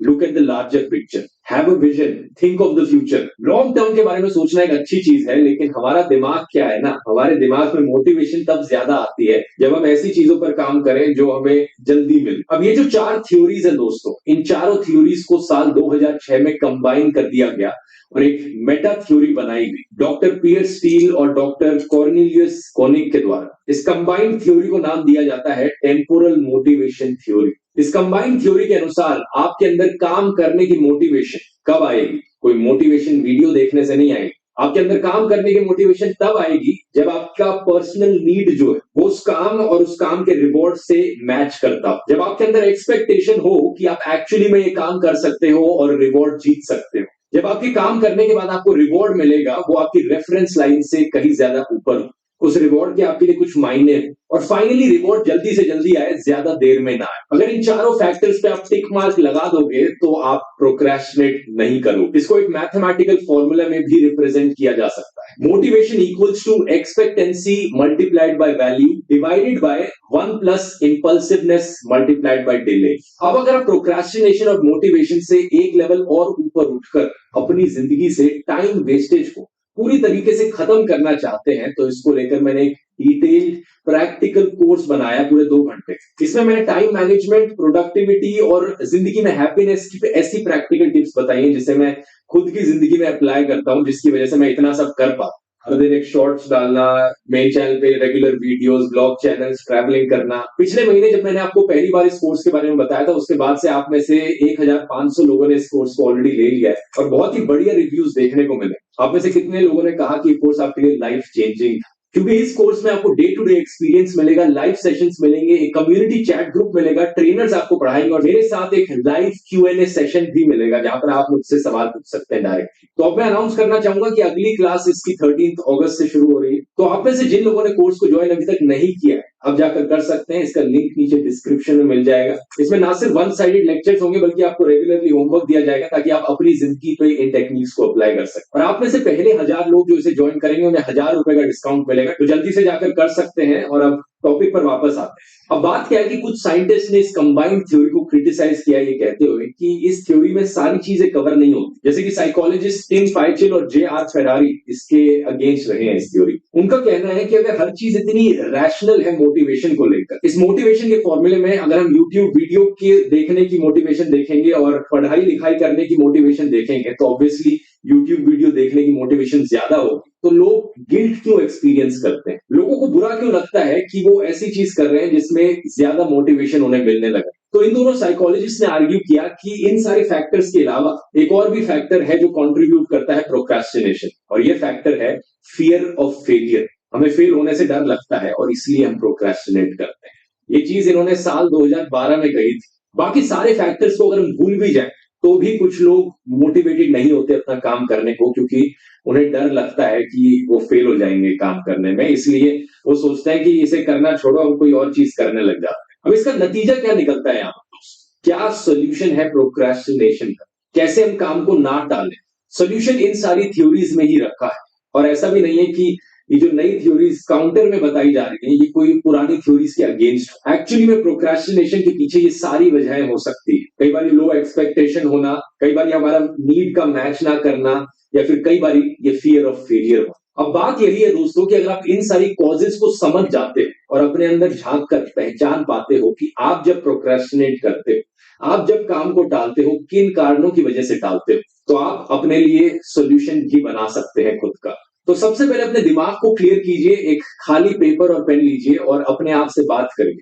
पूछिए अपने आप से कि क्यों आप प्रोक्रेस्टिनेट कर रहे हैं। पेपर पर लिखिए। जब आप कॉज लिखेंगे तब आपको उसका सोल्यूशन मिल पाएगा। प्रॉब्लम पहचानने से ही आधा सोल्यूशन तो ऑलरेडी कंप्लीट हो गया। अगर आप अपनी जॉब में काम को टालने लग रहे हैं ये सोचकर कि कौन सी बड़ी चीज है, कोई इतना बड़ा काम तो मैं करने नहीं लग रहा हूं, तो मोटिवेशन अंदर से आ नहीं रही है, तो इस लॉस अवर्जन को याद रखिए। अपने आप को बताइए अगर ये काम नहीं करेंगे तो आपको जॉब से निकाल दिया जा सकता है। और फिर सोचकर देखिए क्या क्या हो सकता है आपके साथ अगर आप जॉबलेस हो गए। अगर आपके अंदर मोटिवेशन इसलिए नहीं है क्योंकि आप पढ़ाई करते हैं और आपको पता है कि आप टॉप रैंक पर तो आ ही नहीं सकते, तो कुछ ऐसी चीज जाकर करिए जहां पर आप कॉन्फिडेंट है कि उस फील्ड ऑफ स्टडी में आप अच्छा परफॉर्म कर सकते हैं, या ये चीज आपको बहुत पसंद है इसलिए आप यहाँ पर ज्यादा अच्छा रिजल्ट लाएंगे। अगर आप कोई बहुत बड़े एग्जाम की तैयारी करने लग रहे हैं और जो रिवॉर्ड है काफी दूर है आपसे, 1-2 साल बाद जाकर आपको रिवॉर्ड मिलेगा उसका, तो आप क्या कीजिए, उस प्रोसेस को छोटी छोटी स्टेप्स में डिवाइड कर दीजिए। हर छोटी स्टेप के बाद एक छोटा रिवॉर्ड दीजिए अपने आप। इससे क्या होगा, जो इमीडिएट रिवॉर्ड मिल पाएगा। अगर आप अपनी जिंदगी में कोई बड़ा डिसीजन लेने से डर रहे हैं, आपको डर है कि फेल हो गए तो क्या हो जाए, तो ये याद रखिए कि फेलियर से भी ज्यादा बुरी चीज पता है क्या होती है, कभी ट्राई भी ना कर। हम लोग फेलियर से इसलिए डरते हैं क्योंकि हमारे अंदर ईगो है। हमें ये डर है कि अगर हम फेल हो गए तो बाकी लोग हमारे बारे में क्या कहेंगे। मैं फिल्म मेकर बनना चाहता था, मुंबई गया, ट्राई किया फिल्म मेकर बनने की, लेकिन बन नहीं पाया। मेरे दोस्त क्या कहेंगे, गया था मुंबई फिल्म मेकर बनने, बन गया, निकल गया सारा शौक। मैंने पहले ही कहा था ना, नौकरी छोड़ने की बेवकूफी मत करना, लेकिन सुननी तो थी नहीं तुझे। ऐसी स्टेटमेंट्स का डर रहता है बहुत से लोगों को। इस चीज के लिए ये समझना जरूरी है कि हमारी ईगो सबसे यूजलेस चीज है जिंदगी। अगर हम इसी डर में जीते रहे कि बाकी लोग क्या कहेंगे हमारे बारे में, बाकी लोगों की एक्सपेक्टेशंस पर ही जिंदगी बनाते रहे, तो बाद में जाकर बहुत रिग्रेट हो। और वीडियो में पहले मैंने रिग्रेट्स की बात करी थी कि बाद में जब बूढ़े हो जाओगे तो क्या क्या रिग्रेट्स लोगों को होते हैं, ये भी आपको फेस करने पड़ेंगे, उसे याद रख लें। गिलोविच और मेडवेक ने 1995 में एक टेम्पोरल थ्योरी ऑफ रिग्रेट बनाई थी। इस थ्योरी के अनुसार actions may produce greater regret in the short term, but inaction will generate more regret in the long run. अगर आप आज कुछ कर लेते हो सकता है आप कुछ ऐसा कर जाओ जो जिसकी वजह से आपको बहुत रिग्रेट सहना पड़े शॉर्ट टर्म, लेकिन कुछ ना करना ज्यादा रिग्रेट देगा आपको लॉन्ग टर्म। अगर आप अपनी जॉब छोड़कर अपने सपने के पीछे भागते हो और फेल हो जाते हो तो आपको कम रिग्रेट होगा एज कंपेयर टू अगर आप अपनी जॉब कभी छोड़ते ही नहीं और कभी ट्राई करते ही नहीं। इन सब चीजों के बाद आखिरी चीज जो बची प्रोक्रेस्टिनेशन और आपके बीच में, वो है डिस्ट्रैक्शंस। सोशल मीडिया, आपका फोन, ये लास्ट चीज है जिसकी मैं बात करने लग रहा हूं, क्योंकि अगर बाकी सारी जो मोटिवेशंस मैंने आपको बताई वो पॉइंट्स अगर क्लियर हैं तो आप डिस्ट्रैक्शन से शायद ही कभी डिस्ट्रैक्ट होंगे, लेकिन फिर भी अगर आप सोशल मीडिया जैसी चीजों से डिस्ट्रैक्ट होते हो तो इस वीडियो को आप जाकर देखो, जिसमें मैंने बात करी है सोशल मीडिया एडिक्शन से साइंटिफिकली कैसे बचना। बहुत बहुत धन्यवाद।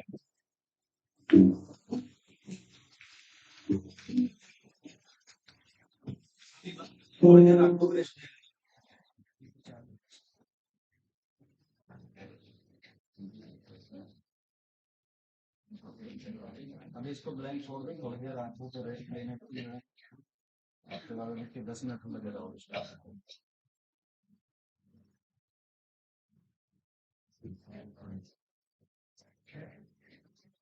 लंच टाइम लंच पहले करा दिया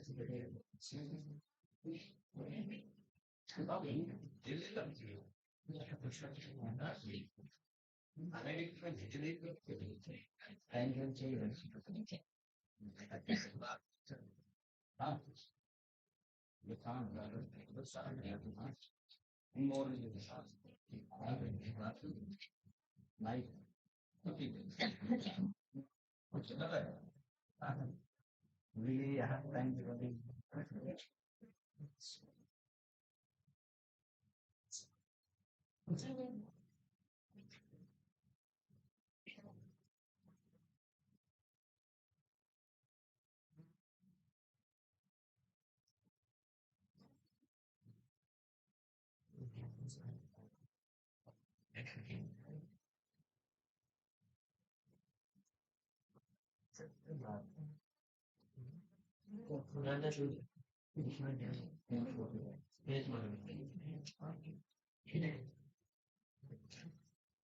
वो तो जरूरत की बात है पॉइंट अपने वाले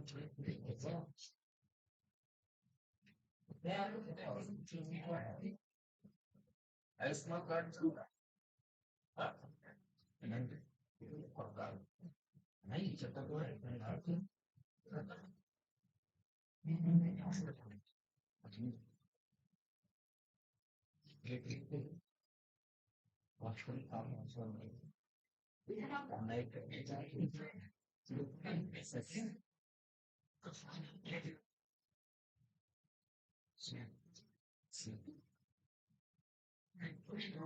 हम सब नीचे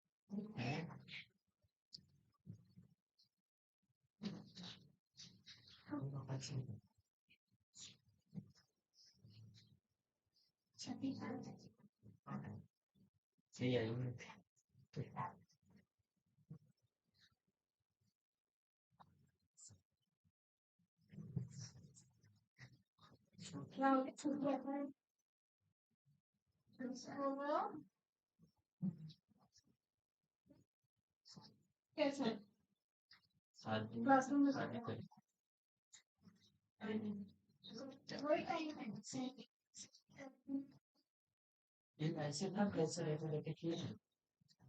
नहीं नहीं किया जानता नहीं कैसे आया तो हमने दिन किया है ये मार्केट नहीं हो रही इसकी प्रॉपर हो गया बेचा ये नहीं मिल नहीं देखो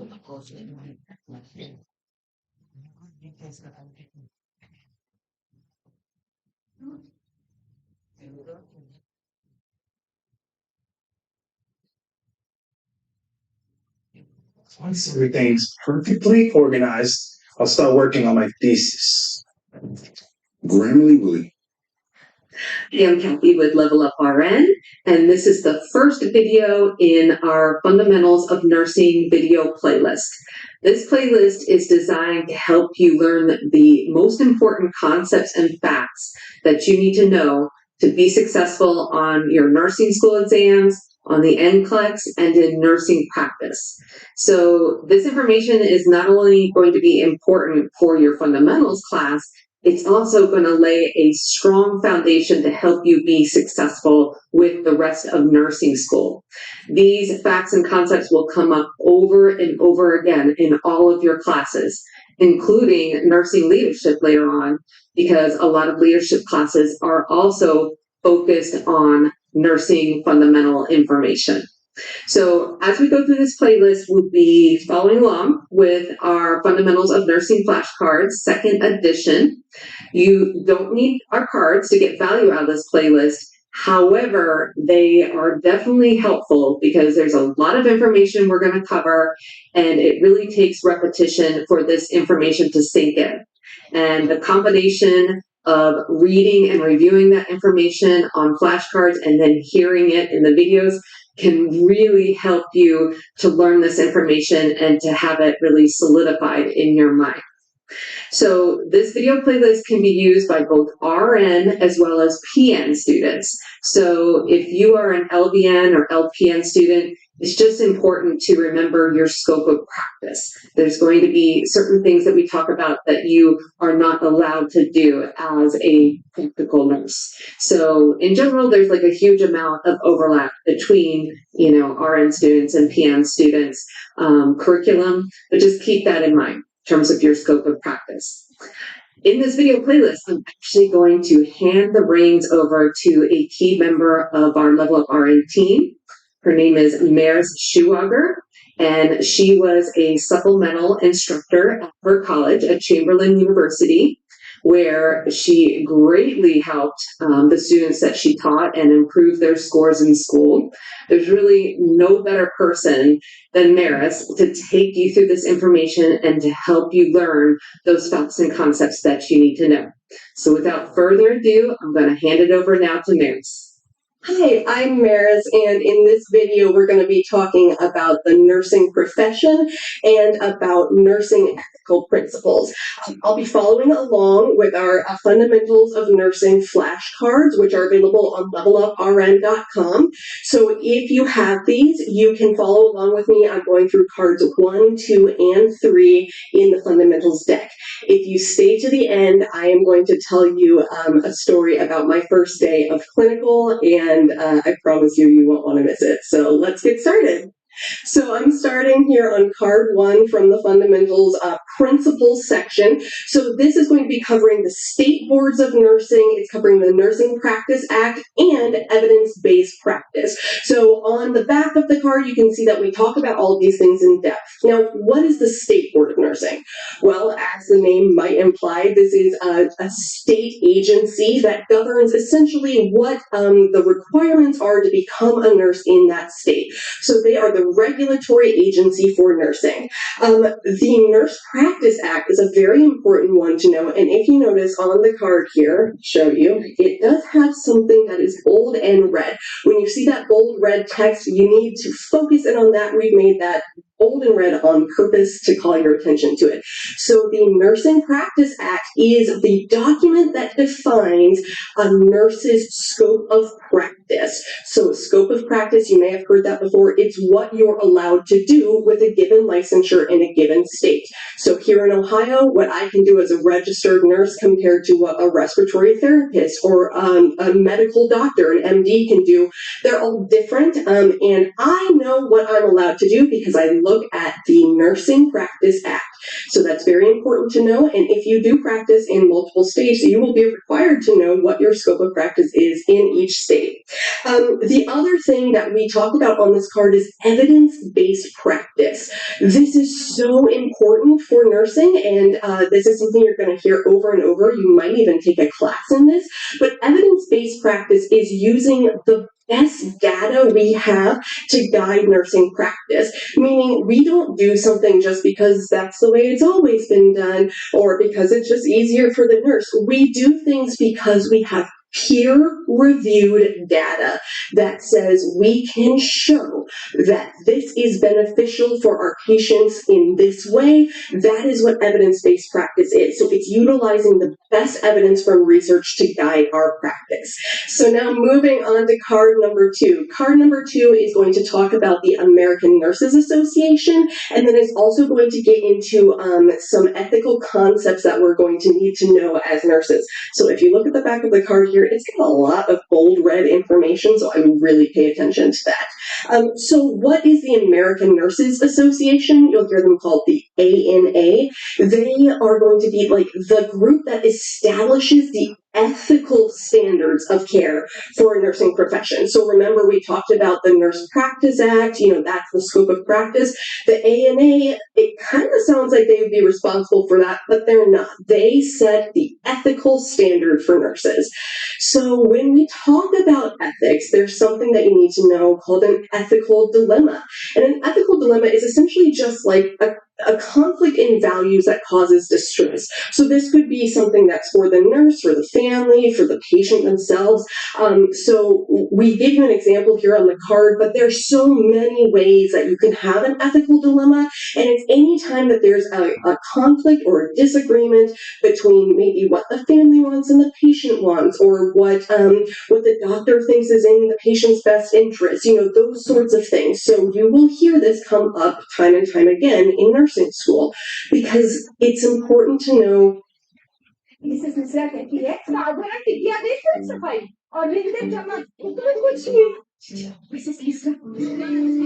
आपके बेटे की शर्ट हमारे घर आ गई तो मैंने धो दी रिंग टिकिया इसकी एंटी ब्राइट टेक्नोलॉजी कपड़ों को देख कराती चमक सिर्फ सफाई नहीं चमक चमक ring What do we do if we have an ethical dilemma? Well, the next thing on this card talks about the ethics committee. And the ethics committee is a really awesome thing that exists in most places. It is an interdisciplinary group, meaning that it is made up of people from multiple different fields of profession. So for instance, you might have a nurse, a doctor, a social worker, a chaplain, those sorts of things. So interdisciplinary team of people whose job it is to hear about ethical dilemmas happening in that hospital or that facility, and they are going to kind of see all of the sides, review the literature, and what is very important to know, and you'll notice we put a key point icon here, it's very important to know that the ethics committee does not impose decisions. They simply offer a recommendation. So that means that the patient or the family may choose to proceed in a different way, but the ethics committee at least had the option, the opportunity to explain what they believe is in the patient's best interest or what is ethically correct. So the next card number 3, if you're following along, this covers what are the ethical principles in nursing. So what did the ANA set as the ethical principles for us? So you'll see here on the card we have a table. So we define the principles and then we give you some examples. So I'm not going to go through all of the examples, but there's definitely lots of different ways that we can see these principles in action. So one of the ones that you just gotta know it is the principle of autonomy, meaning that a patient has the right to decide what treatment they will and will not accept. So this is the patient's right to make their own health decisions. Very important. 2024. Thereafter, in day 2 also, in the first half before the last session, marvelous presentations by the academicians, global leaders, researchers. They are sharing about their thought process. They are sharing about the new innovations in AI. Even in some presentation, we have found the general intelligence. They're sharing about the metaverse, how it will work. Yes, of course, all are super excellent session made by the academicians and the research. They have shared the importance of the entrepreneurship. They have shared the necessity of the multidisciplinary research and how research can be career for the research, for the academician. They have also emphasized on the demand of the industry as well as demand of consumer.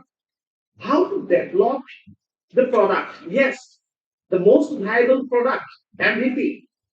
If you want to meet the industry requirement, then definitely we need to understand that how we can develop the practical things from our side and we can bring more and more innovation. The technical session in this post-lunch time, we will have the Royal Golden Award ceremony. And here it's always privilege for us to share with you that technical session 6 will give the Royal Golden Award, and of course we will share about their contribution, how they have made their contribution to different, the domain. Someone may be from the science domain, someone may be from the arts background, someone may be from the management, and maybe of course someone doing their research in artificial intelligence. So wonderfully, they have contributed to the world of innovation. And Eudoxia is always inspiring the leaders, inspiring the innovators, because they are the future of the nation, they are the future of the different countries. So with this, we would like to move forward for today, Royal Golden Award ceremonies here in this platform. So first of all, I would like to give you the big congratulations from Team Eudoxia and Eudoxia Research University and Eudoxia Research Center and Samarpan Group, which is the contributor in this Irtec 2024. May I request everyone to give the big hand to all the winners of the Royal Golden Award. They have contributed a lot and they are showing their contribution in the different ways. Now think that the person getting one really prestigious award, and which is the Best Academic Leadership Award 2024. Large numbers of nominations were there. The winner is getting the final breakthrough in his career by making the contribution into the organizational leadership. Engaged in teaching profession since 2007. So 2 decades continuous teaching.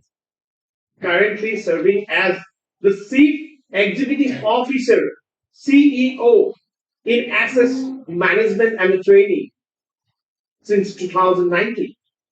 10 years of the experience in university teaching and as well as the academic administration in 3 American universities from 2007 to 2017. 8 years of dedicated service as the director in Nepal Electricity Authority. He was the full-time professor in American College of Commerce and Technology in Virginia. So may I request each and everyone to give the big hand for the winner of the Best Academic Leadership Award, Dr. Thakur Pariseni from United States of America. We would like to welcome you with a big hand from our side. And definitely, I think that whenever you will share your story, your journey with our all academician and researcher, it will encourage them to do more and more work.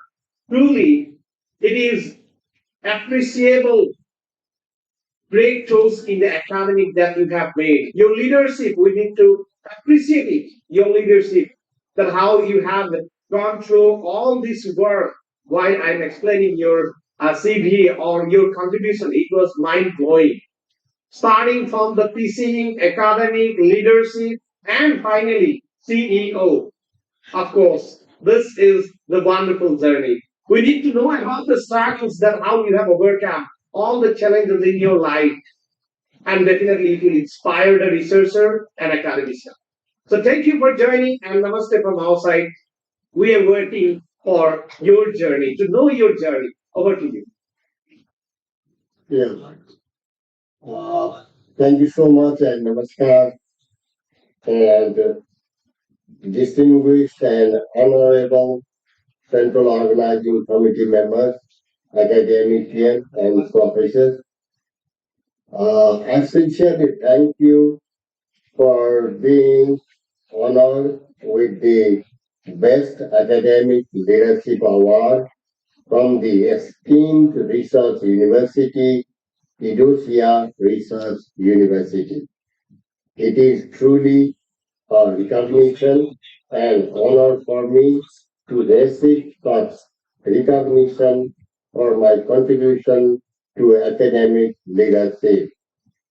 I am thankful to the university and the selection committee for acknowledging me the effort and dedication that went into my work life. This award always motivates me to strive to excellence in fostering academic growth, innovation. I'm truly honored and grateful for this meaningful recognition. Again, my sincere thanks for awarding me such a significant award. And as I said earlier, this will always initiate me to do further better in my life. Thank you so much. Namaste. Thank you. Thank you very much, and namaste from our side. That was incredible message by the winner. And now we will have the message from our academician. We will share his failed membership. It is the great opportunity for us to share the failed membership. So I would like to request our team member to share the failed membership. I would like to share here that failed membership is the lifetime membership. And it will give the opportunity to the academician, global leader, or researcher to become the Royal Assembly member, to contribute in the journals, to contribute in the book writing, to work with a team, to be the part of our society. And definitely, I think that Dr. Thakur will utilize this opportunity as the fellow member. We would like to also share here the award, the most prestigious award here in our Royal Golden Award in 2024. I would like to share here that the Best Academic Leadership Award 2024 is going by Dr. Thakur Kudasi for his contribution into the field of teaching and academic leaders. May I request everyone to give a big hand for such a wonderful achievement. And now we would like to take here some greeting notes, best wishes from our academicians, global academicians here in this platform. May I request our Professor Dr. Rajesh Kandur also to add some few words as in greetings from your side. Thank you, sir, for unmuting me. I am very happy and I congratulate Dr. Thakur Radhakrishnan sir for his excellent academic career and contribution to the humankind. Okay, it is an exemplary example for all of us that from where we can go as a teacher to CEO is one of the best example. I'm very grateful to you, and it motivates us to learn from you and do a lot to this humanity, sir. Thank you, sir. Thank you for being one for a great congratulations to you. Thank you. I'm very much grateful. Thank you. Thank you, Governor Sir, for your message. Now I would like to take the opportunity to unmute Dr. Alma here from Vietnam. May I request you to give one greeting message from your side to Dr. Thakur in this platform for winning the Best Academic Leadership Award. Over to you. I'm really appreciate to all academics and professors all around the globe on behalf of Fiducia Research University that we collaborate together, work together for the betterment of the whole world.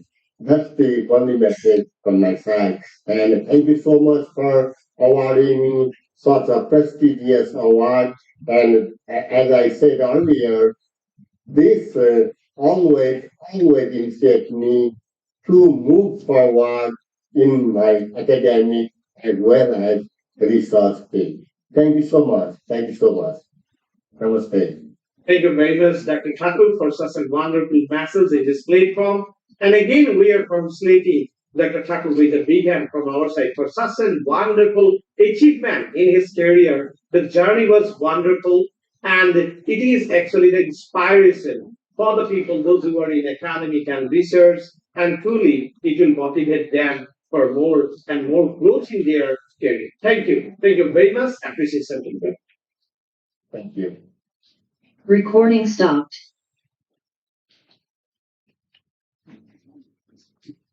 Now this is time to go forward for our next award category. And this is Best Academic Mentor Award 2024. Yes, of course, it is another most prestigious award and numbers of nominations were there. Here we are having the winner. And the winner is the head of the department of BSPMS College. And contribution made by the winner in synergy and also the rehabilitation services, having the publication more than 18 journals, research paper, international research paper, and also another 13 remarkable publications in the index journal, working as an examiner in the 15 universities, and also member Society of the Cardiovascular and Pulmonary Rehabilitation. So here we would like to take the opportunity to welcome the winner of the Best Academic Mentor Award 2024, none other than Professor Dr. Y. Praveen Kumar in this platform. May I request you all to give the big hand to Dr. Praveen Kumar in this platform, and I'm pretty much sure that he will share his journey with all of us. Recording in progress. So I think that Dr. Praveen Kumar is not present here. And as we have explained here, as we are showing that he has made a wonderful contribution. So our best wishes to Dr. Kumar, and so hope that in future also he will continue with his contribution to the society. Thank you. Thank you very much for your contribution, and we are appreciating your journey in the research and innovation. Thank you. Recording stopped. Now this is time to move forward to our another section of the Royal Golden Award. And here we have the Best Young Scientist Award. Recording in progress. The winner is one of the leaders from the cloud data science, doing the data modeling, explaining to the world about the database, ETL expert, database migration, having the experience in the domain control, even the cards, payments, retail banking, with the technical skill in RDBMS, artificial intelligence, machine learning, Oracle, IBM, DB2, and much more. He involved in the system and study, development, and unit testing for leading insurance companies. Here, I would like to take the opportunity to announce the winner of the Best Young Scientist Award 2024, Dr. Subhadip Sasmal from United States of America. We are requesting you all to give a big hand to Dr. Sasmal here in this platform. And I would like to request you, please share your journey with us. Share that how you have overcome the obstacles in your career and you are motivated yourself to reach this position. Definitely, your contribution, your journey will inspire the other researcher and academician for their own work. Thank you for joining and namaste from our side. Namaste. Thank you very much. Thank you for giving me the award. I'm really happy and obliged to receive this award despite so many competition and so many people applied for it. Regarding my journey, I did bachelor's from Kolkata, India and worked 6 years there. Then I came US in 2014 until then working in multiple clients, multiple projects. So I always focus on innovation, challenge the way we do work and try to improve it. And from day one of my work, I'm working with data. And as you know, the call data is unwired. So, imagine any company like banking, social media, and all those stuff have unlimited volume of data. So my research intention was to improve data processing and pipeline using cloud computing and AI. And people have AI in every field. So I worked in my data field and trying to improve the data processing and all those stuff using AI. And I wrote many various research papers on data processing with AI and tried to explore different aspects of data pipeline. And I writing few books and got some patents too. So yeah, please feel free to check my research paper and reach out to me if you have any questions. And lastly, I'm very happy to receive the award from prestigious institution like Roxia. Thank you very much for inspiring me. Thank you. Thank you very much. Your wonderful story sharing and of course starting the journey from Kolkata and the city of happiness that's there and to the United States. And it's a wonderful journey, I think. And here we will have the grading message from our academician. Thereafter, we will share the fail certificate. We will share the award certificate in this slide booth. So I would like to now take the opportunity to unmute Dr. Elma. You can share one greeting message from your side and to the winner, our winner. I would like to congratulate Kasmal for this prestigious award. And it will give the researcher a motivation as well to do more research, especially you've made your lots of publications. And thank you for winning this award and good luck to all researchers and academicians. Hopefully this will motivate to all of us. Thank you and congratulations to you. Thank you. Thank you very much, Dr. Elma, for your message. I would like to take the opportunity here to unmute our another global academician, Dr. Edward here from Canada. May I request Dr. Edward to add one greeting message from your side to the winner, Subhadeep Sasmal here, and your greeting message will encourage him for more research work. So I would like to unmute here Dr. Edward from Canada. That's if you can share some few words, if your network allows, then it will be wonderful. So I think Dr. Edward is facing some issues. I would like to take the opportunity to unmute Dr. Marichu Manit here, the co-author of our Irtec 2024, to add one greeting message from your side to the winner and to the Royal Golden Fellow, Subhadeep Sasmal here in the state.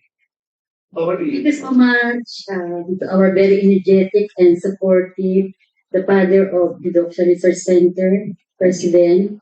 Congratulations to all the winners of Golden Royal Awards.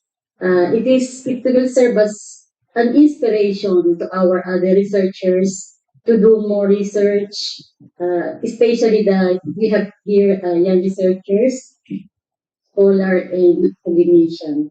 You are their idol. You will get our idol or model in doing the research. Again, congratulations to all. Thank you. Thank you very much, Dr. Marisa Menos from Philippines. And we have seen that international academicians are sharing their best wishes to the winner. And truly, they have made the incredible work. And therefore, we are super delighted to share with all of you that Sudhik Sasmal now become the frail member of our Eudoxia. From today onwards, he will be the member in Royal Golden Assembly. So may I request everyone to give the big hand to Sudeep Sasmal for becoming the Royal Golden Assembly member. And of course, his award after the winning the frail membership, he is awarded with the very, very prestigious award in this platform. And Subhadeep Samal is the winner of the Best Young Scientist Award 2024. And it's the privilege for us to share the thoughts for the academicians from the researcher with all of you. Now this is time to have one message from the winner that how he feel about the award, how he feel about the failed membership, and definitely the winner message will encourage other researchers and academicians to make more contribution into the research and innovation. Over to you for sharing your words. Thank you again for the award. I feel really inspired by getting this award. So I will continue my journey in my research in science, and I will try to innovate more and try to give back to my community more. So thanks again. Thank you. Thank you very much. And please give the big hand for Dr. Subhadeep Small here in this platform. And we are wishing you the bright future and more innovations, more contribution to the world. And I'm pretty much sure that you will involve in our research societies also. You will give your advice to the young researchers, young academicians, so that they can also find out the opportunity in this topic. Thank you. Thank you very much for being the part of the university. Big hand from us.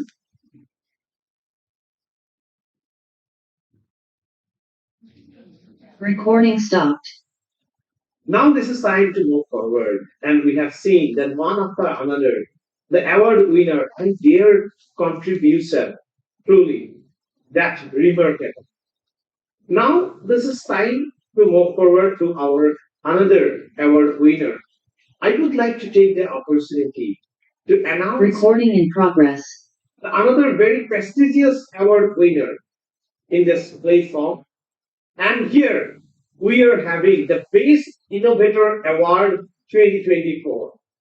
So I would like to request our technical team to say the availability of the winner, Ranadeep Reddy Pale from United States of America. So I think Ranadeep Pale is not present here right now. So our best wishes with you, and so that in future also more and more research and innovation can go on, and you can contribute to the world of research. And the congratulations to you for becoming the winner of the Best Innovator Award 2024 in the Royal Golden Award ceremony. Thank you. Thank you very much for being the part of the Eudoxia, and big hand for you. Thank you. With the best wishes from our side. Recording stopped. Now this is time to move forward to our another very important and prestigious award ceremony. And here we are having Recording in progress. Academician Research Project Award 2024. So this is one of the most prestigious awards given by our European Research University, Newcastle, USA, and European Research Center, India. Here, the innovators are doing their research projects, and numbers of nominations are always coming for this award category. The winner is also the IIT PDF Innovator in European Research University in USA and USA Research Center, India. He is one with the PhD in the chemical engineering. He patented roof cleaning device on 13th January 2023. So congratulations to you. He is the reviewer of more than 13 journals, editorial board member in the 7 journals. Then he is the member of the 15 international organizations. He won the Best Faculty Award also. He received C.V. Raman Award in 2022. He was awarded with Research Excellence Award in 2022, awarded for the top 10 Professor of the Year at the Global Education Award 2022.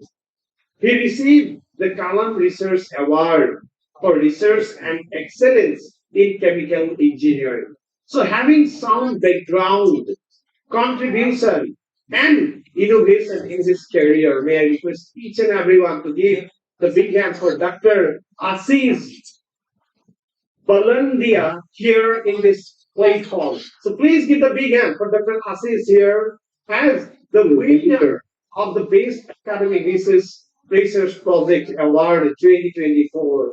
And thank you for joining, and namaste from our state. We would like to have your journey sharing with all of us that how you have reached this position, how you have overcome all the problems and awards you are winning one after another. Your contribution, please share with us your journey. It will truly inspire the researcher and academics. Over to you. First of all, good morning, good evening, and good afternoon from various countries who are right now here.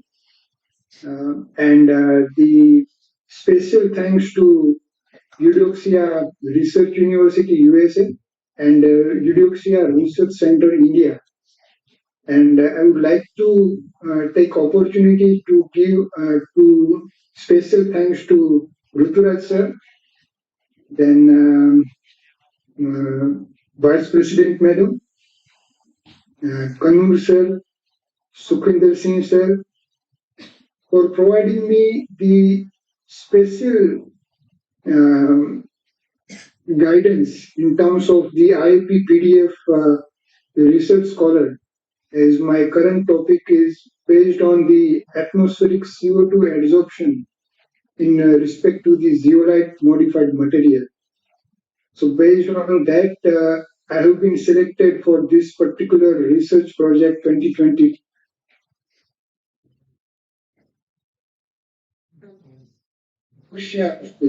And I'm very much happy that I'm a part of the Eudoxia family and truly inspired by the young people and the experienced person joint venture, which provide us a continuous support and the motivation, not in terms of our engineering background, but in terms of the mental support, so that we can continuously doing the good work in terms of the research and in terms of the IP PDF. So I'm very much happy to be a part of the Europian family. As far as my career is concerned, I have started my career from the Hindustan Lever Limited after completion my master's from the DDIT college. And then I switch over to the education background as per the suggestion from the one of the professor who met, and he told me that you are not a company guy. You are should be from the education background. You need to serve for the society. So this is one person who is my motivator, so that I switch over to the corporate world to the education world.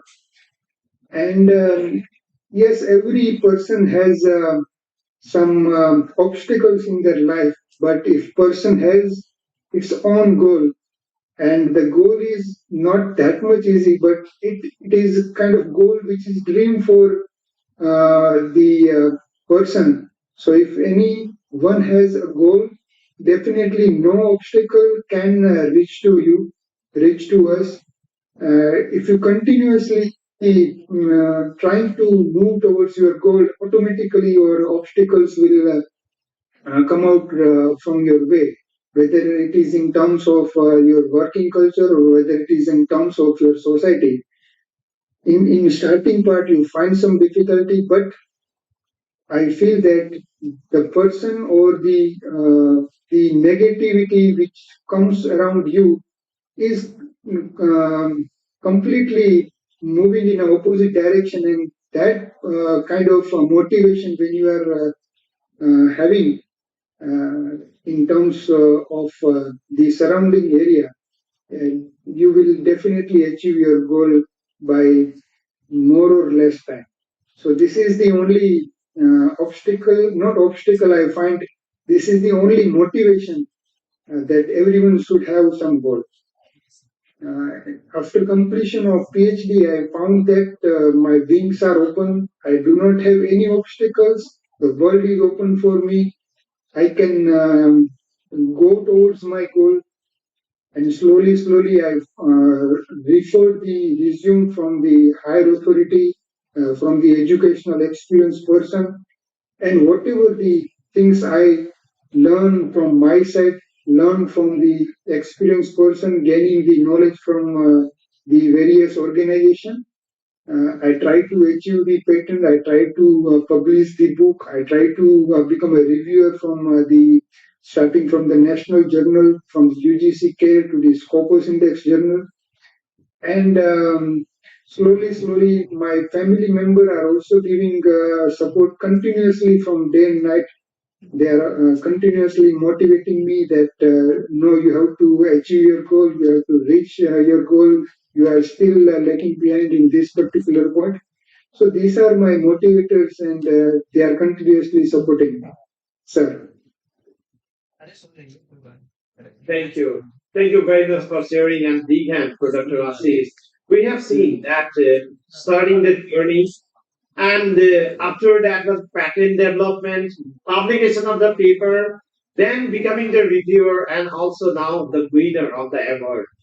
I would like to share with all of you, I have seen his presentation in the IAP PDF also from your seminar, which is also, I feel from my side also, which can be also the next patentable work.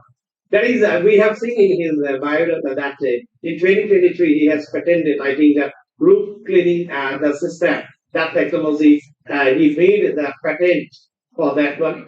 And also, he won the numbers of the award, including C.V. Raman award. And he made the roof cleaning device. I think that that patent was published in the 2023. So these kind of contribution that whenever the academics and researcher are making, truly meeting the demand of the industry. It is very important. That's the not only to develop the patent, but patents should be under the demand. And I hope that in future also that his work, his innovation will meet the industry demand, meet the client demand, meet the customer demand. So in the chemical science, he was doing wonderful work. Now this is time to have some greeting messages and also sharing of our failed membership. First, I would like to take the opportunity here to unmute our registered coordinator, also Irtec 2024, Dr. Subhinder Singh, in this platform, so that you can share one greeting message to the winner of this prestigious award and welcome him as a proud member of our organization. Thank you so much, sir, for inviting me. I would like to first of all congratulate Dr. Ashish Badania, sir, for having inducted in our Frail Assembly, and now, of course, for the Royal Golden Fellow Award also. Sir's incredible journey is actually in terms of the learning as well as the research part. It is very important, especially very unique and innovative ideas that actually propel Dr. Ashish to learn also. We are very grateful. And of course, now we will start the many more things as a frail member. We will start our Inspire CQTs, then you will be, of course, in our all editorial board members, especially the reviewer part, because this is a responsibility which I think every scholar should take to review the research work. And you are, of course, having also already a review of many journals. So we'll welcome you in our Edoxia family as a frail member. And thank you so much for contributing this much to the research. Of course, we always help you in terms of each and every aspect in research and innovation. So congratulations and keep up the good work. Thank you. Thank you so much. Thank you. Thank you very much, Dr. Sigvinder Singh, for such a wonderful message. Greeting message from your side to welcome our Dr. Assis as a fellow member. We will request our General Manager also, Jim Prakash, to have here some few words from your side as a greeting message to Dr. Assis. Over to you. Thank you so much, sir, for meeting me. So, at this platform, I, along with all the members present over here, would like to congratulate Dr. Ashish Baldania sir on his wonderful achievement. So, this is an achievement which we celebrate, but it is a fruit of his laborious journey, which he consistently tried, which all the illusions, which all the difficulties, all the challenges that came his path, but he stood still. And as a result, his contribution is visible. And as of today, we expect or we hope that as he continues his further journey, more and more contribution would be there towards the humanity, towards the upliftment, towards the making the world a much beautiful place to live in. So, congratulating you once again, sir, and wish you all the best. I remain. Thank you so much. Thank you. Thank you. Thank you very much, Jim Prakash, for such a wonderful message. Definitely, it will encourage me for more and more work. Now, this is time to have the award ceremony. Of course, the sharing of the most prestigious award, the Best Academic Research Project 2024, awarded to Dr. Ashish Baldania from India. We are congratulating you for your contribution into the field of chemical science and engineering. You are doing wonderful work.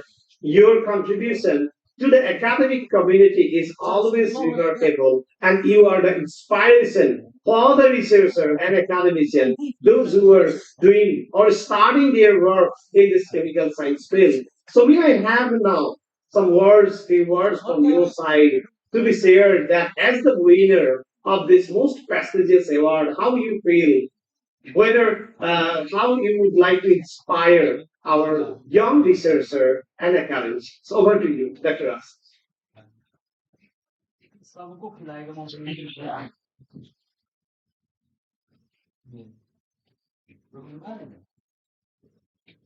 When you are doing something, and not this happiness is not restricted to me actually. When I found or when I achieve something new, my family member is very much happier than me.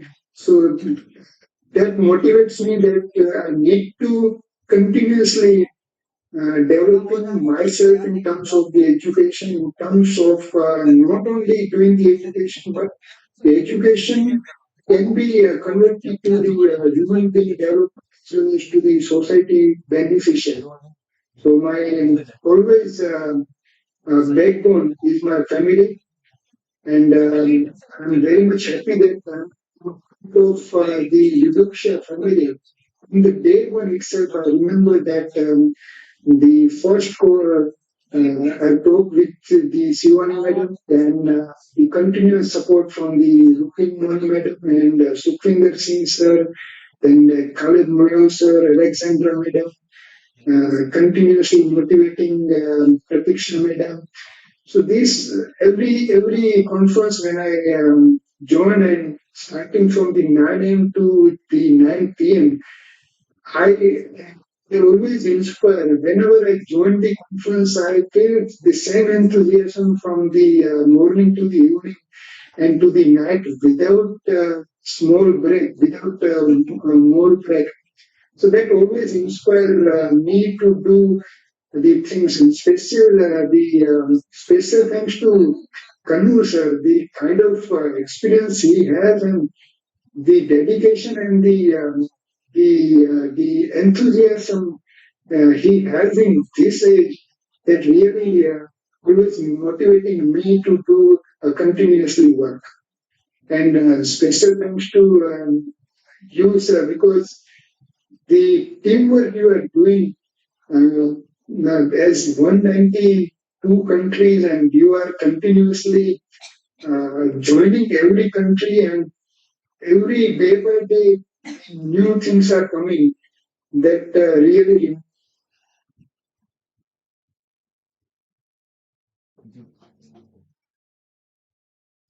Thank you very much, Dr. Assis, for such a wonderful message in this platform. Really, he was sharing that the success is not coming alone, with the family members. With the support of his family member, he is walking in this journey. The journey may be keeping always the challenges, but whenever you are not walking alone, whenever someone is there to inspire you, to push you forward, to stand with you always, then the journey becomes remarkable. Thank you, Dr. Ashish, for sharing your journey. And thereafter that, as you were sharing, that yes, we are European Research University and European Research Center, always ready to support all the researchers. Our every member will give you the 100% support from our side. And truly, I think that the more and more innovations are waiting for all of us.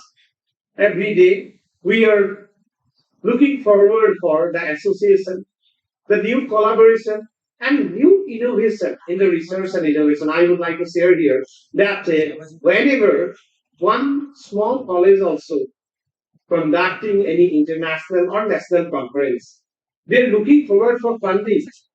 Eudoxia is only organization that without taking funding from any agency, we are conducting our international conferences because of your passion, because of your contribution. And big thank to all of you for being the part of this Eudoxia Research University and Eudoxia Research Center. You are making the miracles. The concept was that whenever you are having at least 5 to 10 lakhs rupees from the government, then only you can conduct the international conference. We have shown it that it is the biggest might. We are conducting international conferences, award ceremony without taking the funding from any funding agency. We are not the liability. We are the assets for the countries where we are working. So I think that the winner, like Dr. Assis Baldenia, that's sharing his journey in the chemical science contributions, truly inspire the researcher for more innovative work. Our best wishes always with you, and big congratulations to you and big hand from our side, so that your journey will be more and more wonderful.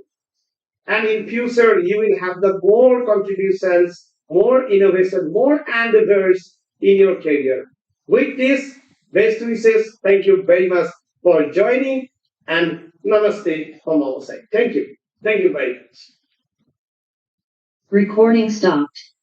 Finally, we are moving forward to the most awaited moment and the most prestigious award, that the Best Academician Award.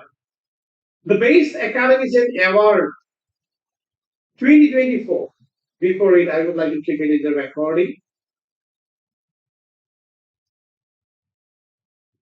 Recording in progress. So it's a great honor and pleasure for us to now announce the most prestigious award, that is the Best Academician Award 2024. The winner is the Global Women Leader. She is professor and head from the nursing department, the College of Nursing, CMC, Bangalore, India. She worked as the clinical nurse specialist in the PICU for a year, as the assistant professor in United States of America for 2 years.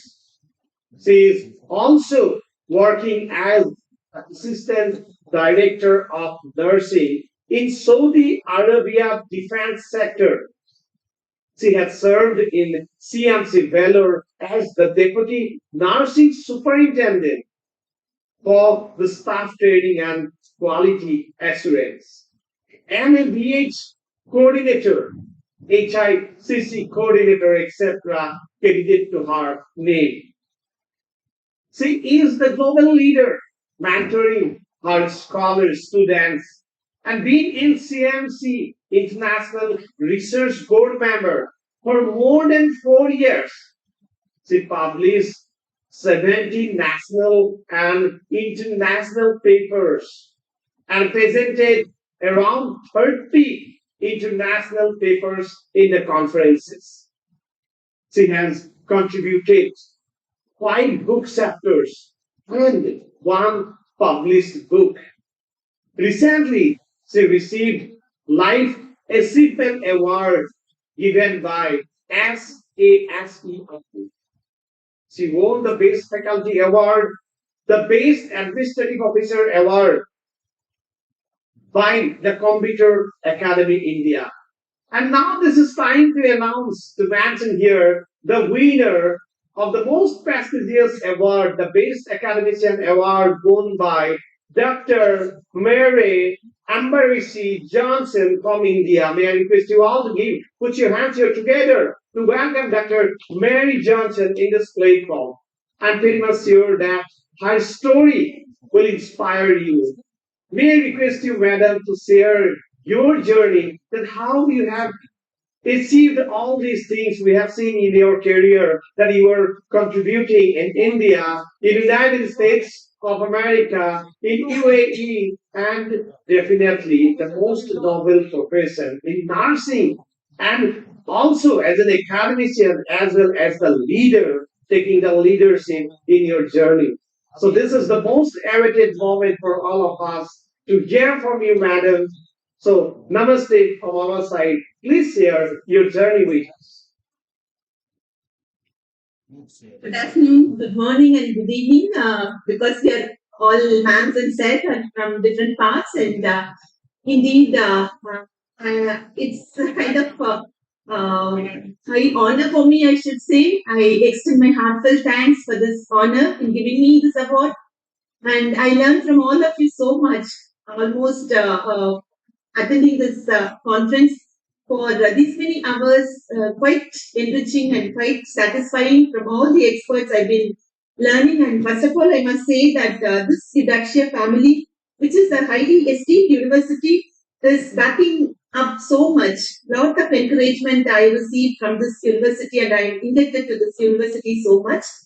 And I learned from all of you, and I'm grateful to our Lord Jesus Christ, and who's the meaning of my life, because I, from a very humble beginning, I should say, I lost my father when I was 5 years old, and lost almost 7 siblings when I was young, and I was on the street, poverty stricken. And if I am what I am today, it is because of Lord Jesus Christ, and of course, all the teachers and all my family members, my relatives who have helped me up to this. And now I feel I'm so deeply connected to Eudoxia family. I feel like my own kin and kith. To that extent, I can get connected to you all. And all of you have been sharing in my journey, and I'm thankful. And I'm so thrilled by the incredible honor, and it reminds me that I must go much more, must work hard much more than what I've been doing so far. And actually, I have a lot of passion in mentoring, teaching the students and mentoring them, as well in the administration in nursing field, mentoring my own staff nurses, whether in Saudi Arabia or even in the US and here as well. Mentoring the staff nurses and students has been my passion, and I'm continuing it. And so actually, I'm doing this almost for the past 3 decades, 30 years. And so I really received this award today, and I feel that it is a dream come true for me. And this award is a testament of the grace of Lord Jesus Christ put into my craft. And I'm totally inspired, and I assure you that I will contribute my best to the society around, and especially to the Eudoxia family, the wonderful university. and where I can deeply get connected with all the members. They're like my own brothers and sisters and my kin and kids, and I do pray for each of you every day. Please remember me too in your prayers. That's my request. Thank you once again. Thank you, one and all.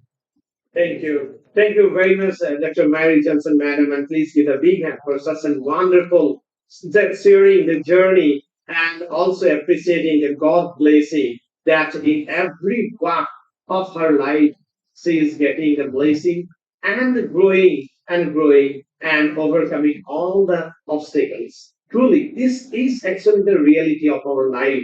And whenever you have dedicated your 3 decades of your life to academic research, truly contribution is the mind blowing. 30 years continuous service in the nursing sector and contributing to the research, innovation, academics, and also leading the world. Truly, this is admirable. Now this is time to welcome our Mary Johnson Madam as the FRAIL member. From today onwards, she will be our member in the Royal Golden Assembly. May I request our team member to share the FRAIL certificate first, and we will have our greeting message from our academician in this platform, so that this greeting message will inspire. So first, I would like to take the opportunity to unmute our Professor Dr. Rajesh Kannur sir to share some few words to our winner here in this platform. Thank you, sir, for unmuting me. Good evening, madam. Okay, good evening.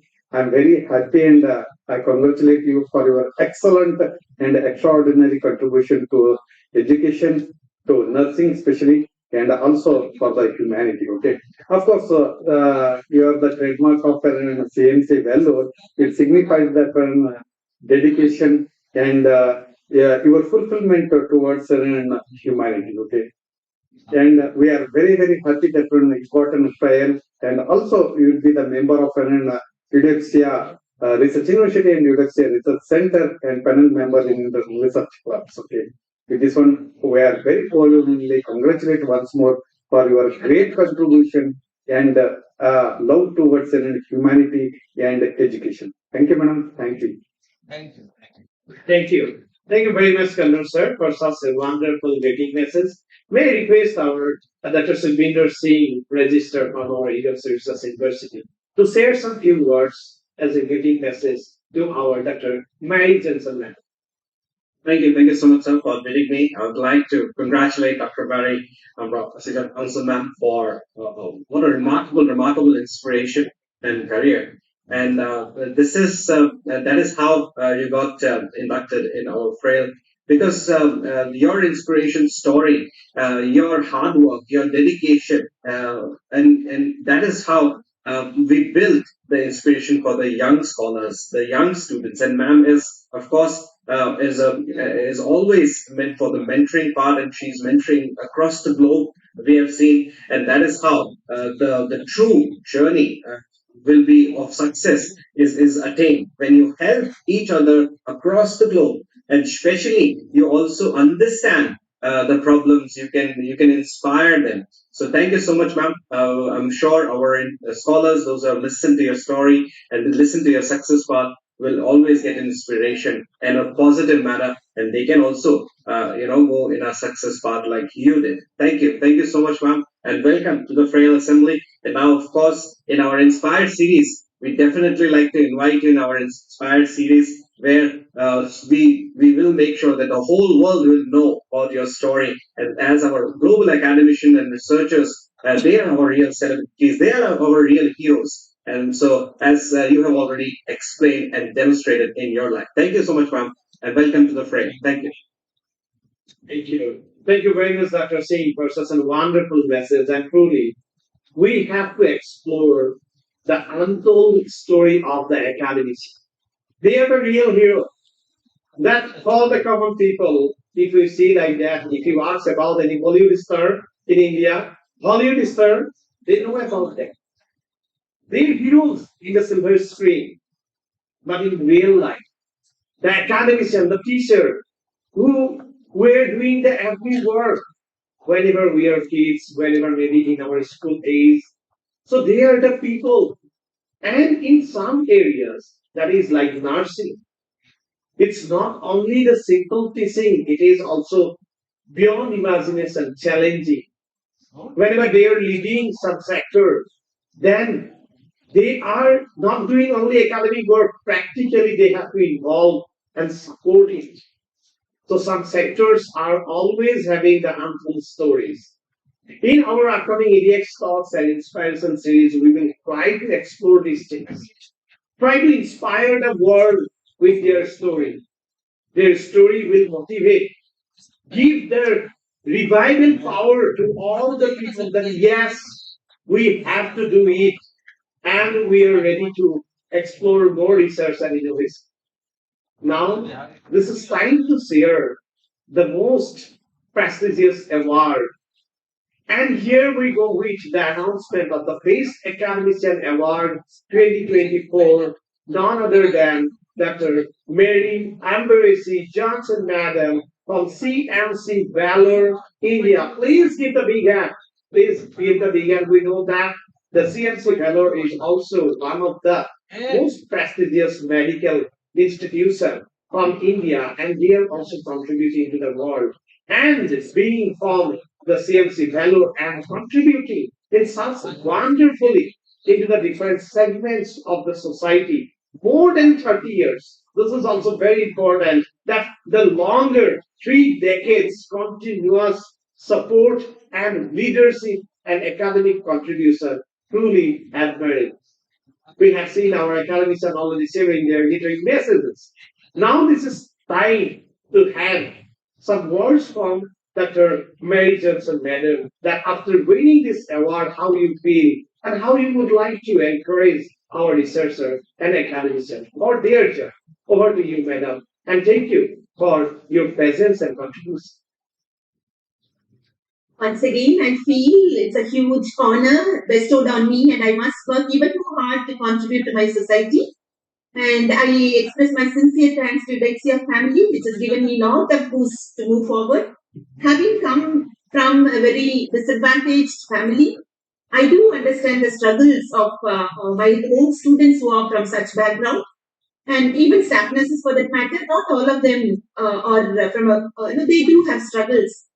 Some of them do have struggles, and therefore, when as mentors and teachers, when we sit back and talk to them and give them some of our time, that really motivates them. Many of my students, should I say, most of them are in very big positions in different parts of the world, and I'm so happy. I give references for them, and they're all seated in very big positions in different parts of the world. I'm so proud of them. And all this I invite for my own teachers. I'm thankful to my own teachers. If I am what I am today, it's because of Lord Jesus Christ and my own teachers, my family members, my friends. So all their contributions, and now I should say I'm connected to a very big family of Irtec, the most prestigious institution, and you are my family now, the extended family. And so thank you very much once again, and from the very I thank each and every one of you, and I will cover all of you with my prayers, and kindly do remember me as well in your prayers. Once again, I extend my heartfelt and sincere thanks to each and every one of you. God bless. Thank you. Thank you very much, Dr. Mary Johnson, Madam, and please give the big hand for such a wonderful contribution. And the words, these are heart-touching words. That whenever Madam is sharing, that her gratitude to her teacher, and also feeling proud for her student. It is the wonderful moment that whenever teacher feel proud of their student, whenever they are in the different positions, different top level positions, and they are also now becoming leader. So that is why I just बिल्कुल आवाज नहीं 1 by 1 पीछे से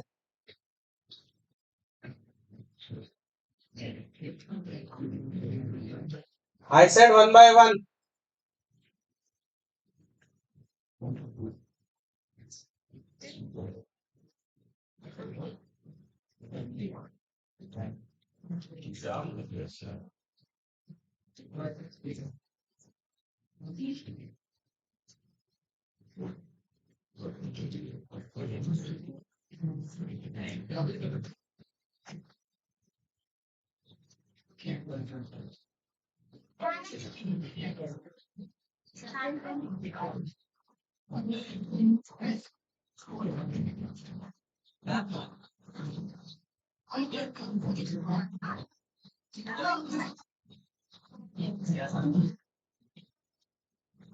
एक साथ कहा जा रहे हो, वहां गेट टूट जाएगा, गिर जाओ।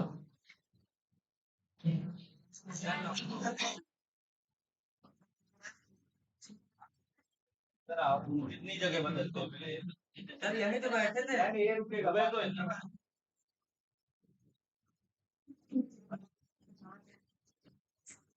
यार मैं बात नहीं कर रहा था, आपको पड़ गया।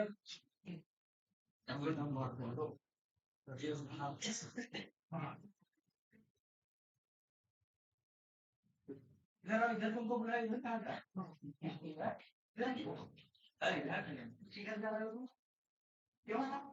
यार आप यहाँ बैठे तो यहीं तो बैठे थे, बुला यार। हाँ बिल्कुल बात करिए, नो सर, जी खाया हूँ सर।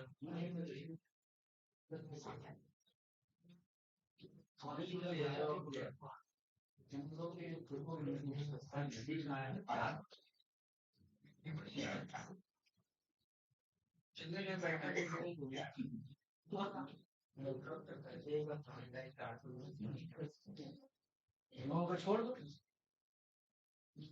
चूतिए बच्चे हैं यार कसम।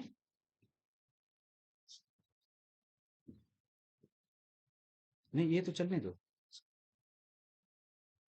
मैम बच्चों को भेज दी, बंद कर दे, बंद कर दे। ओके, इनको सिंहासन बना के बैठे हमको एक केस लगा।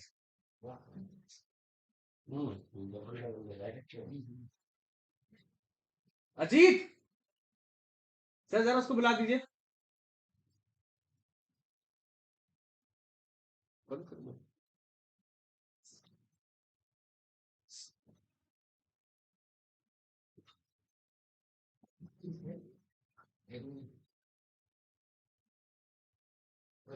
खत्म हो गया ना?